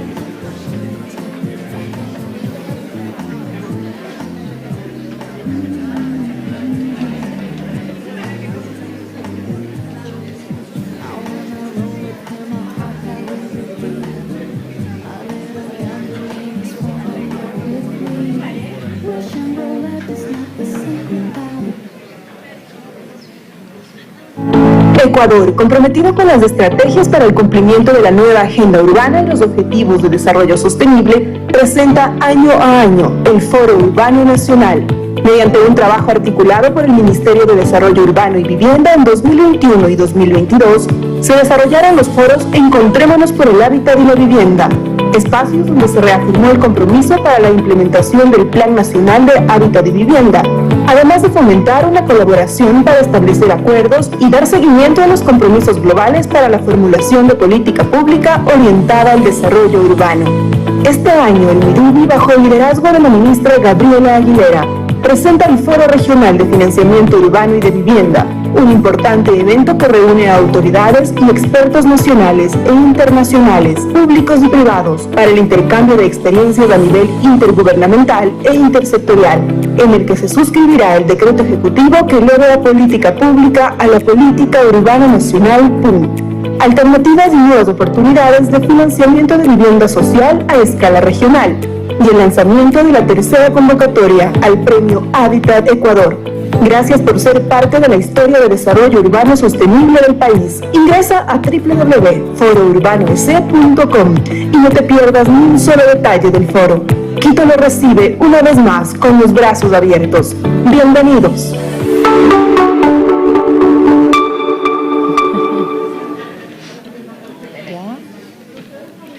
Es un placer darles la bienvenida It's my pleasure nuevamente a to este welcome segundo you espacio back to del the primer second día del space Foro of the first Regional day de of the Financiamiento. Regional Forum for Urban Financing and Housing. We hope you enjoyed your lunch and you're ready for an afternoon filled with very valuable information. We ask you to kindly put your cell phones in silent mode so that we can start with this new phase. We don't only have to tend to the deficit of housing. We, in this world where climate change occupies a centric role, it is essential for housing to not only satisfy our basic needs, but also incorporate sustainable elements. Under this perspective, we have the honor of presenting the following panel called Attention to the Housing Deficit with Focus in Climate Change. Paloma Seveda will moderate this section, and I am calling to the floor Ricardo Narváez, who is the Vice Minister of Urban Development and Housing, Pablo Jacome, Director of the Regional IMBAR organization, and Francesco Piazzesi, who is the President of the National Council of Economic Social Housing, and Antonio Leis, who is part of the Spanish Agency for International Development. Thank you very much to all of you. I hope you have had a good lunch. These panels are the most entertaining ones, especially after a meal, so that we can avoid siesta time. So before we give the word to our panelists who represent initiatives that are really realizing incredible efforts in terms of sustainable housing, I wanted to ask you a question in the audience. Please raise your hands to whoever live in a sustainable housing or with considerations involving climate change. Okay, some of you are raising your hands. Not many, but some of you. I can't raise my hand really, and I think that the people who didn't raise our hands is because we don't live in a sustainable housing, or we don't know that we live in sustainable housing. And I have another question for you. And it's, who do you know about the Paris Agreement?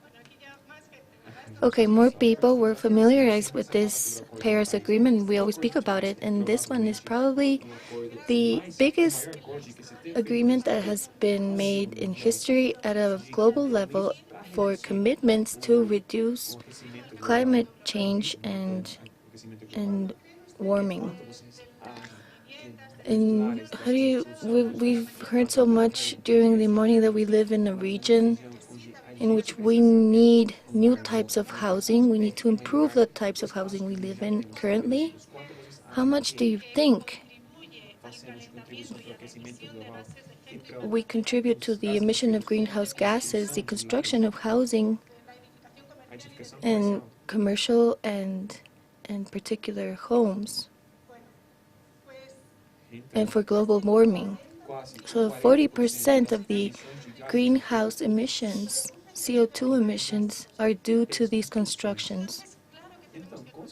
Yes, we have to keep building. Yes, we have to improve our housing at the moment. How are we going to do it? Are we going to do it in a sustainable manner, or are we going to keep using the standards, the traditional standards that keep contributing to greenhouse emissions? With this preamble, I am giving the word to our panelists, and it's going to be in a hybrid mode in which we want to approach from different sectors. Yes, the housing deficit problem cannot be looked at from one perspective only, private, multilateral. It has to be a joint effort. And if we want to do this in a sustainable way, we have to integrate all these sustainability aspects at every level. And this is why we have different people who work in multilateral agencies, development agencies, public sector, and private sector as well.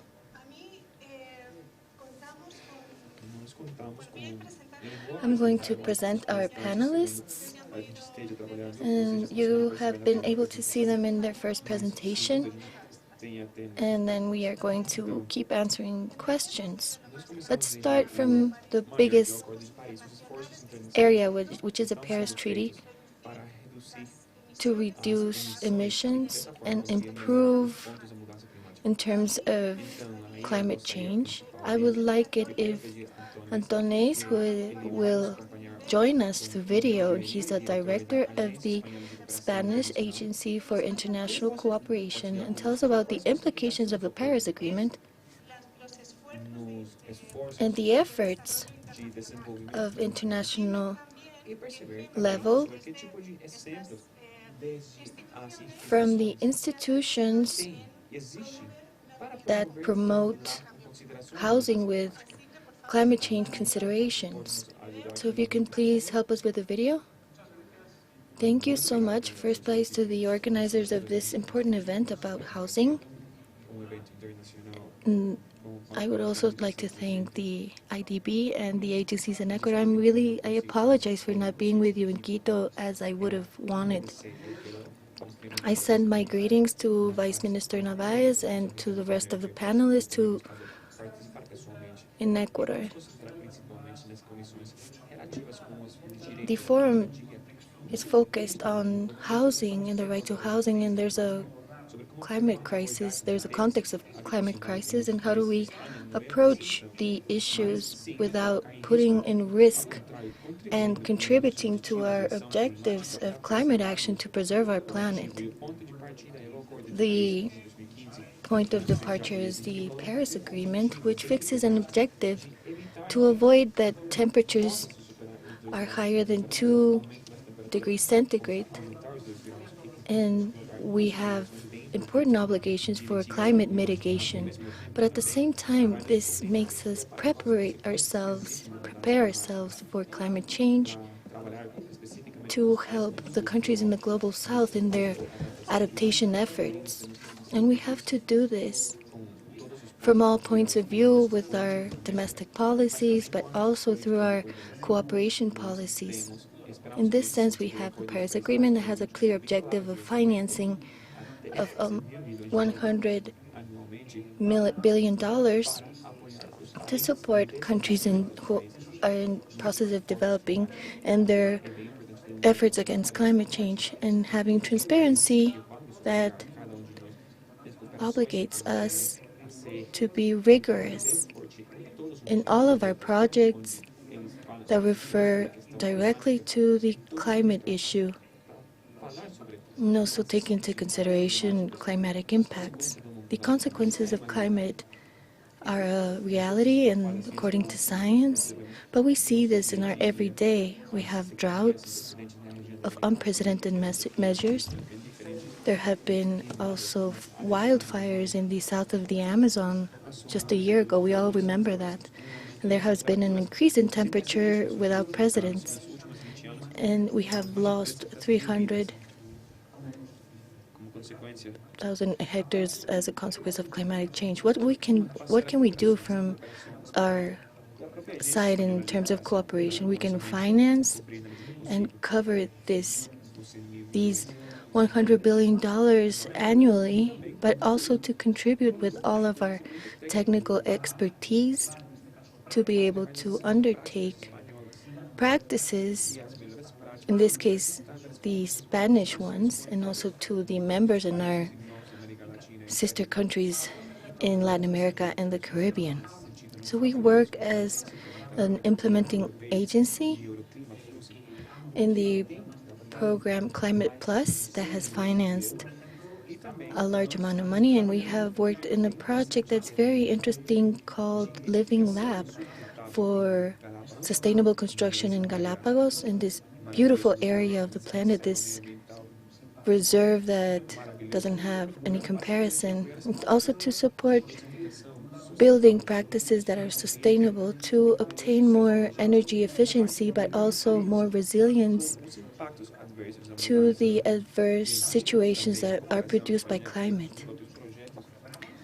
We have also our own projects and programs, not only the ones that are done with the European Union and the framework with Arauclima. We are working in Ecuador, but other countries about the use of bamboo as a construction material that is sustainable.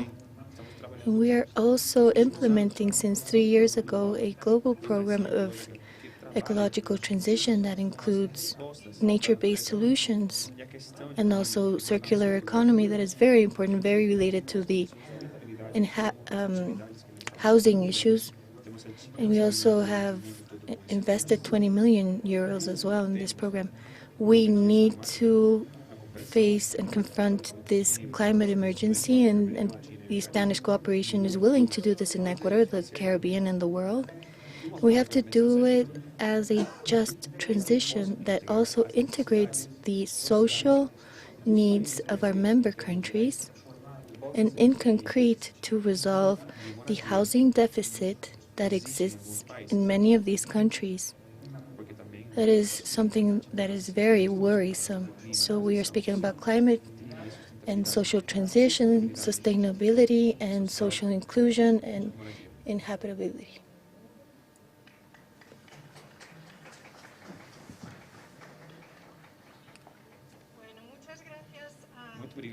Well, thank you, Anton.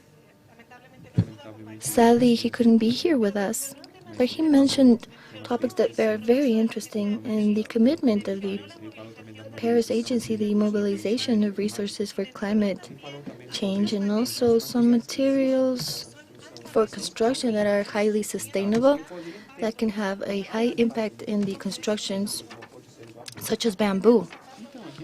We have Pablo Jacome here, who is the regional director of IMBAR. IMBAR, for whoever doesn't know them, is the international network for bamboo and rattan that promotes efforts to extend the use of bamboo.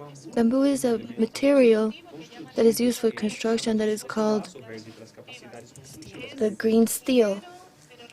It's light, but it's resistant, and it's also very abundant in this region. I would like to ask Pablo Jacome if he could tell us a bit more in relating the agenda of Paris in terms of sustainable housing in areas where this is very prominent in our region. This material is prominent in the region. What are the other elements that could support the use and impulse of these new technologies and the use of sustainable materials so we can scale the examples that we have of bamboo housing in the region? Good afternoon with everyone. Thank you, Paloma, Ricardo, Madam Minister. Thank you for the invitation. To each and one of the people who are present here, here's a slide that I can use as reference to answer this question. I think we have a huge commitment whenever we work with sustainable materials. And it's not only supporting and generating from building processes per se, but also generating an optimal environment in which we can formulate these types of uses so these resources can be used. And this is the case with bamboo. And thanks to all the work that we've been doing, from the problem that we had because of the earthquake that we had in 2016, and a very strong effort started, which intensified during these last 2 years, in which we have two necessary points to fulfill to generate these optimal conditions. Whenever we have sustainable material, it has to be quality material. If we don't use a material that in quality and quantity is enough, how can we promote sustainable construction? And this is what we have been doing through the training of producers in the field who have been able to generate good quality materials and to preserve them. And right now we have material that can be used adequately for construction. And at the same time we have the material, and then who can build it? How do we do the building process? So this is very relevant for the promotion of this work. And through the workshop for sustainable constructions with bamboo, we have been impulsed with the Spanish International Cooperation, with Midubi, with other NGOs, and we can train people in the areas, handy workers, so that they can have an expertise in the use and construction of materials such as bamboo. We also have an important aspect, which is the training of third and fourth level, which is engineers, architects that graduate from universities, and they have little knowledge in the use of sustainable materials, so that's why it's necessary to have incentives in terms of having a deeper knowledge of this material. So that is why we are also undertaking with ICAM a special master's program with sustainable construction, in which we delve deeper in the construction with this material. So we have three aspects that are relevant that generate these optimal conditions for the management of the use of sustainable materials. But we also need to have laws. In Ecuador, we had a Wadua chapter, and we generated instruments that have allowed us to operate with these materials. And one of the things that we have worked with local governments is the generation of municipal ordinances that allow for the reduction of taxes of people who construct with bamboo. In this case, in Puerto Viejo, Chone, El Carmen, And also in this case, we have in Santa Ana, we have the normative, and so people who have building construction made of bamboo, they can have a reduction in property taxes. In innovation and research, universities play an important role within this process.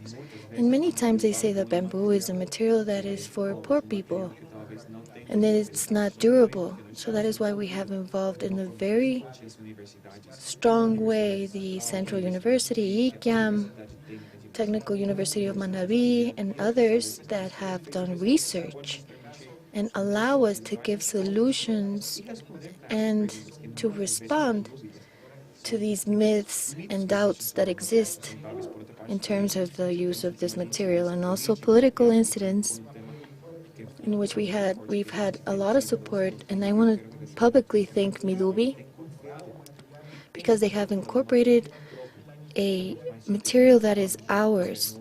It's autochthonous.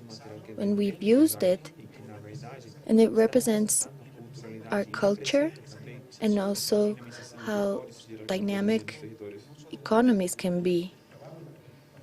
So the work in incidents at different levels, executive, legislative, has allowed us to reflect the bamboo situation. And also we have the market through housing that are promoted by the government, but also private homes that are incorporating the use of bamboo have been possible because of the generation of loans that have been developed so that small producers, in this case, can have bamboo available so they can be bought by the constructors. So this also helps to dynamize the economies and also the resources that we have. We have more than 600,000 hectares of bamboo in Ecuador, and we are using probably 10%, 8% of what we have. So we have a large quantity that belongs to the Wadua bustifolia, which is one of the species that is used for construction. And finally, we also have communication aspects. So breaking the myths that people have about the use of bamboo. Or if I want to have a house and it's not going to suffer the consequences of time or weather. And we've been able to do work with working groups with the generation of different manuals, technical guides that allow us to have information on different levels, not only professionally, but also construction workers that can have documents that help them in the construction processes, and also permanent training, which is a job that we've been doing from IMBA during this time. And we've done it hand in hand with public institutions, private sector, academia, and civil society. These types of examples have transcended. Next slide, please. ¿Me ayudan la siguiente lámina, por favor? Gracias. And I wanted to briefly present this slide because the use of bamboo is not only prominent in Ecuador, but we have various experiences that have been taking place around the world. In China, they have a significant tradition with the use of this material. Uganda, Philippines, and where the public policy is incorporating bamboo to their construction practices. One of the interesting examples is this experience of Pesbajay, which is an organization in Philippines that have been constructing these houses with bamboo. They have survived typhoons, they have been tested, and they respond to this need to have housing that is more resilient and that adapts to the reality, and a house that can bring a healthy environment. And houses made of bamboo, in their interior, they have a regulated temperature, and this contributes to the health of the families that inhabit them. And this is something to be valued in terms of the benefits of sustainable materials such as bamboo. And to conclude with this exposition, I would like to present a brief video that can show what I have just mentioned in practice. Thank you. Please go ahead with the video. Muy bonito, porque es fresca, cómoda para estar. The Ministry of Urban Development and Housing works committedly with the sustainable development of our country. Thanks to the support of IMBA, we have designed a different type of social housing that is resistant to earthquakes, made of bamboo. This allows to have more comfort as well. IMBA is a strategic ally for Midubi, seeing that there has been strengthening of capacities through training. We have the necessary basis to be able to construct social housing with skilled workers, and they have been receiving constant training so that they can build with bamboo. I started from zero. Now we are very well trained, and I am not tired of learning, and wonderful things can be done. We generate jobs for people who work in this type of housing, and the construction for social housing made with bamboo have allowed people to reconnect with their cultures and with the area they live in. For us, it's very important to incorporate cultural importance to what we do through our housing. I would like to thank you so much to the people who comprise Midubi, but also to Imbar, and we feel very happy that Olmedo is considered as one of the cantons that has been selected for this housing project of houses built with bamboo that we know will give a dignified situation to many people and families who need this. And this allows us to also take advantage of the materials that we have in the area. There's a lot of teamwork involved also, and a lot of actors, NGOs, international cooperation that allow this work to be done in the territories, and that public policy, which many times is only written, and this can be introduced as something that actually takes place. And we need to benefit from bamboo as one of the resources that helps us fight climate change. Bamboo can be used as any element of construction, but also because of its sustainability aspect. It's been interesting to see from the region and other ministries. They have been very interested in what we're doing in Ecuador because of the proposal of urban development with a social focus, and to be able to participate in the social and economic process that is behind the construction with bamboo. Some countries in the region are very interested in replicating these processes and knowing what we are doing. And we hope that we can keep multiplying the effects that this has with IMBAR in all of Latin America and the Caribbean. It's really wonderful to know that many people had a different take on how building with bamboo can be, and it brings us a lot of satisfaction of who are benefited with these homes. We work for urban, social, sustainable development and housing with sustainable materials, and contributing significantly to an ecological transition and a better future for families in Ecuador. Thank you very much.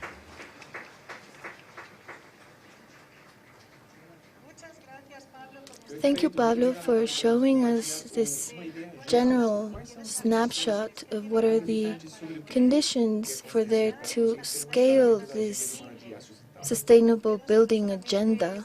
And we can see that it's not only for the use of the materials, which have such a clear impact on the environment, which is very favorable, like bamboo is, and we still have to have good communication, habilitating laws, a lot of conditions. And with this video, you have brought us to Ecuador. We started in Paris, and now we're in Ecuador.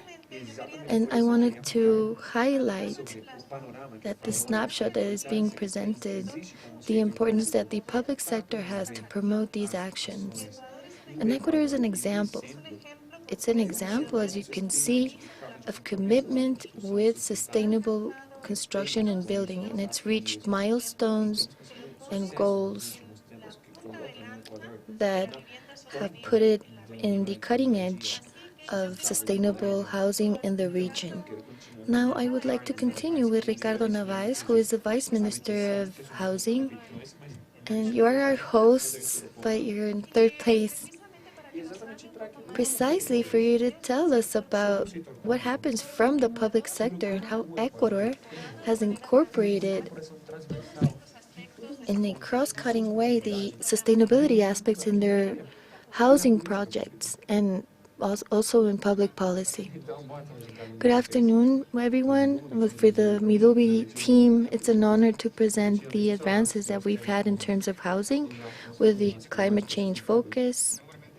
And this image can let us pause. Will have more meaning at the end of this presentation. Before the implementation of these processes, from what we've done from the ministry, we started out with a lot of instruments and ministerial agreements, and with the leadership of the minister, we have generated a national urban policy that strengthens us. And what we have done is having a unified ministerial agreement with a focus in sustainability, and also programs and agreements with incentives for housing projects that let us implement this policy and make it a reality. This speaks about the reality of the situation. To this moment, we have 21,596 solutions that are framed in 4 programs: housing, subsidized housing, incentives, water sanitation kits, and also property titles. And this happens thanks to different contributions. And here we have built housing with different institutions, Chinese Bank, the State Bank of Ecuador. And this effort has taken place in 28 months. What can we see reflected in terms of sustainable housing in the territory? This is not a pilot project. It's a reality, and we're very proud to show this to you today. And we have 1,777 houses built with sustainable practices. And we have a presence in 23 out of the 24 provinces of the country, and this says a lot. And for us to be able to implement these types of projects, we have to take into consideration all the complexities of each territory, not only physical differences that we have, but also cultural ones. And in the coast, we have 1,163 houses in 61 cantons in the coast that already have sustainable housing projects. In the highlands, we have 442 houses built in 59 cantons. And in the Amazon area, we have 172 houses in 21 cantons, and this is a powerful launch that will take us further. So we have 172 houses in 21 cantons. What is evidence is that we have presence in 141 cantons of the 221, and we have close to 8,000 beneficiaries. Ha sido entregada a mujeres. And 70% of the housing has been delivered to women. And we have beneficiaries who are in extreme poverty situations. How much money have we invested? $36 billion. And with IDB, we have been able to build 386 in the highlands. And also the government that believes in sustainable building, and also they have invested $2 million in 3 pilot projects that we want to replicate in the whole Ecuadorian territory. But all of this work wouldn't be possible if we don't have a correct articulation with multilateral agencies, local governments, public enterprises, multilateral organizations, but beneficiaries as well, and the communities. So definitely, for this work, we need a complex and enriching articulation. And now, speaking about typologies, as we've mentioned before, what we've done as a ministry, it's this typology for the Amazon and the coast. The cost is approximately $18,700. And we've worked on more than 1,300 housings, taking care of sustainable construction, the reduction of the carbon footprint, and we've conducted dialogue in the territory. We've trained those who are already inhabiting these housings, and we see that the use of these houses not only provides a thermic comfort, but also that the payment for services is lower. They are showing tangible savings in the payment of basic services provision. Now, this typology for the coast of the Amazon provides a 9% reduction of water consumption and 26% reduction in energy consumption. We've worked on 2 and 3 rooms housing. In the highlands, we are also working on sustainable construction, a reduction of carbon footprint, and we have placed approximately $8 million in this type of construction. This construction for the highlands provides 24% of water consumption reduction and 27% savings in energy consumption. But we have this idea of the houses we've worked on, and we have a pilot program. We have a mixed construction for the moorlands, and we've placed approximately $600,000 in Benipe and Chimborazo, and this might be the first area where people are so enthusiastic for receiving their housing. They want to build a sustainable project. And nowadays, it is them who are building the houses. But the process does not end there. This will build a more productive community with local entrepreneurships in place. Next. Pablo talked about this a moment ago because we did not stop with this typology pilot. We continue working, and we've prioritized placing. We've placed more than $360,000, and Mitsui believes in materials that can provide a sustainable construction using renewable materials. This is very important. Next. And we've also intervened the Calvas territory in a project that rescues the use of earth and clay. But this is a self-production project.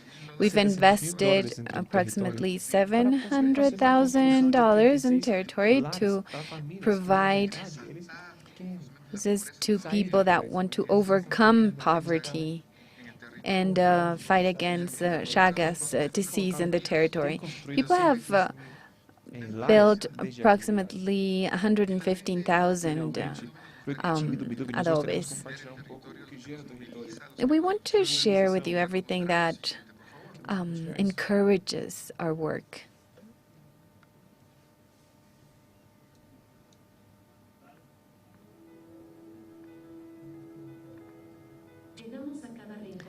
We reach every corner of the country. We've traveled coast, highlands, and the Amazon region with a clear objective to fulfill the dream of thousands of Ecuadorian families to have their own home to satisfy the main needs. Given that the houses are not the final objective, they are actually the beginning for new opportunities, for new stories under the protection of a home. And the perseverance of the work in the territory has allowed the Ministry of Urban Development and Housing to provide strategic attention to the population in the most remote areas of our country through typological studies and design of housing to cover different climates and diversity of the country with our national urban planning. Efficiency in energy consumption and the use of local materials such as bamboo or earth are some of the sustainable components with which we build our new houses. These features take tradition and contribute in the reduction of the carbon footprint. Some of our projects have been focused in cantons where there's presence of poverty. Portobelo, Olmedo, Calvas, Benipe, among others. We have implemented productive community projects, strengthening economic, social, and environmental components of these areas, creating local employment and improving the lives of the beneficiaries. In Calvas, we have a project that is pioneer in the region to adopt housing taking into account the technical characteristics of the area, combating Chagas disease. And this was articulated with the community who during the production process worked on production of clay blocks for their building process. This aligned to the national policy wants to work nationally. We're focused on building cities and communities that are resilient and strong. It's important to look beyond, and we need to go further. This is also a source for many other projects. We have hope, and we're heading onto a promising future.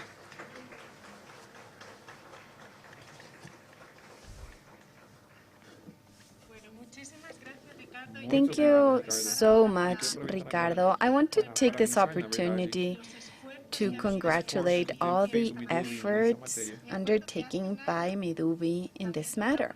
I recall that a year ago I could participate in the panel for sustainable housing, and what we've advanced at the time were some designs of the houses that Ricardo showed us today. And today those houses exist. They've been presented to the beneficiaries. So I think that during a very short period of time, we've made very important accomplishments that are spearheading the efforts of Ecuador. So I truly want to congratulate you.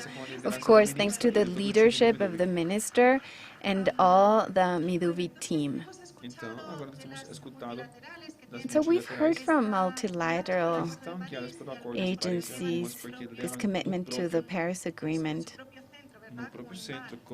and how this is core for cities such as INBAD. And we've also heard from the public sector how they want to mainstream sustainability. However, we all know that multilaterals alone, or the public sector alone, will not make this agenda possible, and that we actually achieve sustainable housing at a large scale. That is why one of the main components, or one of the main actors to help us achieve this, is actually the private sector. And how can we promote this agenda for sustainability from the private sector? Where unfortunately our next panelist could not join us on site, but Francesco Piacesi is connected and online, and he works in Chalet. It's a private company in Mexico, And they've developed an agenda and a housing model that is not only sustainable climate-wise, but it's also sustainable economically. So I'd like to give the floor now to Francesco, who will tell us more about how to incorporate these elements and how to promote this from the private sector.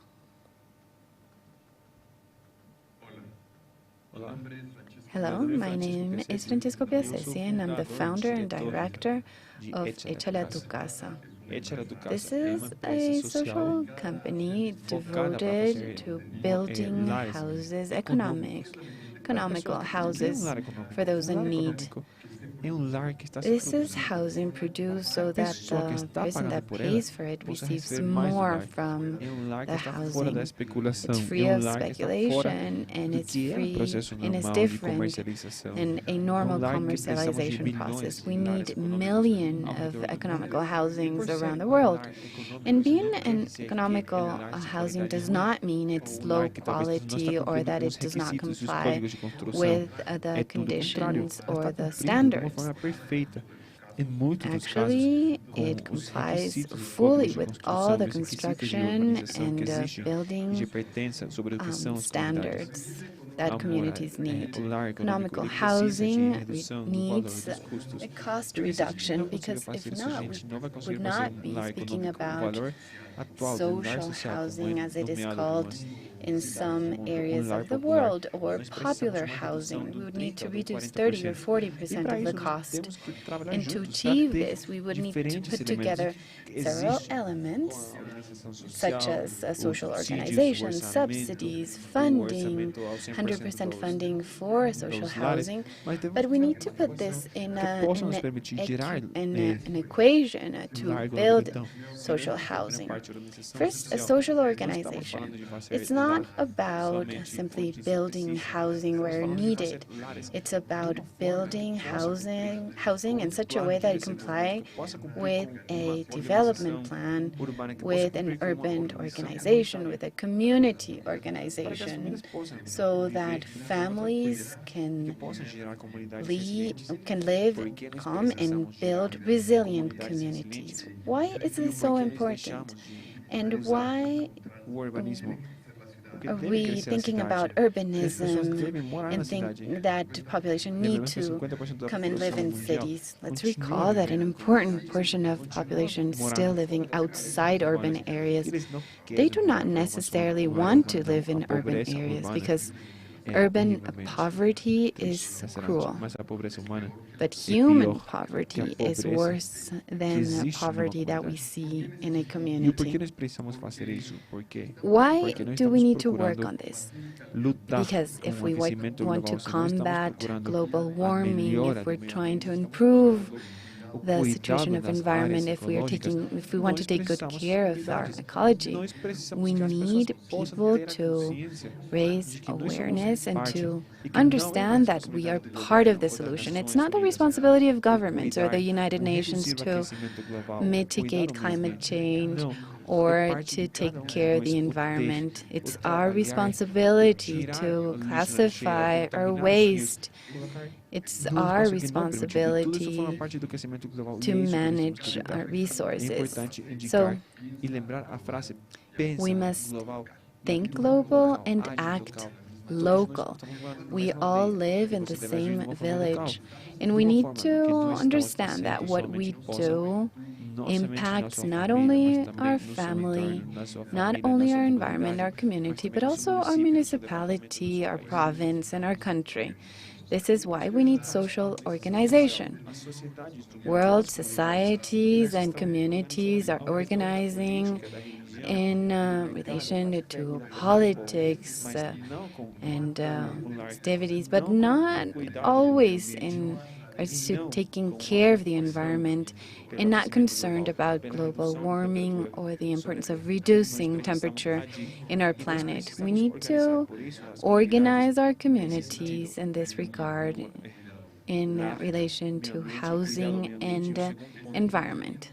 Second, it's important to speak about funding.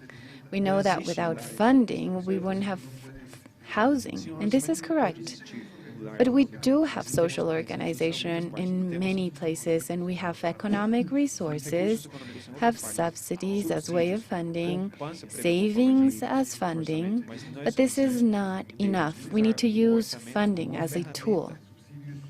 Subsidies are a promotion for development, for housing, and we need to use it and we need to improve it. Second element is funding. The third element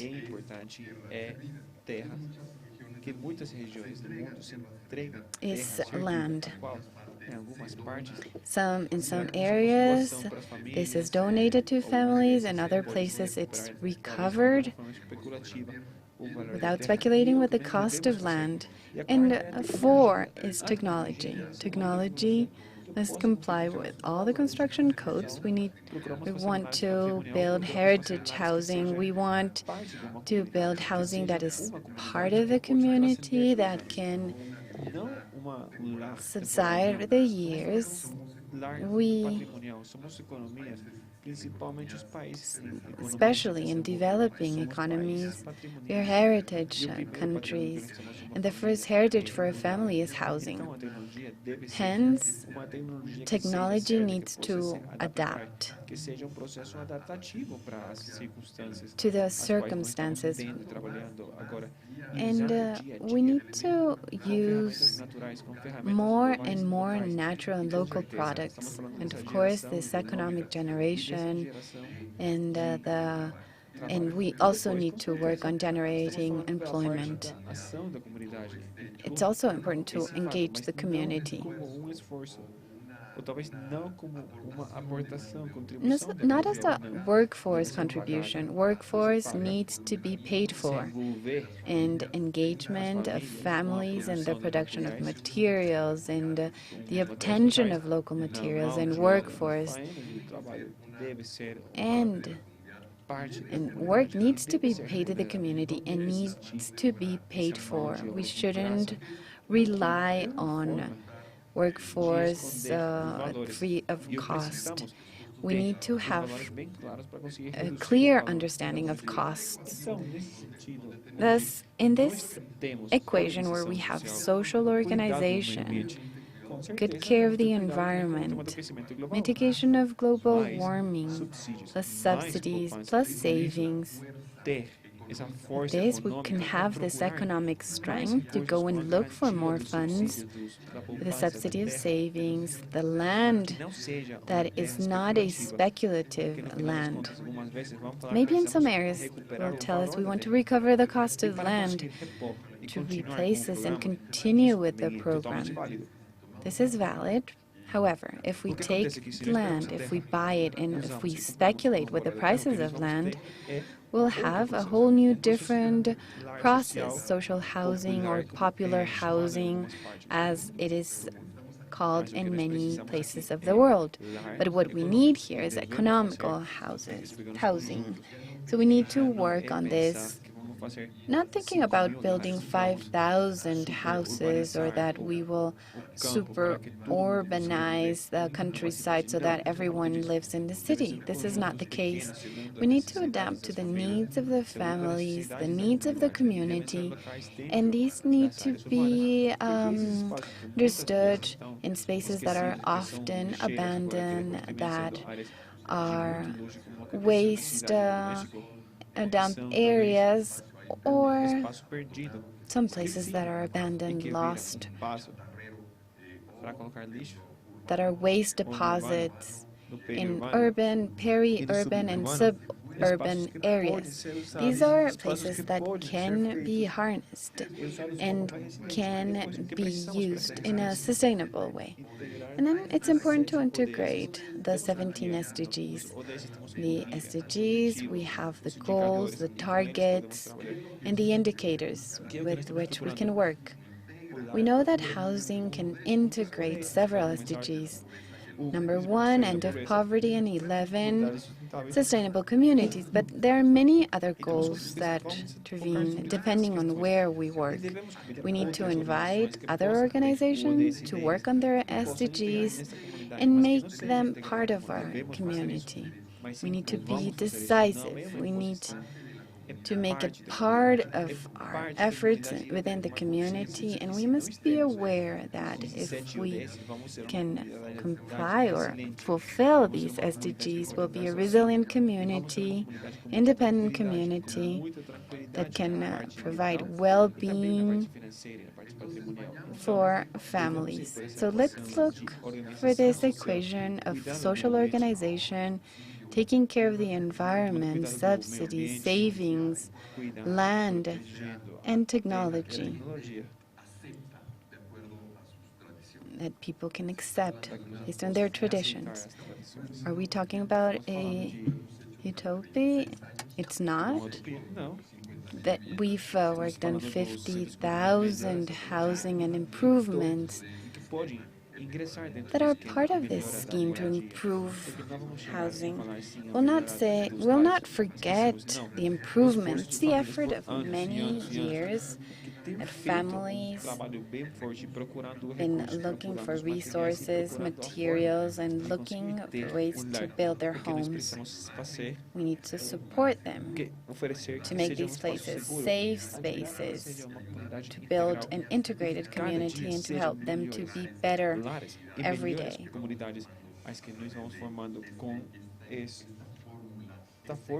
Through this formula and this equation. This is not a proposal. This is a program to build an adequate housing for all persons in the world.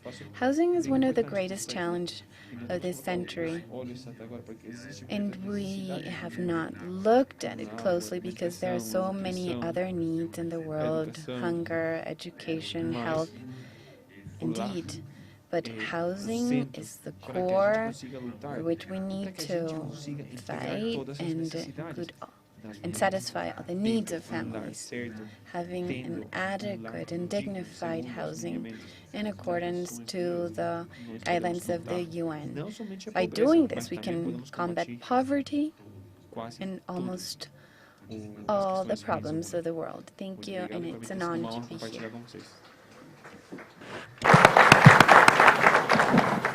Gracias a Francesco también. Thank you, Francesco.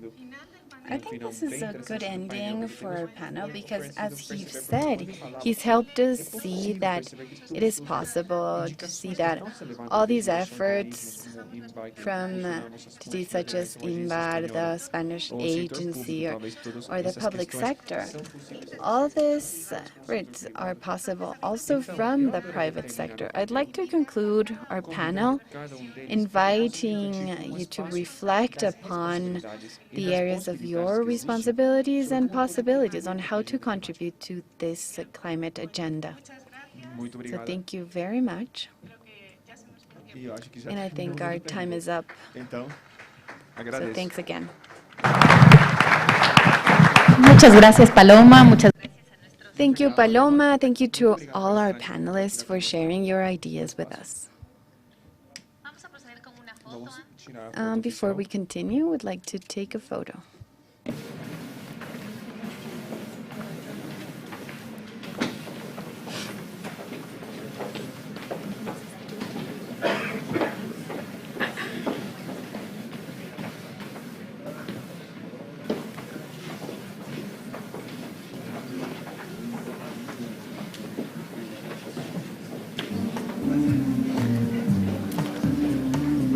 Muchísimas gracias.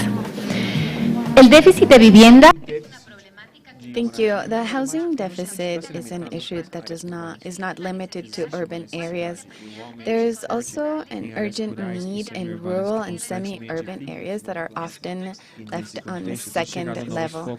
There are new focus and funding schemes designed to tackle the particularities of these areas and to provide rural communities access to dignified and sustainable housing. Next, we'll listen to a response to housing deficit with an inclusion, gender diversity approach. I'd like to invite Magda Medina. She is the deputy representative of UNHCR in Ecuador, Susan Rodriguez, Minister of Housing and Water from Guyana, Mr. Alex Molina, Undersecretary of Housing from Miduvi, Ecuador, and from Costa Rica, we have Adriana Yorca, specialist of the inhabited for Latin America and the Caribbean. Our next panel will be conducted in English and Spanish, so we invite you to use your headsets.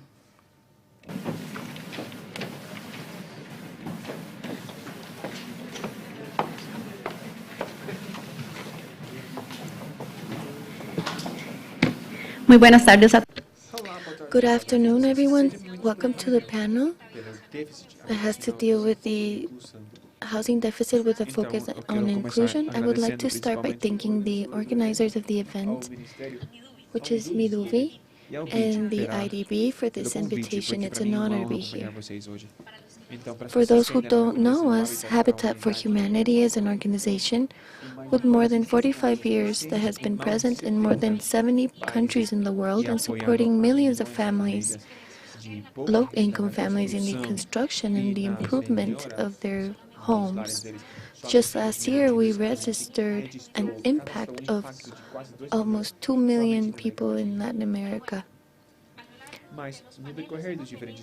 Along the different panels, we have been analyzing different approaches to pay attention to this deficit. The first panel mentioned the new ways of generating attention to the supply chain, the value chain, and financing, which is a very potent tool for taking decisions. The second one showed us how the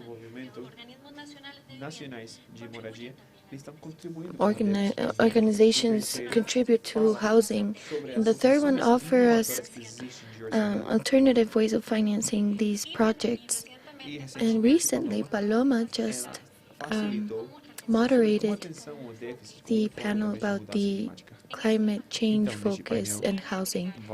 And this panel adds an essential ingredient that complements the other conversations that have been taking place during the day. And this special ingredient is inclusion. I want to introduce our panelists. The representative of UNHCR, Magna Medina, the subsecretary of Miduvi, Mr. Alex Molina, and the Minister of Housing and Water, Susan Rodriguez.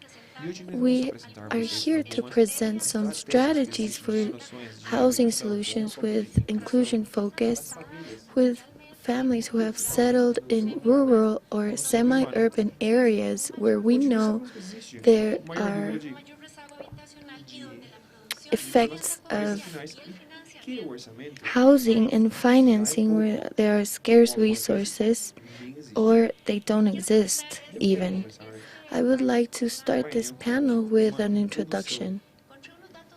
I found very interesting data in the report held by IDB, which says that in Brazil and El Salvador, the rural population sums less than 15 and 45% of the total population, but they represent the 19 and 75% of the housing deficit. Let's remember some key aspects about the housing deficit in these rural areas and these semi-urban areas. People build the houses themselves. They use materials that are not adequate, and they involve the members of the community. And many times they don't have any technical orientation or some sort of technical supervision. And they inhabit vulnerable areas that are also prone to risk. And the lack of infrastructure has limited access to resources and to basic services. In Colombia, for example, in Bolivia and Uruguay, the indigenous population and Afro-descendants suffer 2 to 3 more times the lack of water that they have versus the rest of the population. And this came from a report from CAF published in August 2023. Only 25% of the homeowners are women, and facilities are inexistent or scarce for people with discapacity. And a majority of people, they belong to the informal sector. The 80%, and I learned this from data that Magna Medina gave me from UNHCR, 80% of the almost 8 million people who are migrant populations or seek a space here in Latin America and Caribbean from Venezuela, and the access is limited or non-existent. And the geographical distances and dispersion aggravates the situation. So, in summary, we can see that the housing deficit is higher in the urban areas, which is what we hear mostly. In rural areas and semi-urban areas, the problem is even bigger and more serious. I also want to let you know that the inclusion for Habitat for Humanity has been essential, especially nowadays, and this is reflected in the theory of change in our strategic framework at a regional level. And I want to give you 3 examples of inclusion projects in Habitat. In Habitat Guatemala in Honduras, there have been programs that have been focused on the improvement of indigenous populations. In Guatemala, there are 45% and then in Honduras, 8%. And these programs for improvement of quality of life, that respect cultural aspects of life, with adaptation of ancestral materials, and also involving different communities, including improvement in Guatemala with adaptation for people with disabilities, with modules for children in rural areas that need dialysis. And these are children who cannot go to the clinics or hospitals because they live in very marginalized areas. And we have designed modules in houses in which there is no electricity even, but they have been implemented by solar panels.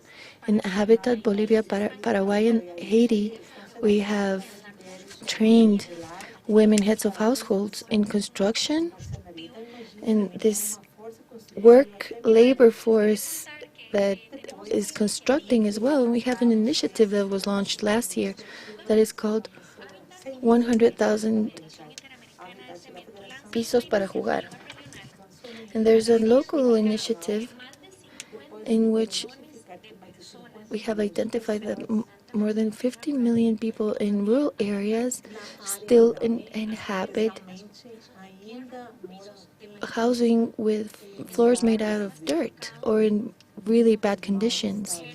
And this program is focused in women who lead households, and it also focuses on children. And it consists in improving health situation and conditions of the population. In Midubi, as was mentioned in the morning, Midubi is part of this initiative in Ecuador, and they have joined the project, and we are supporting them with technical assistance. More than 20,000 people in 6 countries in Latin America, including Ecuador, have improved their living conditions, and we hope we reach even more. Now let's allow our panelists to expose how they have been able to integrate the most vulnerable populations with their housing solutions with inclusion strategies. Magna Medina will let us know about the situation of people who have migrated, and she will approach this with a regional scope and then focus on Ecuador. Go ahead, Mag.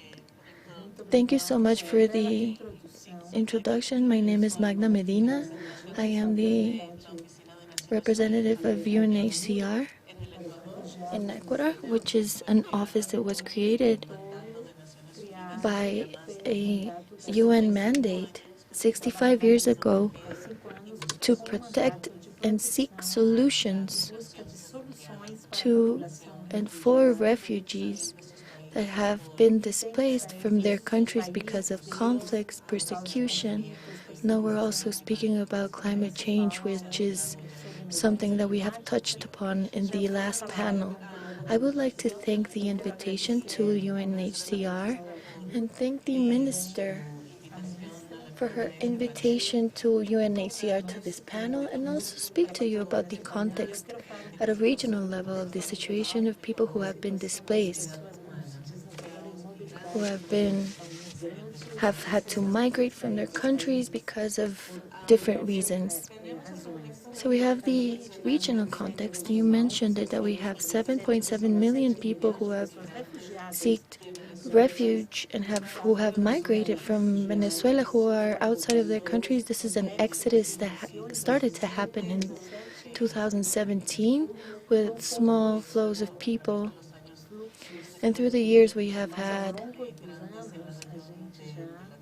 bigger movements, and close to 6.5 million people, the 84% are in Latin American and Caribbean countries. But I do want to mention that the situation of human mobility in the region does not only include Venezuelan population, but other nationalities that are part of this displaced population in the region.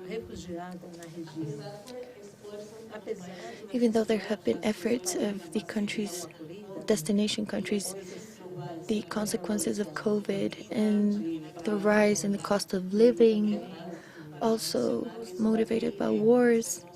It was something that we know is happening in Ukraine, but they have other humanitarian crises that are aggravating the situation, and this has made it possible for a context that makes it even more complex for refugees and migrants to access means of living and local integration. UNHCR considers, and that's a mandate, that refugees have to have solutions to their situation, whether it be the preferred option, which is going back to their countries, and that is not possible in many cases, or that they can go to other countries to resettle, that these are not the majority of the cases, but they can integrate themselves locally to their destination countries. And this integration, the UNHCR motivates and advocates so that the refugee population can have access to health services, food, education, the services that we all need to survive. Generally, and with the studies and research that UNHCR has done with its partners, the situation for refugees is for people who live in rented homes.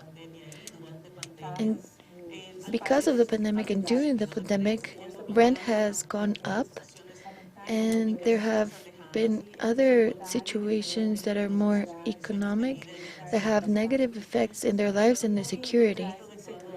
To speak about the context of Ecuador, and first of all, I would like to recognize that UNHCR cannot stop mentioning for being a country that hosts the refugee population, not only with Venezuela, but since more than 20 years ago, Ecuador has been receiving migrant populations that come from Colombia, and also have developed public policies to receive, protect, and include this population in a socioeconomic way. And to mention, Ecuador is one of the main countries that are receiving the Venezuelan population, welcoming them, and also Peru, Brazil, Chile, in which there is a high number of Venezuelan population that goes there. When I speak about public policy, it's important to highlight that Ecuador, since 2019, has implemented 2 registry and regularization processes of refugee and migrant population, which is a very important practice to be recognized at a regional and global level. And right now, we are in a process of regularization that started in 2022.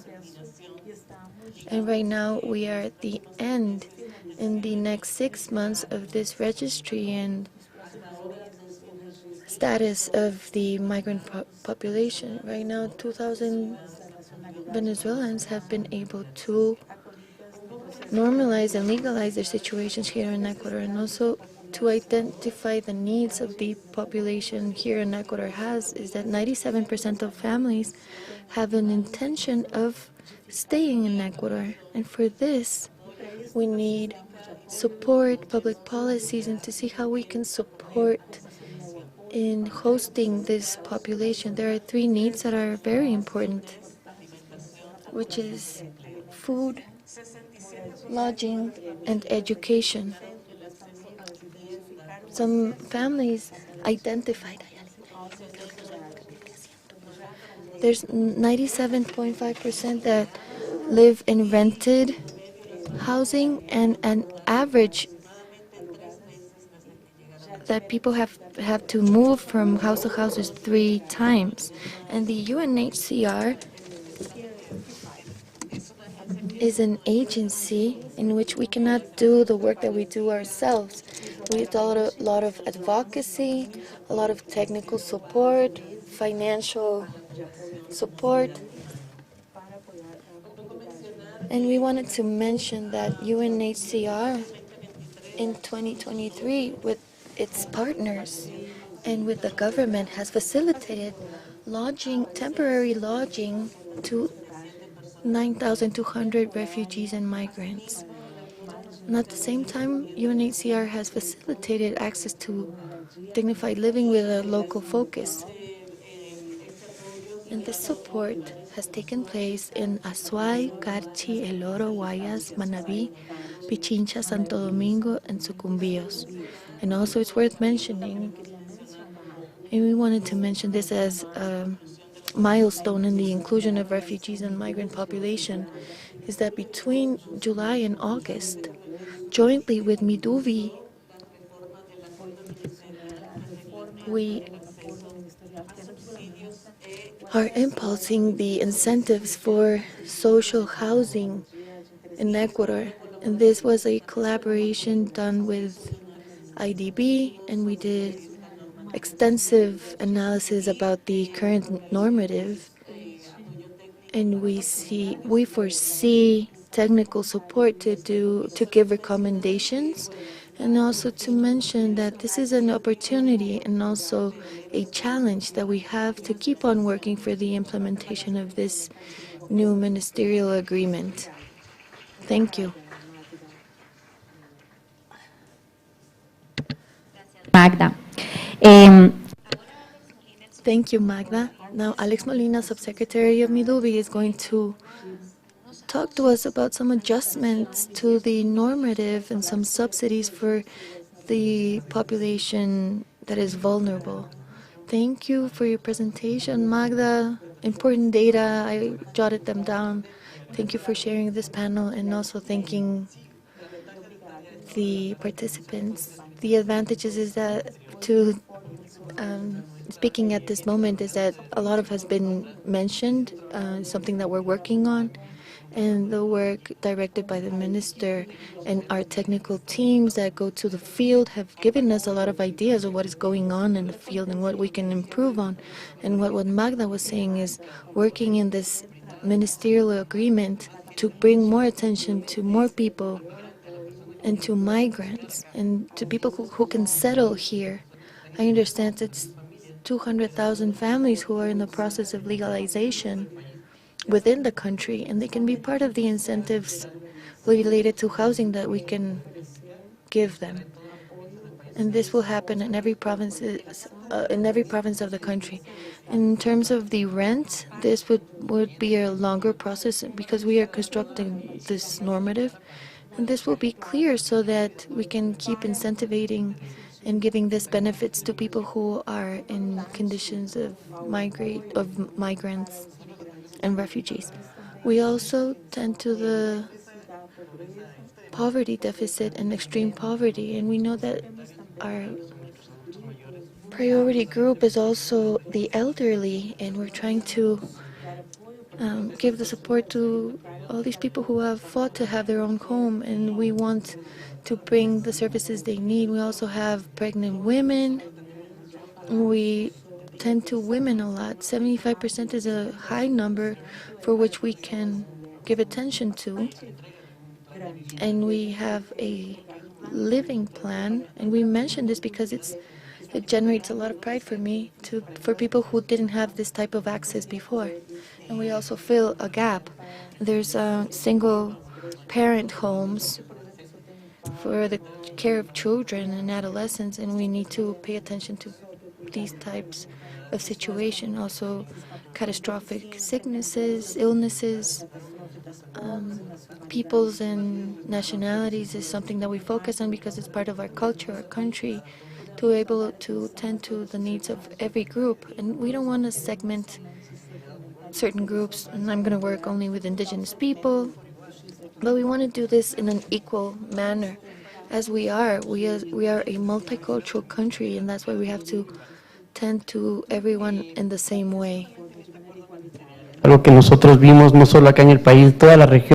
In this ministerial agreement, we could see in the region from Mexico to Chile to Argentina, there's strong migration in these areas, and we have incorporated this normative in the ministerial agreement. Also,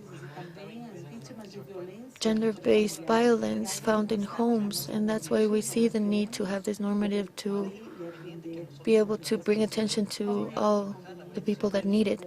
What are we focusing on to focus on the gap? Funding. Funding is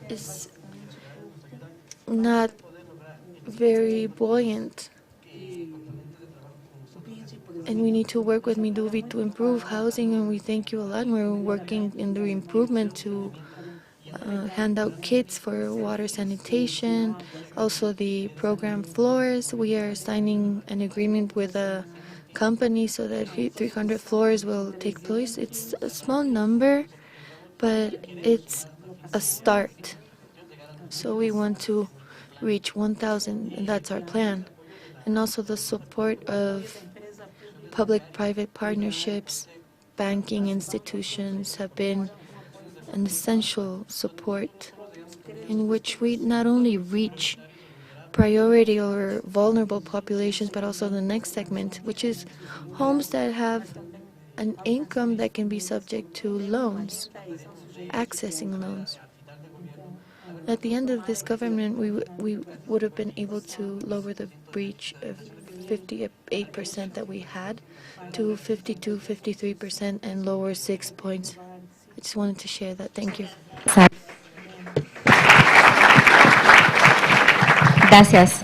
Ahora la ministra Thank you. Now the Minister of Housing and Water, Susan Rodriguez, she will mention and make reference to her programs that focus in rural areas or semi-urban areas, and they have a special focus in inclusion. Go ahead, Minister. Thank you very much, Adriana. I apologize that I'm the reason that most people need a headset now. Not a problem. Go ahead. So I spoke earlier this morning about the exponential growth that Guyana is undergoing and about the extensive urban housing program. So it gives me great pleasure to be able to speak now about our rural program that benefits our indigenous communities. So our country, Guyana, is divided into 10 regions for administrative purposes.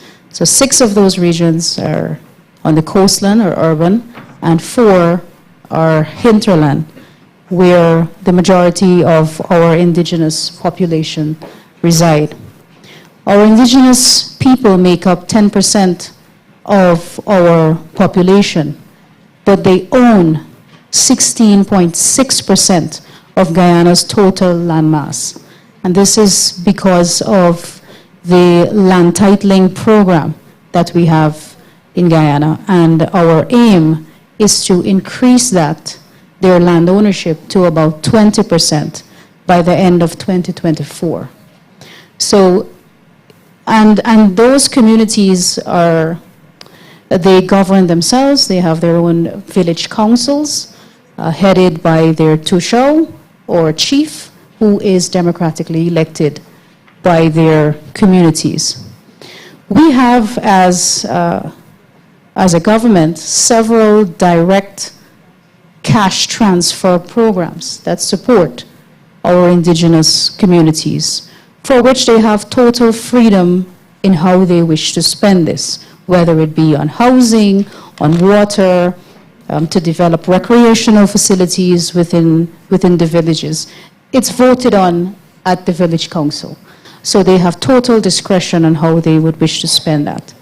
And this is completely outside of the budgetary allocations that we would make through the ministries, like the Ministry of Housing, for example, which would conduct our housing program within the area. So those cash grants are totally outside of what government is also injecting into the communities on health, education, housing, and so on. And more recently, our revised low-carbon development strategy, we have mandated that 15% of the sale of carbon credits are given to indigenous communities. So that's another incentive that they will receive, 15% of the total sale of all of our carbon credits. In addition to that, coming home to the Ministry of Housing, we have had a very successful program with the IDB in our rural housing program. This started around 2011 when the President of Guyana, President Irfan Ali, was the housing minister during that time. So it started under his leadership at the ministry, and this was a full house subsidy, very much a program very similar to what was presented earlier by Mexico, where the material is provided for, it's fully subsidized, it's locally procured, so it's indigenous to the community. They use either timber or clay brick, whichever is more accessible depending on the location of the community. It's about 500 square foot home with a zinc roof that is affixed with guttering and a water tank for them to practice rainwater harvesting. And the design of these units are completely at the discretion of the community as well. So we've conducted community-based workshops, community design workshops. So this is all indigenous to the communities. The second subsidy is the home improvement subsidy. And that is very similar to the program we have in the urban area as well, that focuses on upgrades to the housing units. In 2016, so that was the pilot in 2011 to 2015. And because of its success, of course, we continued with the IDB in 2016, and that was wrapped up in 2020. I believe we came to the formal conclusion of that program. So just to show you an indication of the movement in the numbers, in 2016, the 74% of the 2 regions that this program was rolled out in had insufficient access to housing. And that was broken down into several categories. So 90% had insufficient access to water. After the conclusion of the program, that was reduced to 24%. 90% had overcrowding. That was reduced to 40%. 80% had inadequate structure. So maybe a leaking roof or porous walls or broken stairs. So 80% had insufficient structure or inadequate structure. That was reduced to 34%. And almost all had no proper access to sanitation. That's been reduced to 7%. So the progress is very notable. And we have continued that program now through government spending. And of course, government cannot do it alone, and we would love to be able to partner again with the IDB or any other organization to continue this program, because the impact is so real, and the benefits in the communities, the reduced domestic violence. We've reported greater attendance of children at school, happier households, and so on. So that's in a nutshell of what we are doing in our rural communities. Muchas gracias, Ministra Susan. Gracias. Thank you. Quiero hacer unas preguntas. I want to ask a couple of questions to Marta and Alex, who mentioned the case of migrant populations and refugees. Me llamaba la This called my attention, the fact that at the time that whenever you access a subsidy for people who are local, it's complex. How does this work to make it accessible for refugees and people in the condition of human mobility? That would be the first question that I have. And in light of the limited resources that come from the government, how can we replicate and scale these programs further?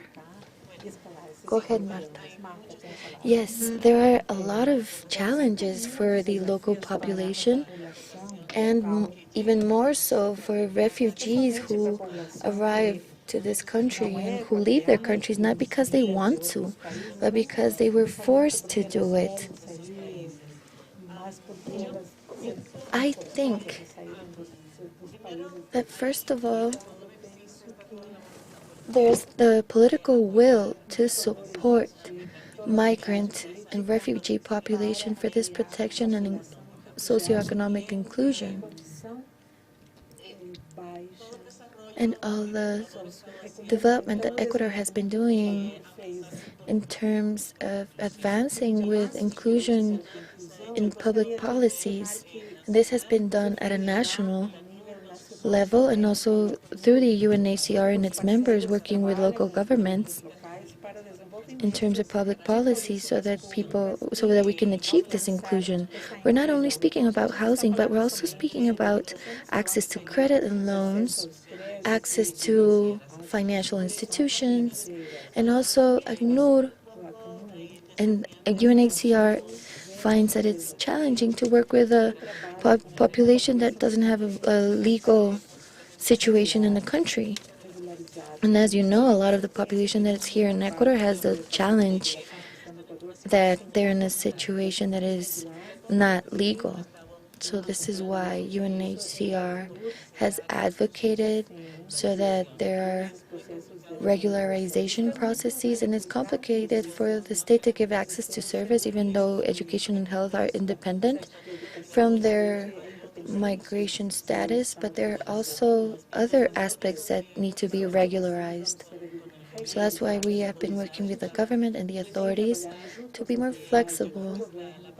And I think that's a key word, because otherwise the population won't be able to have access if their situation is not regularized or legal. And what the UNHCR is doing with its partners is that we know that these are difficult times economically and in terms of safety and security, but it's the advocacy that we do with financial institutions, with the World Bank, IMF, to pool resources so that Ecuador is visibilized in terms of the needs that it has, and also understand what the situation of migrant and refugee population is. And we are approaching these challenges that keep presenting themselves. Alex, por favor. Yes, and precisely. Talking about public policy, the policy that we are implementing now has to do with understanding the current social reality. And we know the situation of migrants that is now part of our society. They are involved in our school system. So why not providing these incentives? That's the reason why with UNHCR and other entities, we've made the decision to include in our agreements and our ministries, and we want to include migrants. This is the way, this is what we will be doing by the end of our administration. It's important to include migrants. The idea is to make it part of the policy and that we can continue providing them services. Speaking about funding, as I mentioned before, the multilateral loans from IDB, CAF, and World Bank, they're implementing and injecting resources to our country. This will be very useful to build housing for all. As we mentioned, we want to cover the needs of all the population, locals and migrants. By using these resources, we will be able to provide more housing. AFD is funding a housing project and urbanized plots, and we will have clear indicators of poverty, extreme poverty, and we will also include migrants that have a permanent residence in the country. We have a question for Minister Susan Rodriguez. She mentioned something very interesting in this panel, as well as in the previous panel, on how all this improvement, all this prosperity achieved that you are witnessing in Guyana. This is a confirmation of a recent study that we conducted in Habitat. It's called the Improvement of Housing in Informal Settlements, and this is a study that will be made available for all of you. We submitted it so that you can also access it. The main purpose of this study, that was the base of our global campaign, Hogares, is we want to influence change in policies to improve access to adequate housing in informal settlements. This study is very interesting, and it was conducted based on statistical models. What it says is that every time there's an improvement in housing in these informal settlements, you can have an increase of GDP of 10.5% depending on the country. Thus, in light of this prosperity and improvement, Minister Susan, we would like to know what are the elements needed to achieve greater scale and greater impact in scattered contexts such as rural, semi-urban contexts, and also in multicultural contexts that are so characteristic in your country? Thank you very much for that question.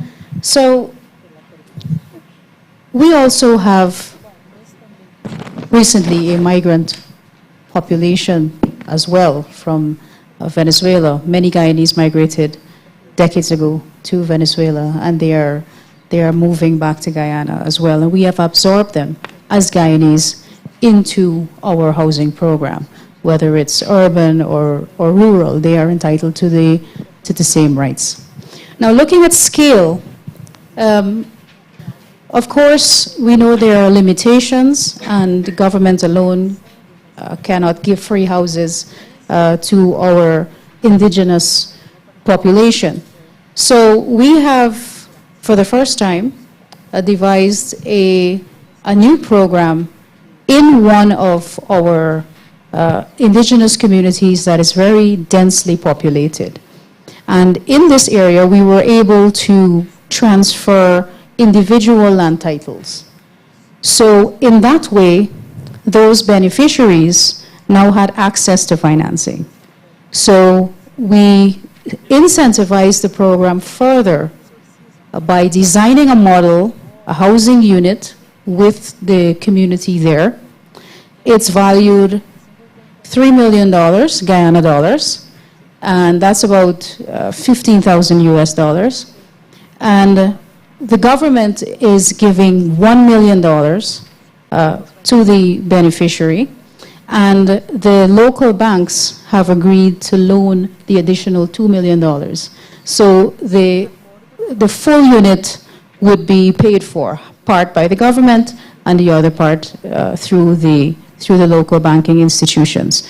And they would be able to repay this very, very low installment. So that helps to, and 600 families in this area have been able to access that. So we put aside $600 million for this program.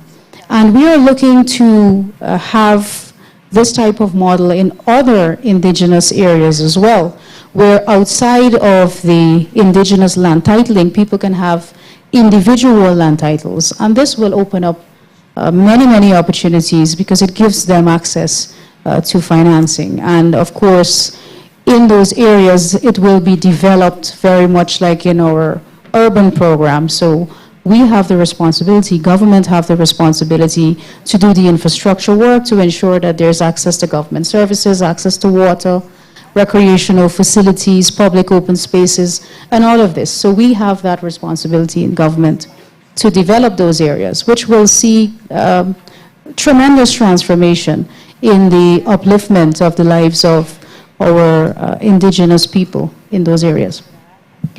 Gracias, Susan. Bueno, Thank you, Susan. We've reached the end of our panel.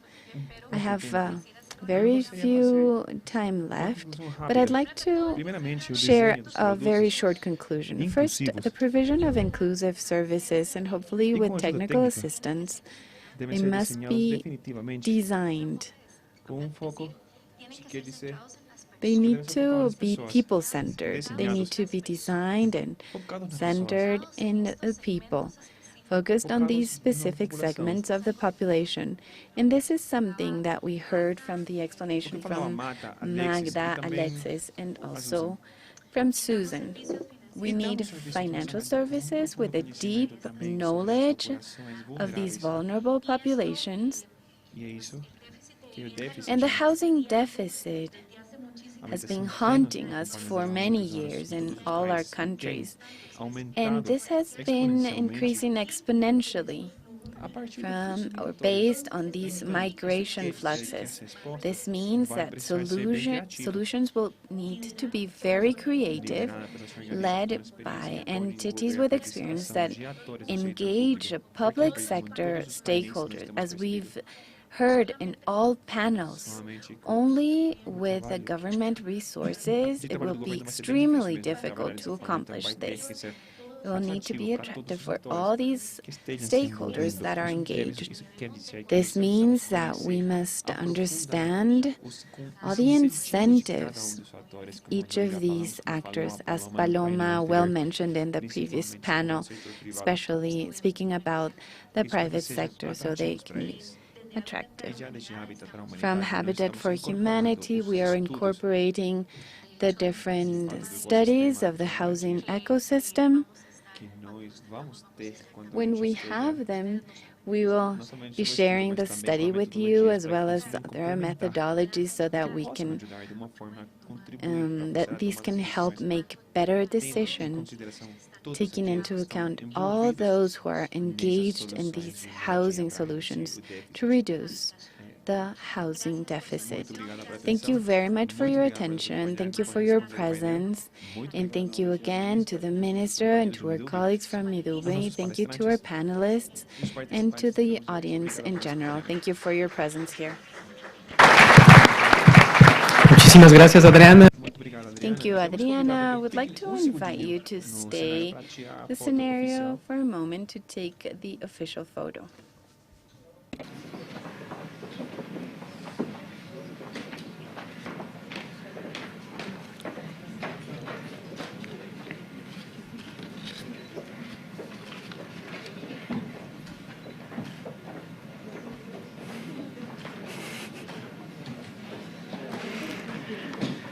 Muchísimas gracias. Antes Thank you very much. Before we take a short break, we'd like to invite you to answer to a satisfaction survey scanning the QR code that you will find on the screen or outside our auditorium. We'll take a short break and we'll resume at 4:50 p.m. Thank you.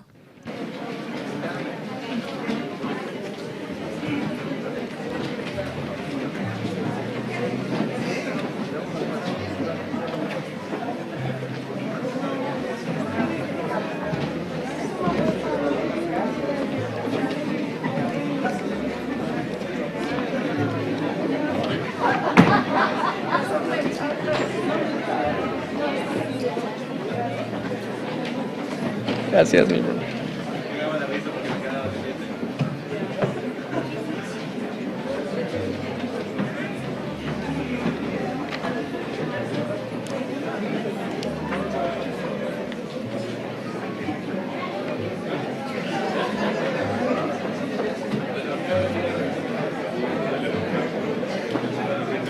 Hola, ¿cómo estás? ¿Todo bien? Mucho gusto. Soy Bueno. con Tips. Ah, chévere. El panel. Sí, a Roberto. Sí, así es. Sí, es que él generalmente no hace las exposiciones desde el podio. Prefiere siempre moverse. Entonces no sé si tienes algún micrófono inalámbrico o si tienes alguna diadema o algo que usar. Déjame preguntar, ¿diademas? No sé ¿Qué si- quieren de diadema? ¿Tenemos diademas? Diadema mejor. Sí tengo una diadema. Ya, lo que aquí voy a tener un problema es porque el próximo panel es de 10 personas. Entonces, no vamos a tener el tiempo suficiente para poner, ahorita están colocando las 10 sillas.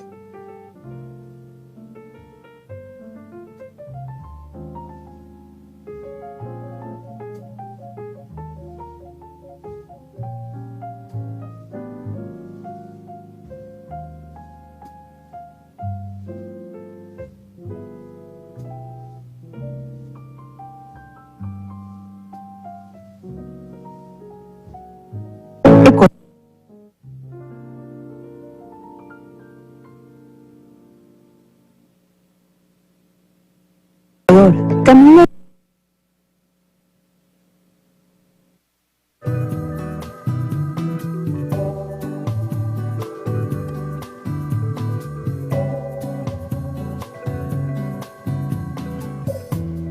Lonely song, I could hear your noise and beat you up like a stone. But I don't know, I don't play roles.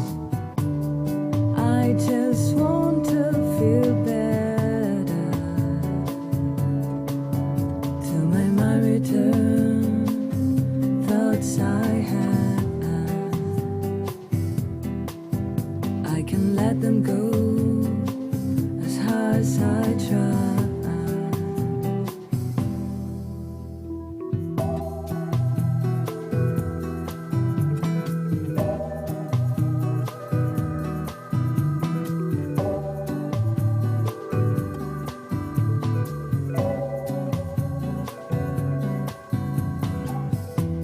Some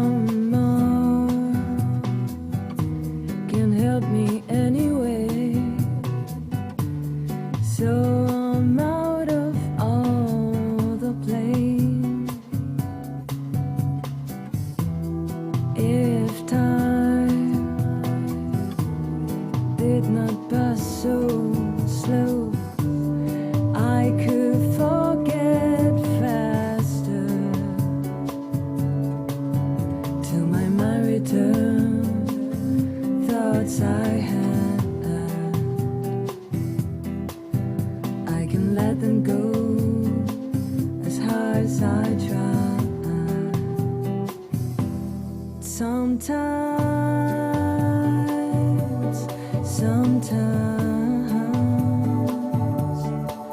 you can let your thoughts rule your heart.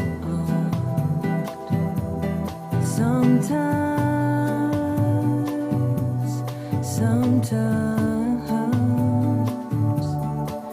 you can let your thoughts rule your heart.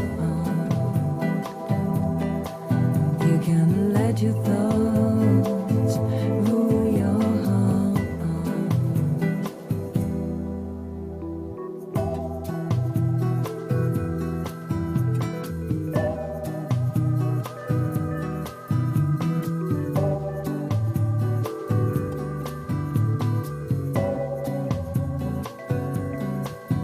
To my return, thoughts I had, but sometimes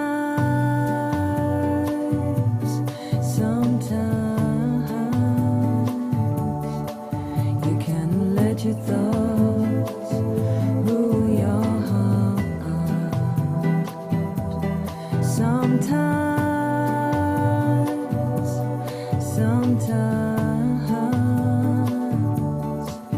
you can let your thoughts rule your heart. You can let your thoughts rule your heart. You can let your thoughts rule your heart.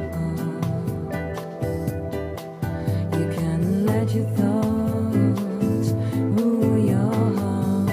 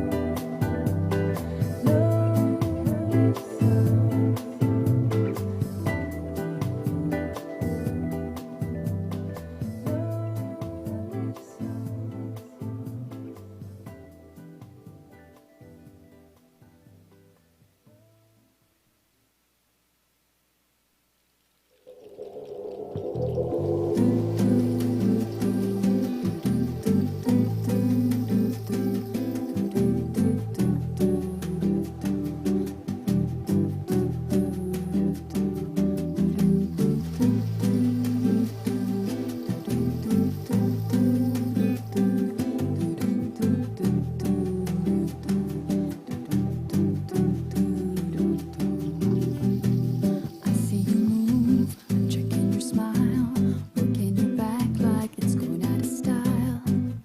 Shake just a little bit faster, shake just a little now, girl. Dying to meet you, so let's mess around.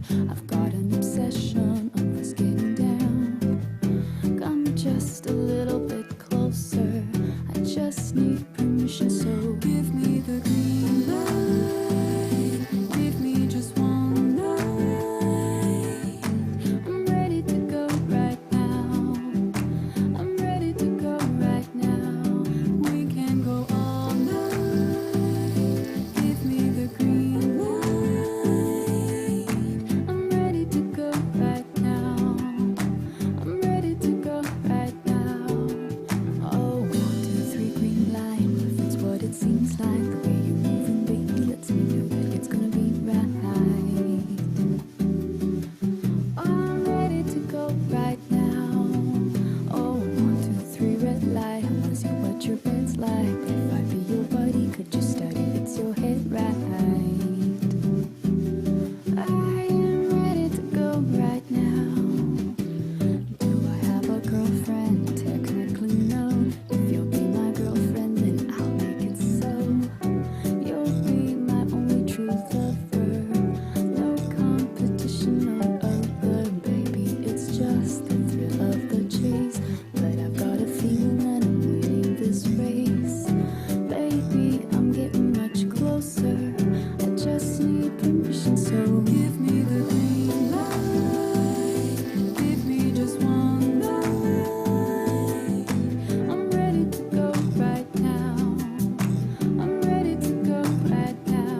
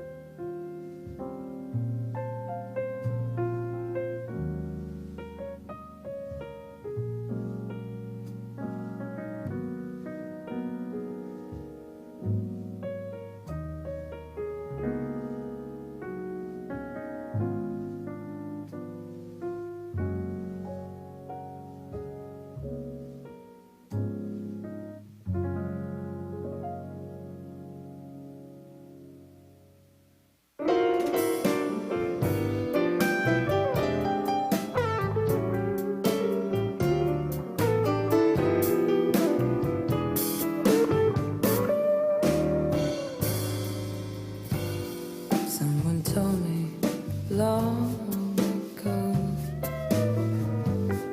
there's a calm before the storm. I know it's been coming for some time.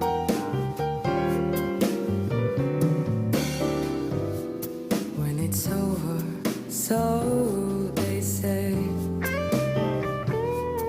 even rain a sunny day. I know, shining down like water.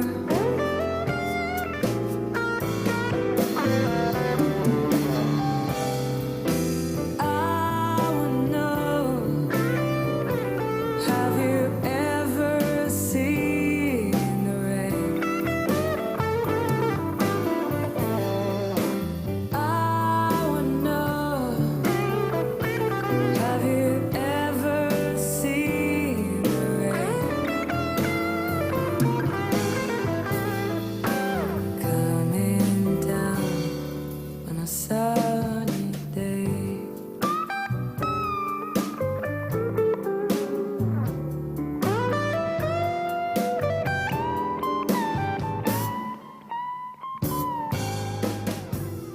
Yesterday and days before. ¿Quién es? Sun is cold and rain is hard. ¿Qué me toca?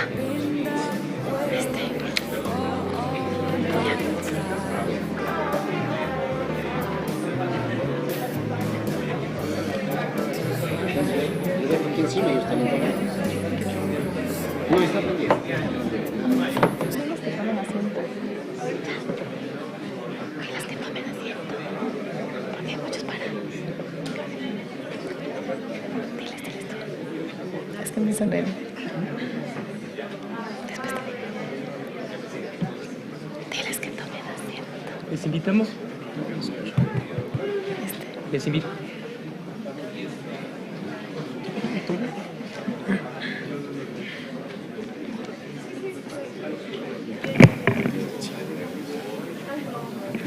Les invitamos por favor a tomar asiento. Vamos a Would like empezar to en breves invite instantes. you to take your seats. We will start shortly.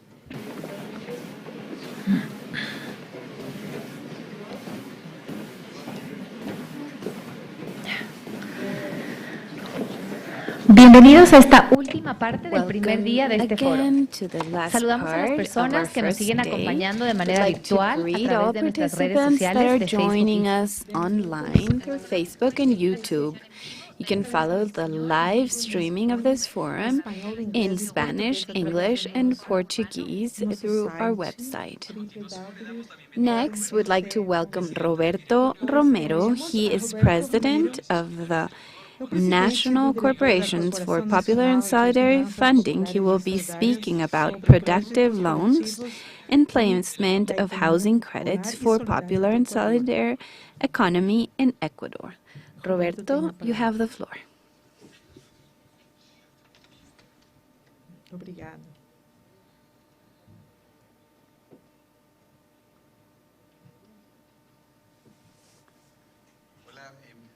Oi. Good Boa afternoon tarde, muito and obrigada. thank you. Vejo que a gente já está chegando. Minister, thank you so much for this opportunity to Muito obrigada share pela many good news exposição that das I'd like to boas share with all of novidades you. que a gente gostaria de também compartilhar aqui a nossa tela. E aqui tem The timer is on. I know we have a very tight agenda, and I know how cruel time is. I tried to share many good news with you, a lot of valuable information. In Ecuador, we take pride in everything we've built with all of you, with the multilateral, with the cooperatives. Thanks to the support of the national government, thanks to the support of President Lasso, I have a lot of information that I've tried to condense as much as possible. And I know already time will be short. Please, let's start with the first slide. we will be covering two very important topics. First, what CONAFIPS is, what we do as second-tier banking, and how we have reinvented ourselves to support and strengthen credit lines for housing.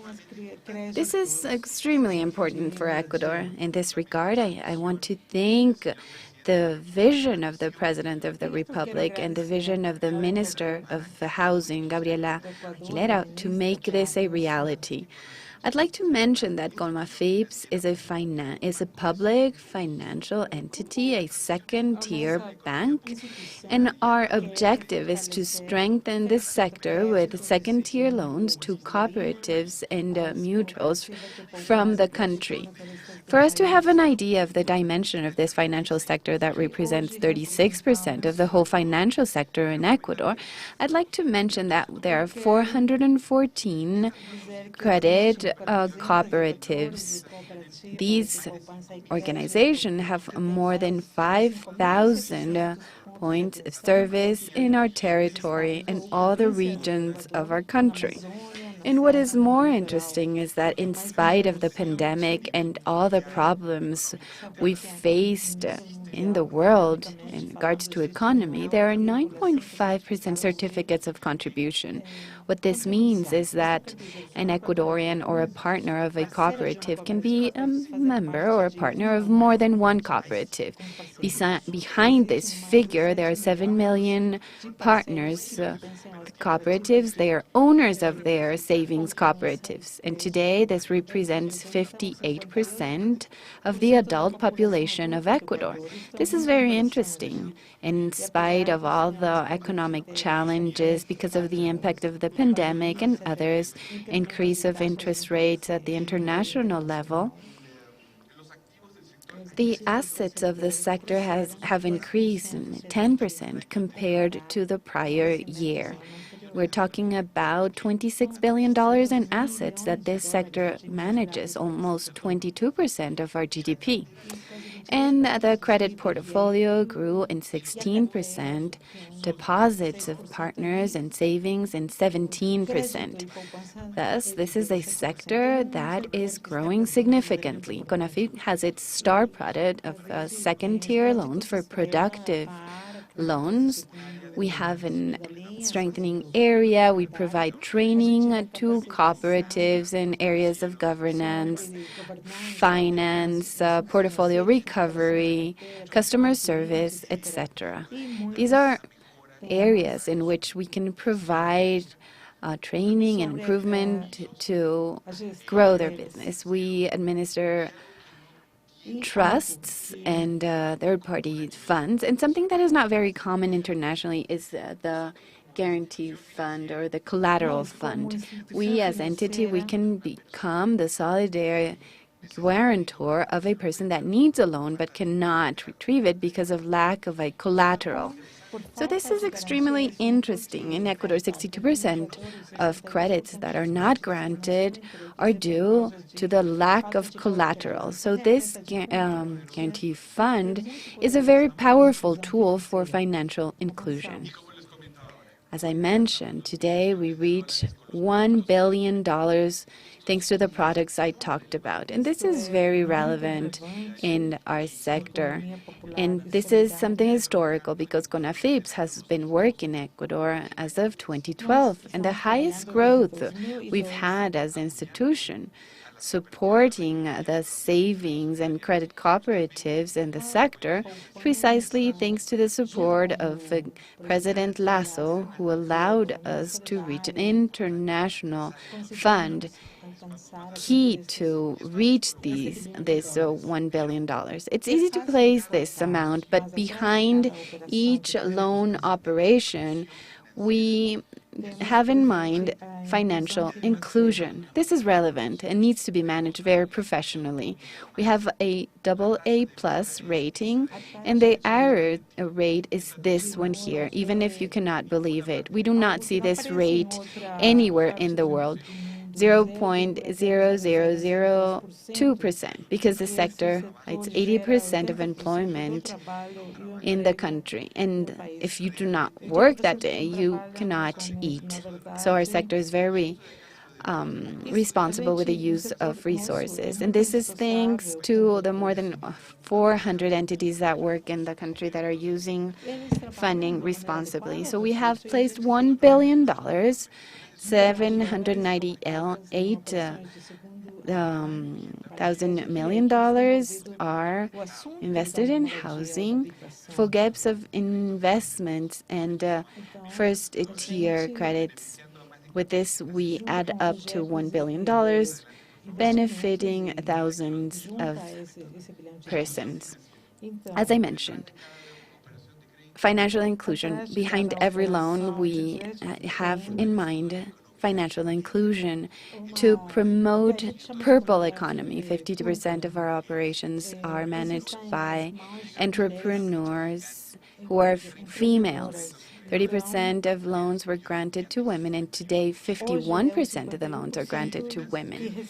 Green finances. We installed the environmental risk and management of first and second tier with the support of GAF, thanks to the support of the British Embassy, the support of the French Development Agency, the IDB, and many other multilateral organizations helped us achieve and accomplish this system that is very innovative.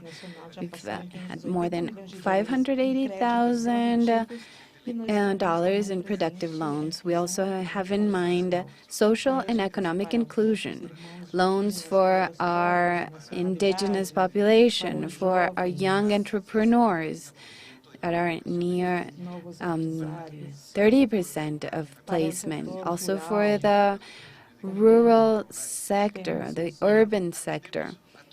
So we provide services to all sectors of the economy, commerce, services, and goods. And this has been achieved thanks to the support of our strategic partners. As you see here, we have IDB, WTO, UNDP, CAF, the Investment Asian Bank. We have FD, the Investment European Bank. We have Italian Cooperation. So we are very thankful to all of you present here because you have allowed us reach these positive results thanks to the Financial Alliance for Women, an international organization that reinforces purple economy and gender inclusion. Of course, GCF and green finances. Here in Ecuador, also Constructores Positivos, APIVE, and other guilds of construction and housing have added their efforts to our initiatives. These are the signs of the integration sector. Have 400 cooperatives, and depending on the geographic area, they have their organizations. Here in Ecuador, the banking sector, as you may know, is organized through Asobanca, and cooperatives have these integration entities as well. And here are some of the icons of many savings and credit cooperatives that work with us. Next.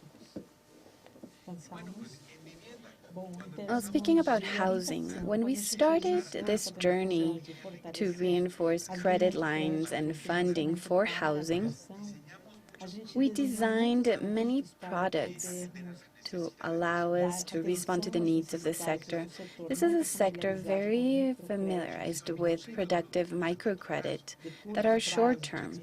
So we did not have much experience to manage mortgage loans at 10, 15, or 20 years term. So we had to work to provide them with long-term funding to cooperatives to avoid problems with their financial mismatches. So from the beginning of CONAFIP's working in this sector, we have placed $210 million for credit for housing loans. And this is very important because out of every 10 loans, 5 are in the hands of women. As you heard before in the previous panel, I mentioned that a person who had achieved a housing loan, 55% of them conduct commercial and business activities within their houses, and 49% of them are women who work and that work from home. So there are very interesting linkages for self-employment. Next. So the current situation is we have a product called Mi Casa. We fund housing up till $100,000, 240 months term for new or used housing and buying land and building of houses. We have another star product that is called Mi Casa Vis and Mi Casa Vip. This is an interesting product because it's linked to a strategy that started in the Ministry of Housing to provide even more benefits so that the rate is even lower. And we are fortunate to have one of the cooperatives here, the first one that undertook this process. And with your permission, we have a Tuntaki cooperative here, so please meet him.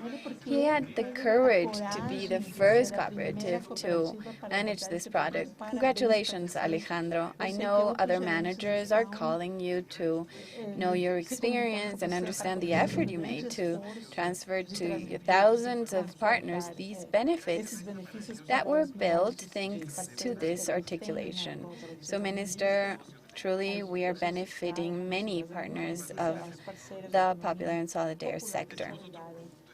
We have another spectacular product thanks to the support of the French Development Agency to provide loans for construction of new housing, renovation, or expansion of housing, especially for the provinces that were impacted by the 2016 earthquake in Esmeraldas, Manabí, Guayas, Los Ríos, Santo Domingo, Santa Elena, and others. There are 6 provinces where we've been able to place, thanks to these resources, we've placed $18 million. And I'm also grateful to the IDB because they're working strongly to support these wonderful results that I have talked about. We have a line of $300 million.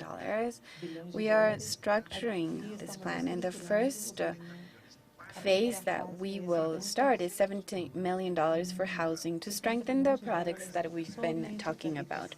I really want to thank the vision that multilateral entities have because we're creating a very important synergy of economic growth in Latin American economies, namely in Ecuador.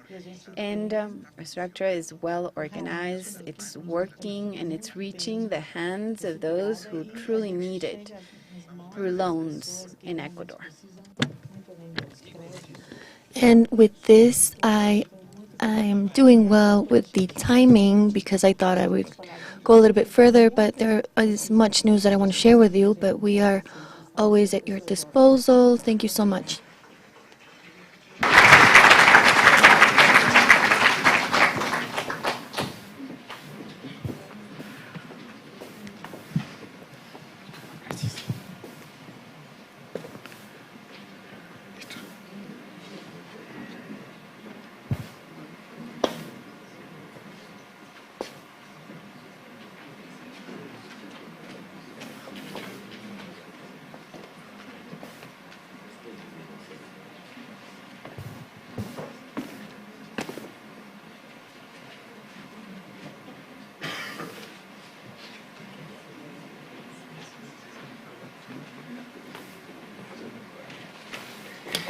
Muchísimas gracias, Roberto. Thank you so much, Roberto, for your interesting presentation.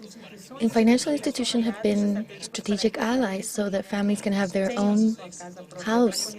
And to tell us about this success, Francisco Garzón will join us. He is the director of CONAFIPS, who is moderating the panel for housing financing the case of Ecuador. We invite to the stage Gandhi Trujillo, Director of Loans in Banco Pichincha, Andrés Alvarado, Commercial Manager of Mutualista Suay, María Dolores Garcia, who is the Project Director of Creamos Vivienda, Bernardo Ortega, who is the Manager of Financial Products of Mutualista Pichincha, and Alejandro Pazmiño, who is the General Manager of Atuntaqui Cooperative in Ecuador.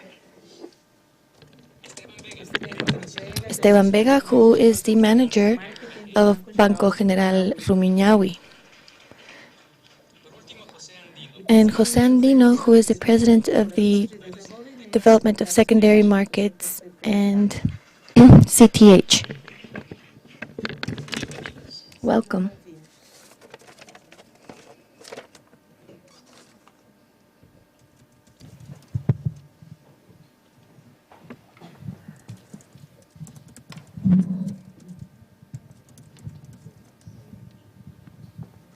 Bueno, muy buenas tardes. Good afternoon, everyone. We have a high-level panel this afternoon.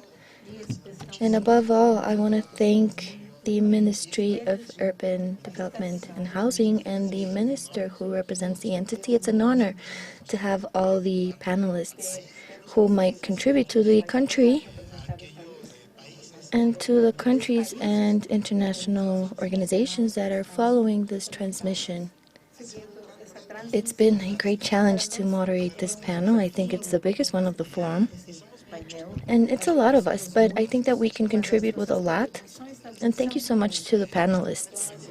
In this panel, we will also have the presence of Francisco Martinotti, who is the president of the League of the Latin American Association of Funds, who will join us through a video, which will we project in an opportune manner.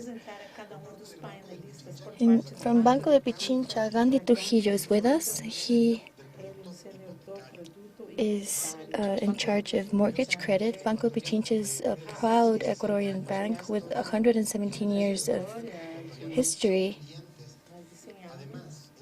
And the bank has also been named by Euromoney as the most sustainable bank in Latin America this 2023. Congratulations, dear Gandhi. We also have the presence of Banco General Rumiñahui, represented by Esteban Vega, who is the General Business Manager and Director of Marketing. It's a financial institution created in 1988, and it is born out of the financial needs of the personnel of the Army, of the Armed Forces of Ecuador. He doesn't tend to this segment only, but also to other citizens and companies. By Mutualista Suay, Andrés Alvarado is with us as the commercial manager. After celebrating its 60 years of history, there's a renovated value positioning, and it's a referent for the country for proposing financial solutions that are sustainable and innovative.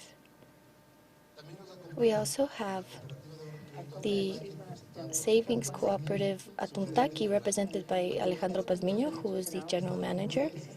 It is a vanguard institution demonstrating during its 60 years of history seriousness and professionalism with its members. It has a risk score of AA. And from Mutualista Pichincha, we have Bernardo Ortega, who is the manager of financial products. It's a financial institution that for more than 61 years have contributed in an important way for the contribution of the dreams of many Ecuadorians. And they have prioritized the participation in incentives and construction of homes directed to lower income families. And we also have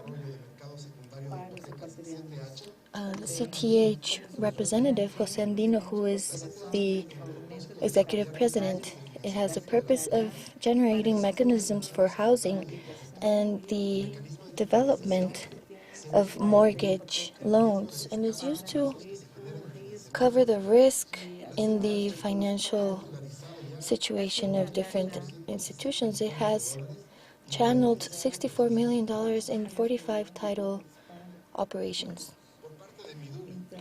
From Midubi, we have Maria Dolores Garcia, who is the manager of the project Creamos Vivienda, creating housing. And it is promoting the financing of housing, of social housing, at 4.99%, 25 years, and with a 5% as an initial fee. These are great institutions, great professionals, and once we know who is with us here in the stage, we will give the floor to Gandhi from Banco Pichincha, who will tell us about housing finance and what Banco Pichincha is doing. Good afternoon, everyone. It's a pleasure for me to be here. This is a very important initiative. We have lived through great presentations today. Banco de Pichincha has been in the market for 117 years. We are a proud Ecuadorian bank, and we have presence in 6 countries. We are in the 24 provinces of Ecuador, and we have 1/3 of the population as clients of our bank. So what are we looking for as a bank? It's to inspire and retribute the trust that Ecuadorians have bestowed upon us. When we speak about the financial world and real estate, the financing system is made up of 450 financial institutions. Among them are banks, cooperatives, and all these institutions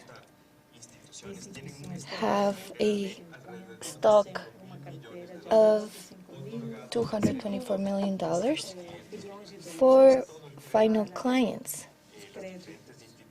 And this is all the credit that financial institutions have that are in Ecuadorian hands. From this 5,000 billion, they have 32% of the credits that are in functioning right now. What type of credit do we give out as a bank? We see that 65% of this credit has been given to real estate credit. This means buying houses, old or new, remodelations, buying land. And we have 35% of the credit that has been given to social housing and public housing. And this is very important because even though it's 35%, this is a product that has been growing and gaining more participation. And whenever we see numbers from 2023, the bank has given out around $224 million, of which 142 have been given out as housing credit, and 82 million have been given out for credit vis B. And this is very important because we are serving 1,150 families that need it the most. And this is very relevant because these 1,150 families and these $82 million that have been given out, thanks to the program that is being managed through Midubi, represents a 55% that has been given out to in the portfolio of the bank. And the Banco de Pichincha has been there since day one in its social housing project, and it is the leader in the banking system that gives out these types of credits with 55% of participation. How is Ecuador? How is our country made up. We just got the data from the census. It's 16.9 million of Ecuadorians. We have 4.5 million homes in Ecuador. And this is where there's a great opportunity because more than 50% of these homes are not homeowners. They do not own their homes. And that's how jointly we have to tend to these thousands of families that wish to be homeowners. Let's go to the next slide, please. So what do we propose? What do we see as Banco de Pichincha? We see a strategy in the real estate sector that's holistic. We know that we can't do this by ourselves. And we see an integral strategy in which Miduvi is there on the one hand and banks on the other. And the third actor that's very important, which is the construction sector of the population. And Miduvi will channel the funds through multilateral organisms for the sustainability of the program and the incentives for different segments of the population, of different clients to which we have to cater to in terms of housing, thinking about new models for managing real estate and promoting the use of public land. And we know that constructors need land at prices that are reasonable so that they can build their projects. And from the constructor side, we need a special support, developing inclusive projects, as we were saying in the morning, and promoting development systems that also focus on the environment. And on the other hand, we have financial institutions that will complement with methodologies for easy access to financing.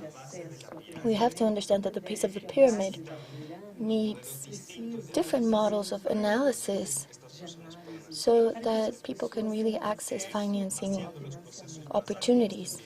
Also being faster in our processes and also thinking about digital transformation. 7 out of 10 clients don't want to approach an office. They want to do it from their phones, from the comfort of their own houses. And that's why Banco de Pichincha 2 years ago started to work in the transformation of the real estate world. And we have a process for financing that lasts less than 30 days, so the client wants processes to be fast and reliable, and we need these cash flows to keep building. More than 10% of the operations that we have from the bank come from the digital world. This means that people started their process from the phone, from their own phones. So we have a great opportunity to join together to develop this strategy in a joint manner to work for vulnerable families in the country. Thank you so much. Muchísimas gracias, Gandhi, por tu intervención. Creo que es importante. Presentation. It's really important to highlight how Banco de Pichincha has the integrity necessary to bring forth these projects. We are found here with cooperatives as well, and how we will able to see in this forum is that these financial institutions work towards the same objective and considering different needs that the market throws out. Right now we're going to go ahead with Banco General Rumiña. We go ahead, Esteban. Ya. Buenas tardes con todos. Good afternoon, everyone.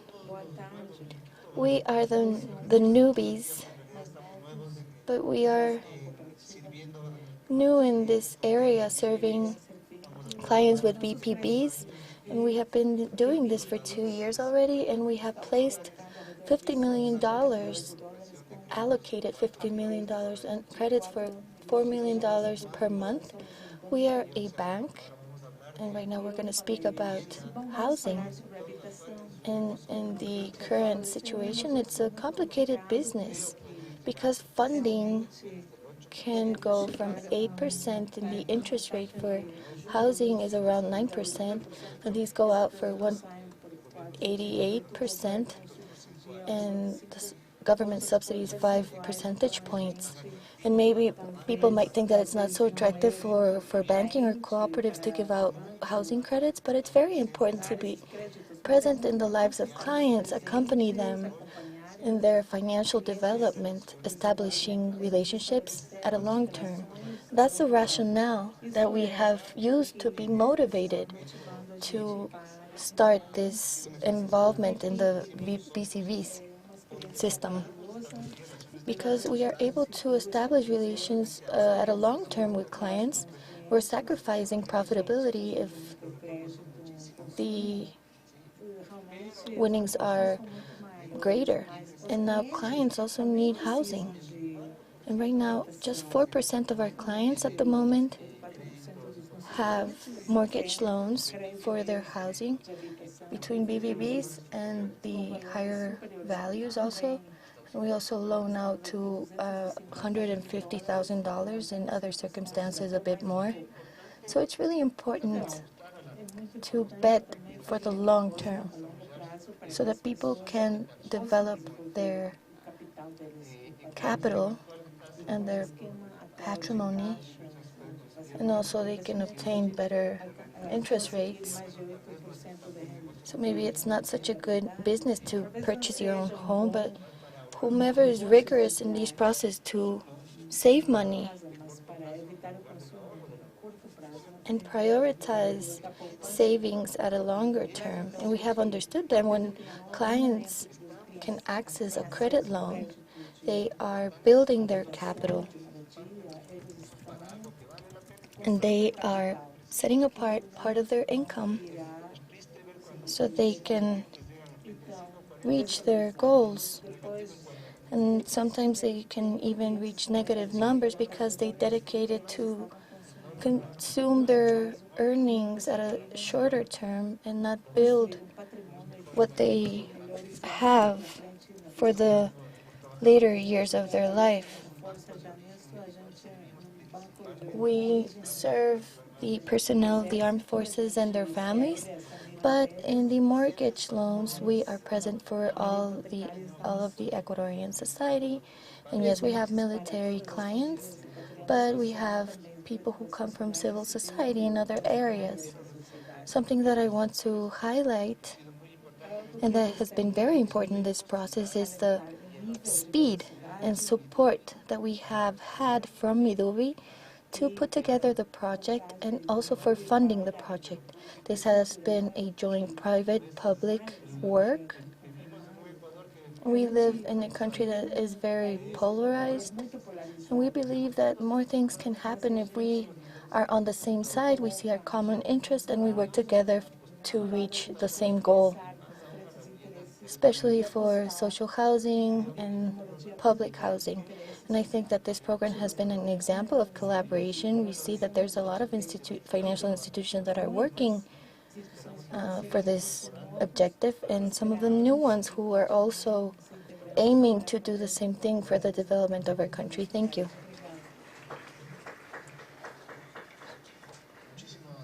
Thank you very much, dear Esteban. And of course, we highlight the long-term relationships you have with your clients. So next is Mutualista Suay, Gojer Andres. Thank you. First of all, I would like to say hello to the minister and thank you for the invitation, and also greet the representatives of multilateral organizations. I would like to start with a differentiation between mutual funds and banks.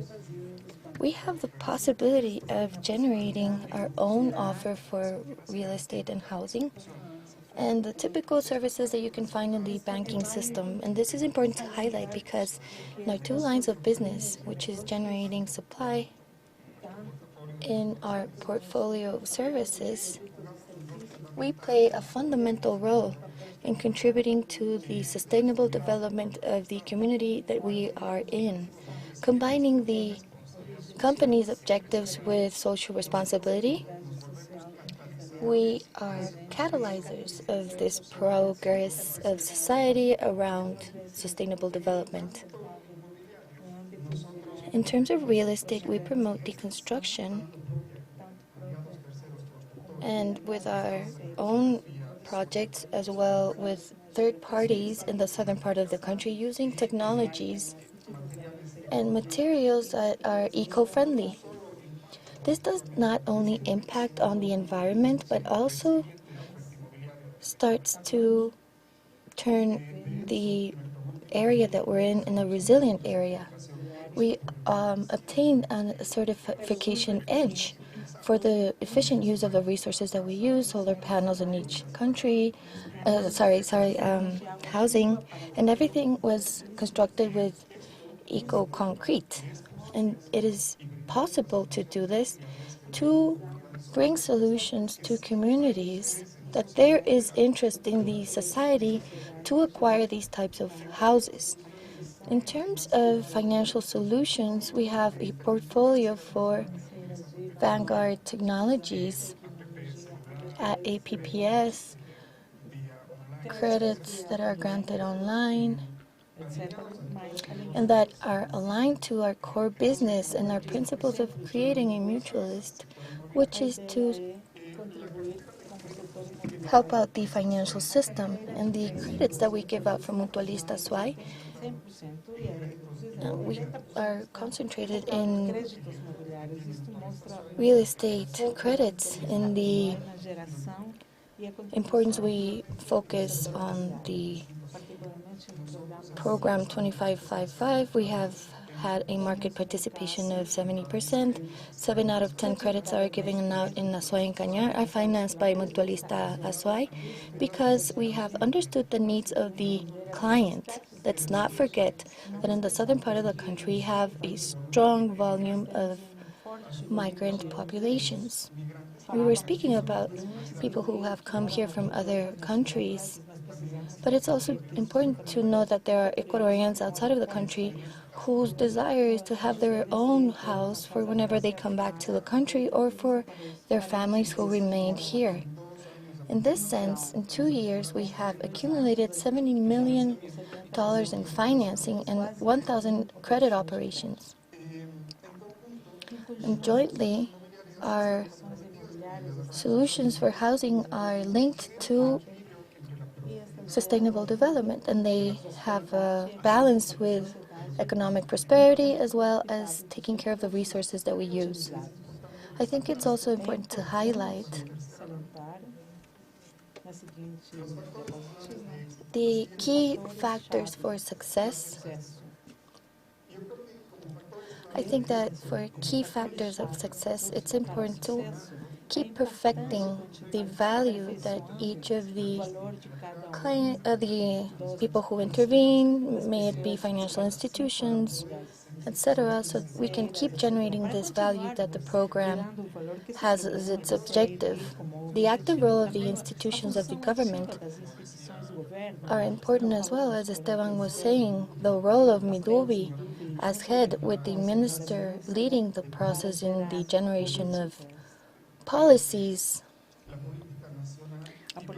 at a national level and also normatives and regulations at a national level. And it's important to understand this because this will allow for the continuity of the program in time without taking into consideration the government that we are under. So it's very valuable to ensure funding so that there isn't an imbalance between the supply and the capacity of financial institutions to actually do this. And I think we have worked on this closely, and Midubi has always been an active listener whenever we have needs, and this is something to be recognized. And Mutualistas I has been working, and I want to honor the time I have been given, and we are at your orders in Cuenca. Thank you. Thank you, Andrés. We have the participation of the Atuntaqui Cooperative. Go ahead, Alejandro. Good afternoon, everyone. Thank you, Francisco. Minister, I'm really proud to be here as a panelist, and dear Roberto, thank you so much This has been a really important topic to be receiving your support. And I want to start with what we were commenting before, more than 400 cooperatives.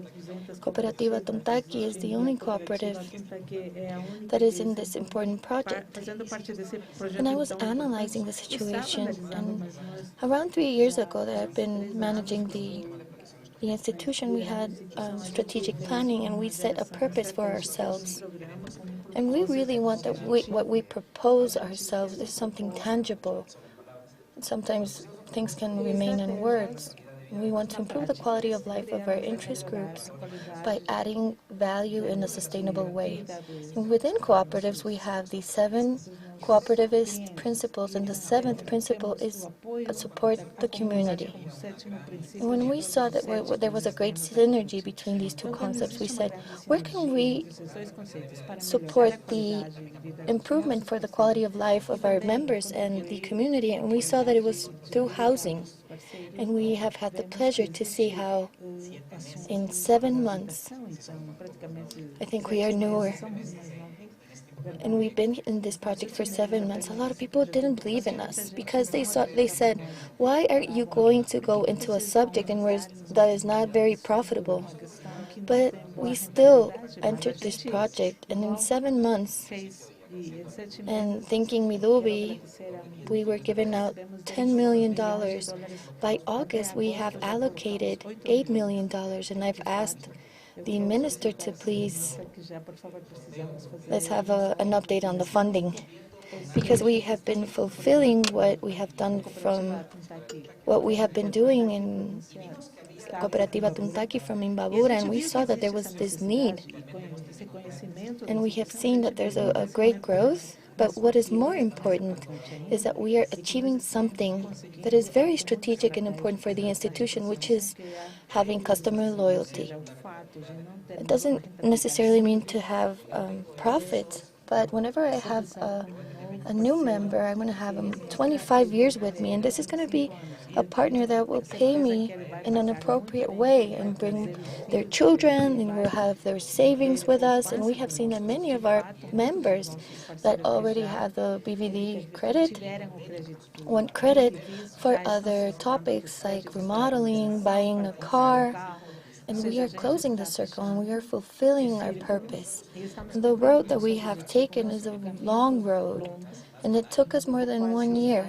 But this is also important because we are here amongst these important financial institutions, and for me, this generates a lot of pride, because as a cooperative, we think that we are in another spectrum, but really we are intermediaries in financing, so we get the funds to give them out to the public. And what we have achieved is something that's really important. There were many people who are not employed with all the legal aspects that they needed these credits, because our institutions don't score them. And 50% of the members that we have are micro-entrepreneurs. And they are people who are not affiliated to Social Security, they don't have health insurance, and they don't have whatever people have in a dependency relationship or access to a mortgage loan. And it's important to see how people feel proud to be part of our institution. And for us, as Cooperativa Tuntaki, it's been a great challenge, but also it gives us great satisfaction to be able to support this process. And the minister was letting me know that the fact that the Cooperativa Tuntaki has entered the program has made the province of Imbabura as one of the main provinces in which this product is being placed and financed. And we are very proud of that. And finally, for us as cooperative, it is very important to continue with this growth. I've always been convinced that public-private partnerships are the best thing that can happen to our country. You can count on us, and we are at the avant-garde. And as you mentioned, I visited Cuenca not long ago, in a very important cooperative that asked for partnerships with us, and I'll be pleased to talk to them. I'm not afraid of competition. It's better and best to have more cooperatives and that we continue contributing to this project that can benefit all Ecuadorians. Thank you. Thank you, Alejandro. Without any doubt, Cooperativa Atontaki is a reference for our country. Continue with Mutualista Pichincha. You have the floor, Bernardo. Thank you, Francisco. Thank you, Minister. Thank you to our audience. As you mentioned a moment ago, Francisco, our entity has a slogan that says, let's build dreams together. And evidently, one of the greatest dreams that Ecuadorians have is to own their own house. And as part of our spirit, our reason being, now that we've been in the market for many years, we're well positioned in the mind of Ecuadorians who wish to fulfill this dream. And we have not disappointed them. And we are convinced that in order to contribute to the development of the country and to all the well-being of Ecuadorian families, we need to prioritize housing funding. Social responsibility is part of our DNA as Mutualista Pichincha. Consequently, we've always supported this segment through the offer of our products and services. We're especially focused on this less favored segment. And our entity has participated actively in the social interest projects. We started these programs in 2015 or 2016, and we've consolidated our expertise and our experience in this social interest housing initiatives. We participated in 525/5 loans with preferential conditions, and we are one of the entities that grants most BBB's loans. Mutualista Pichincha has also built approximately 8 housing projects with social interest, and we've built 66,000 square meters of construction in more than 1,000 dwellings in the country. We have the Santiago City project in Guayaquil, several projects in Quito, in Manta, in Mejía, in Loja, among others.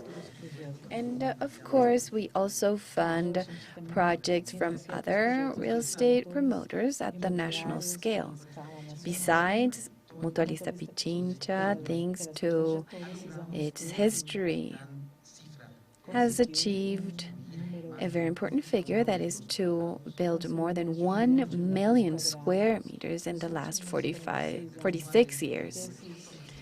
Out of these, 900,000 correspond to more than 200,000 dwellings.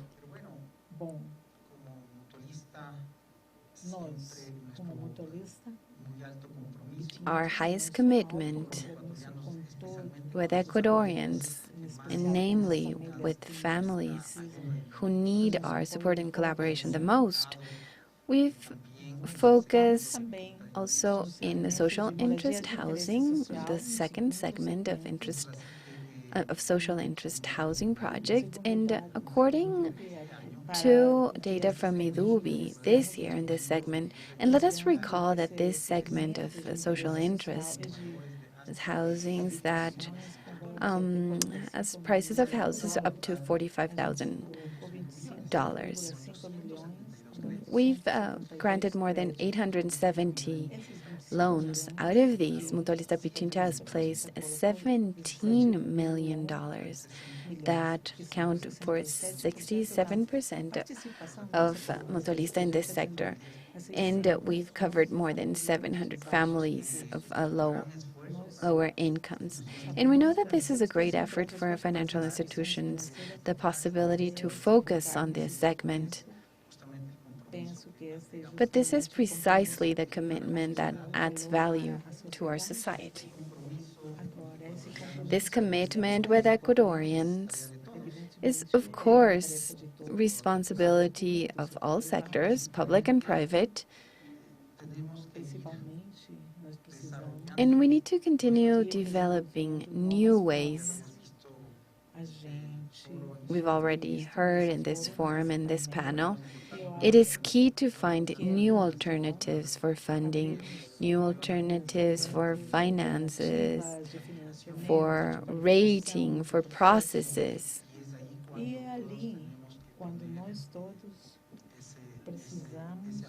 And we all need to make contributions and support, especially because housing deficit is very high.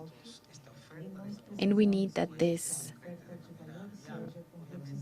offer is made possible. Of course, this needs to be done through sustainable loans and sustainable housing.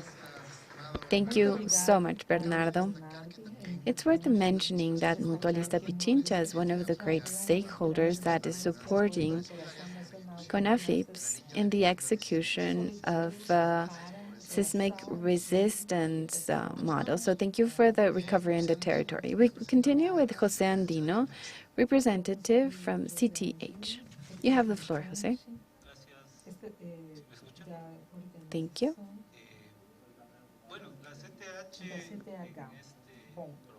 Well, CTH in this program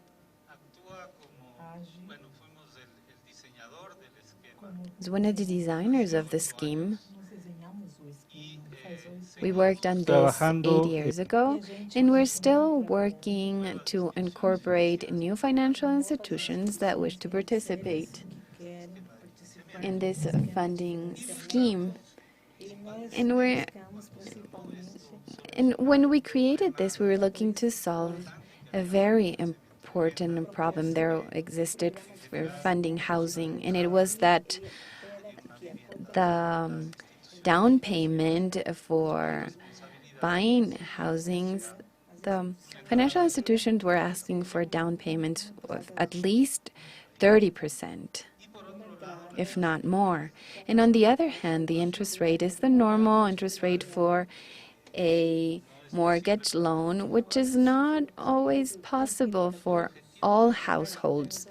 Thus, the important objectives were to reduce the down payment and also to create a scheme in which the rate that households need to pay for is more affordable and convenient for these households and families.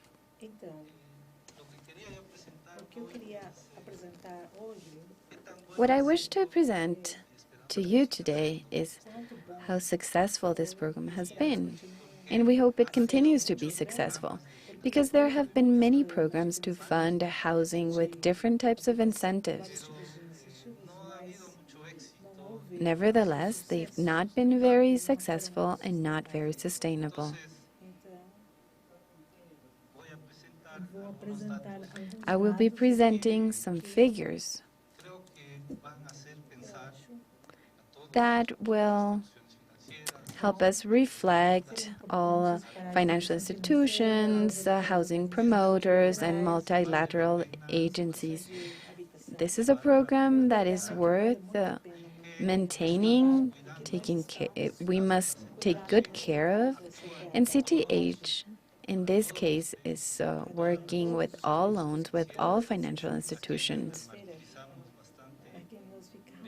I know we're giving you a hard time first to be part of the program, and then we're constantly following up all the information that come from all the financial institutions. We want to understand what you're doing, and especially we want to know how the portfolio is performing. Desenvolvendo a carteira concebida pelas instituições.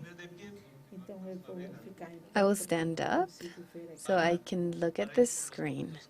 a tela e fazer uma explicação. And I'll cover que vão esclarecer esse all the items of my presentation. As I've said, there have been many programs that have tried to incentivize housing funding, and the majority have been managed by the Banco Ecuatoriano de la Vivienda. This is an institution that no longer exists, and we see that the previous programs have not been very sustainable, with some exceptions that we cannot identify. The Ecuadorian Housing Bank had 50 years of existence and was liquidated. We do not know for sure how many housing it funded.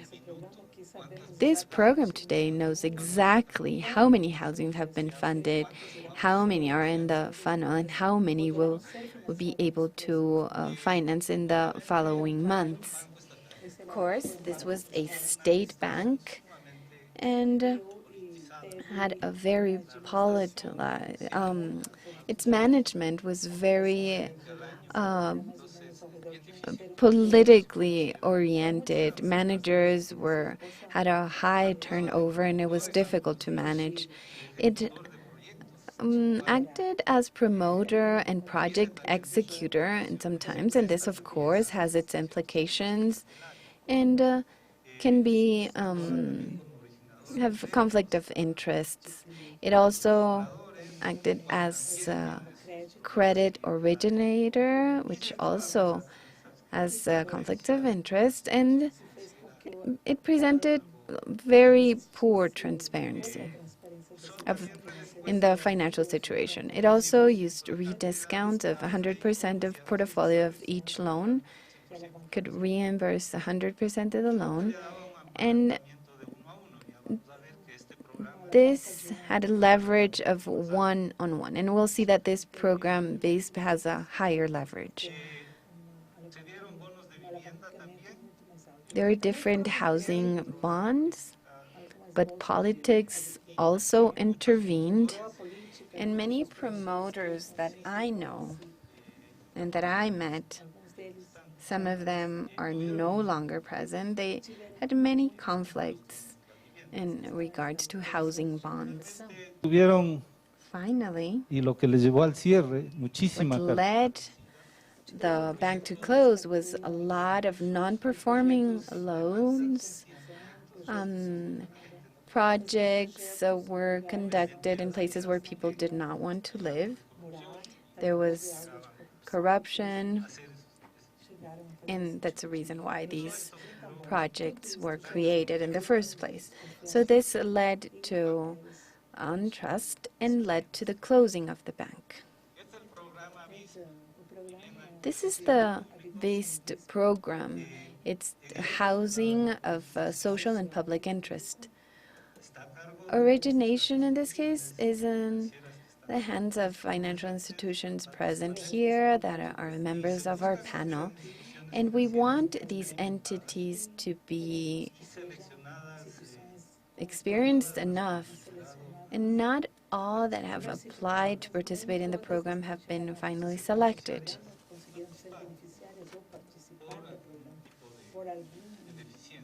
because of different deficiencies.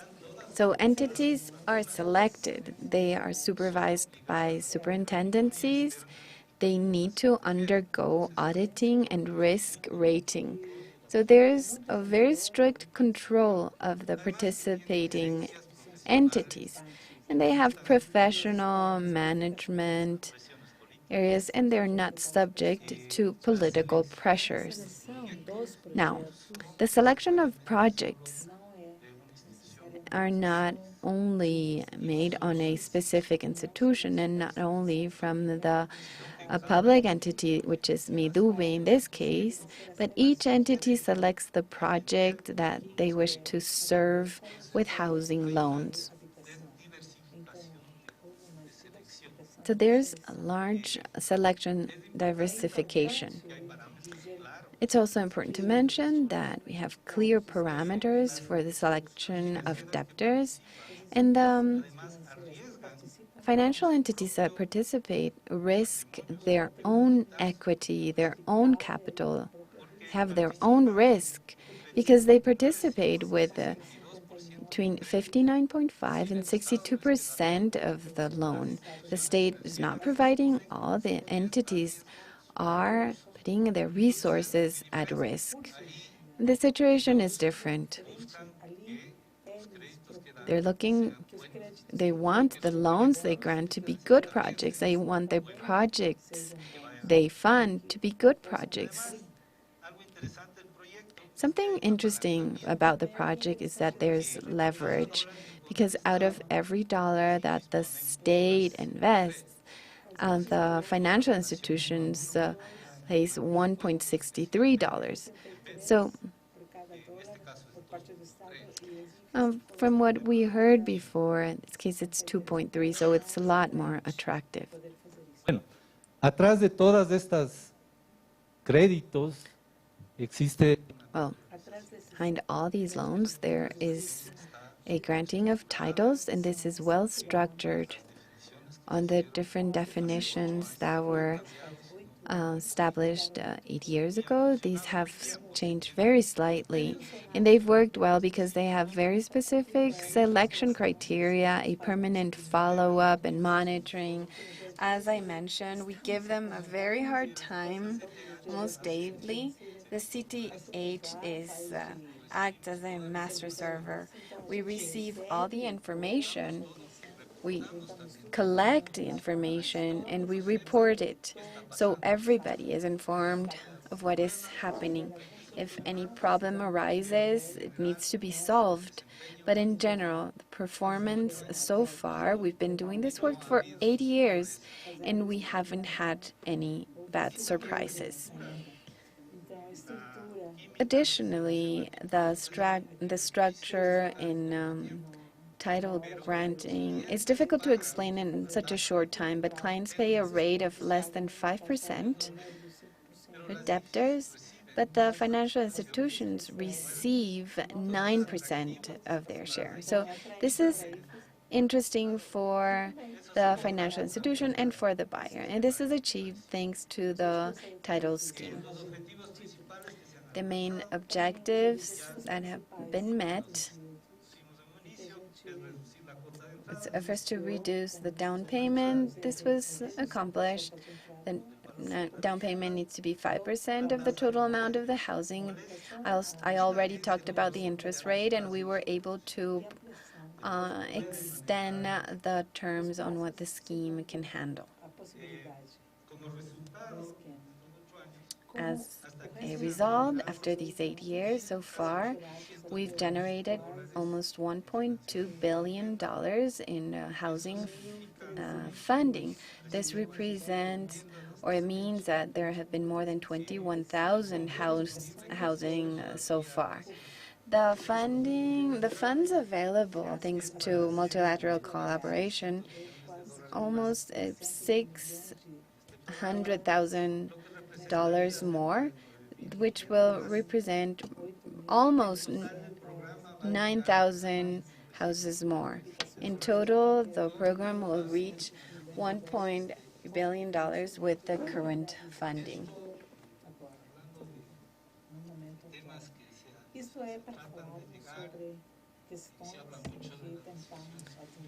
We talk a lot about public-private partnerships, and this is a public-private partnership of the financial sector, of the Ministry of Housing and the promoters.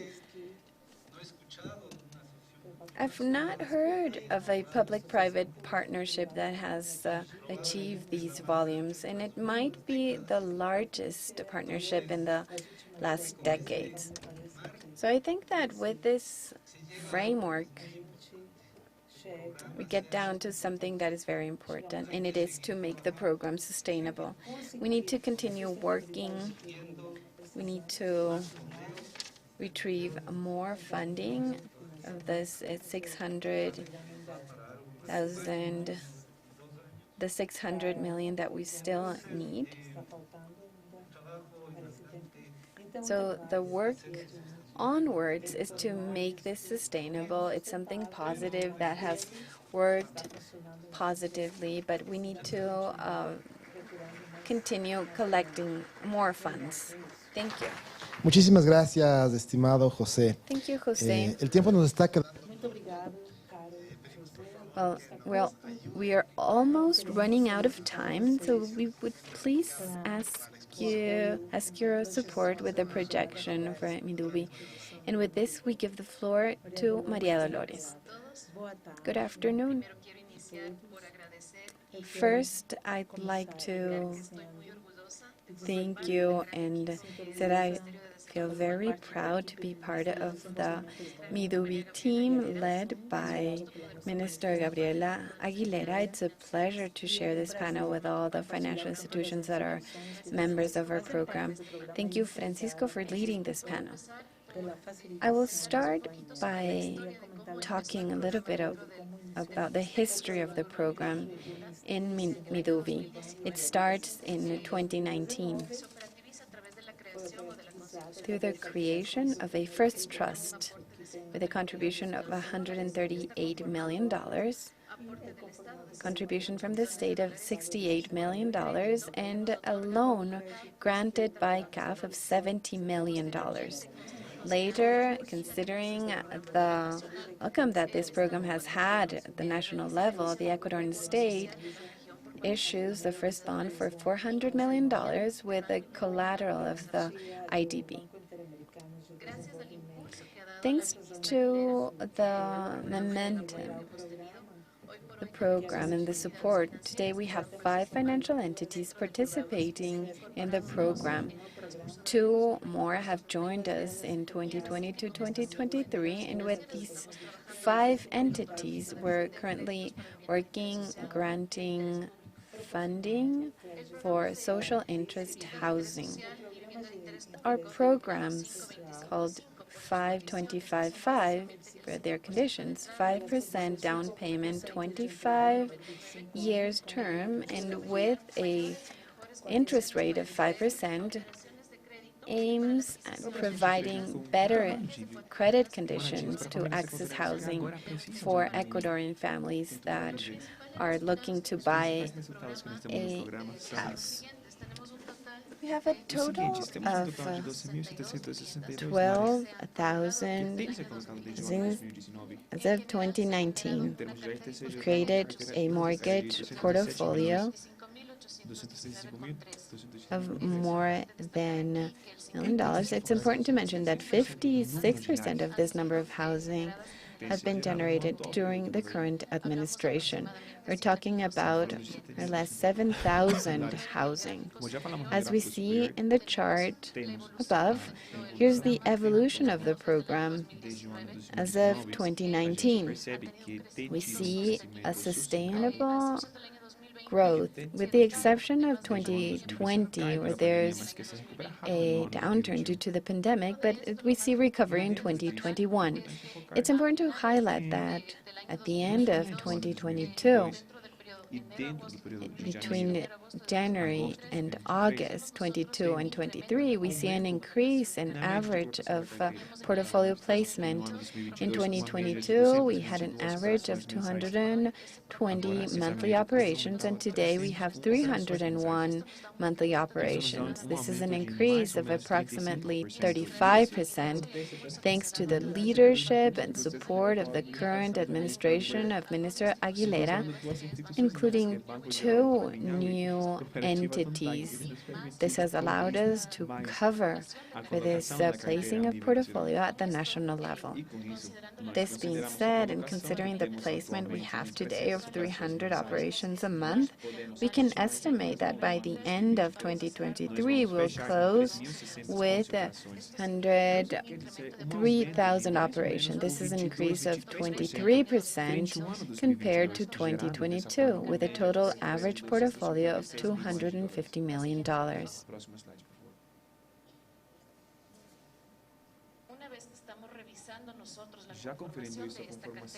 Viewing this portfolio, we can see that placement is inclined to social interest housing, among which we have an average placement of 56.40%, while public interest housing represents 43%. The contribution of the state is important, approximately 39%. We have social interest housing, 150 million, and in public interest, 156 million. As I mentioned before, 50% or even 60% can be estimated and has taken place in the current administration.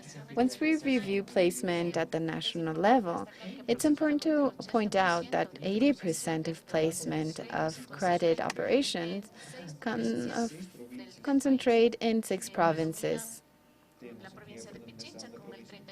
Pichincha with 31%, Guayas 18%, Azuay 12.30%, Imbabura with a growth to 9.16%, and Manabí with 6.27%. The rest of placement is found in the other provinces that have a lower representative, but we've seen always a positive trend that has been positive in time. Thank you, Maria Dolores, and congratulations for the work of the minister. For this curve of annual increase is remarkable and not easy to obtain, so congratulations.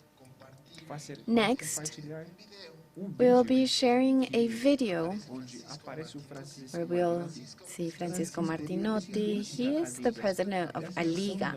It's the Latin American Association of Collateral Institutions. He'll be speaking about the case of Colombia and Peru, and as actors of the social and economic sector, it's important to understand what are the best practices in our neighbor countries that could eventually be also implemented in our country. Good afternoon. First, thank you, Midubi and IDB, for this kind invitation. I'd like to speak briefly about what collateral institutions mean in Latin America. And we've created ALIGA, the Latin American Association of Institutions. These are institutions that have been working to provide collaterals that small companies and micro enterprises need, that we're mainly working with small and micro enterprises and their access to credit. We know that access to credit is one of the largest limitations that this sector faces. And this has been the main role we've played for more than 50 years. For institutions that have more than 50 years, that have been working with this objective. In performance of collaterals as such, in the past years, we've developed several programs to provide, for example, environmental collaterals to companies that have some technological processes that help them contaminate less or obtain benefits to allow the access to technological improvements. But there's another topic related to housing. And I'll mention 2 interesting examples. One is the National Collateral Fund from Colombia, provides collateral to housing sector to help Colombian families to access dignified housing. And another institution that is also working in a very important program is FOGAPI from Peru. Peru, the Housing Ministry of Peru has a program that is called Techo Propio. This program seeks to supply the deficit of housing. There's a demand of more than 450,000 houses that can only be in that only 90,000 families can access housing. So FOGAPI, through an agreement with the Ministry of Housing, helps these companies, these constructing companies, they're small constructing companies, support them so they can access a loan to build these social interest housing for the most vulnerable segment of the Peruvian population, so that these technical units can access loans with a collateral provided by FOGAPI. And how do they guarantee this construction company, and they also nurture development for more building companies? And this is an important aspect in the country so that these companies can do this through the approach with the Ministry of Housing, and FOGAPI guarantees the access and the funds that the Ministry of Housing gives out. So this program has been consolidating in these few years, and these are programs that transcend any government that is on duty, and different governments that have been taking the resources necessary to guarantee housing for the most vulnerable sectors of the country. And they act with an alliance with the Ministry of Housing, with Techo Propio, and also I want to congratulate these programs in Peru. I wanted to mention in this invitation of Midubi that there is action from collateral institutions to guarantee access from vulnerable families and also companies that construct these buildings and houses. And I wanted to contribute with these words, and we are always at your disposition, and we hope that you can develop programs that allow not only for credit but also sustainable development of our countries. Thank you very much.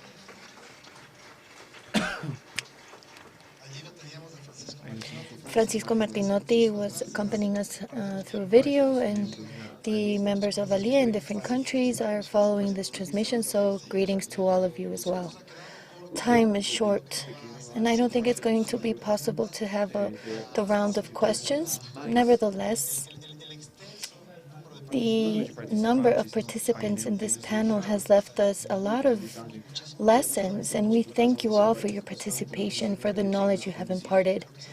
And we think this is very valuable for our country, and it's important to highlight as well, with certainty, 6 of the financial institutions that are with us in this panel promote more than 80% of housing in all of the country. So thank you so much to all of you. You are excellent panelists, and thank you so much for the participant. This is a great auditorium. Good afternoon to everyone. Thank you.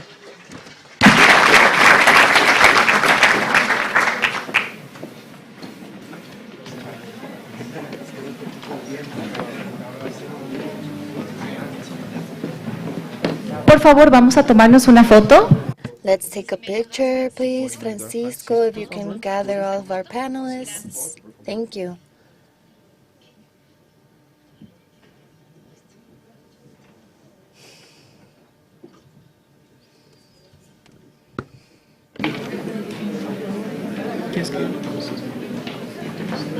Ya, a ver. ¿Tú ahorita esto? ¿No? ¿Esto ya no? yo esto? Ya, yo ahorita esto. Sí. De esta manera damos... We are concluding the first day of our forum for financing regional urban housing, and we have been able to exchange valuable ideas and explore innovative solutions for the challenges of housing that we are faced with in the region. We appreciate all of our panelists who shared all the information, who came from different countries in Latin America and Caribbean, so that we can tend to the housing deficit that we are experiencing. So we invite you tomorrow, where we will have the honor of having the presence of the President of the Republic, Guillermo Lasso.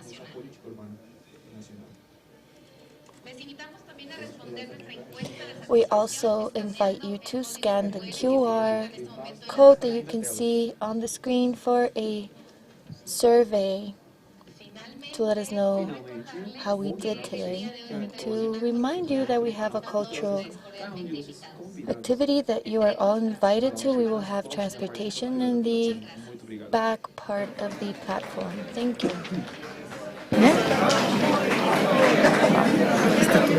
Sí, porque... ¿Sabes que la gente ya no escucha y está como que desesperados y cogen y se van?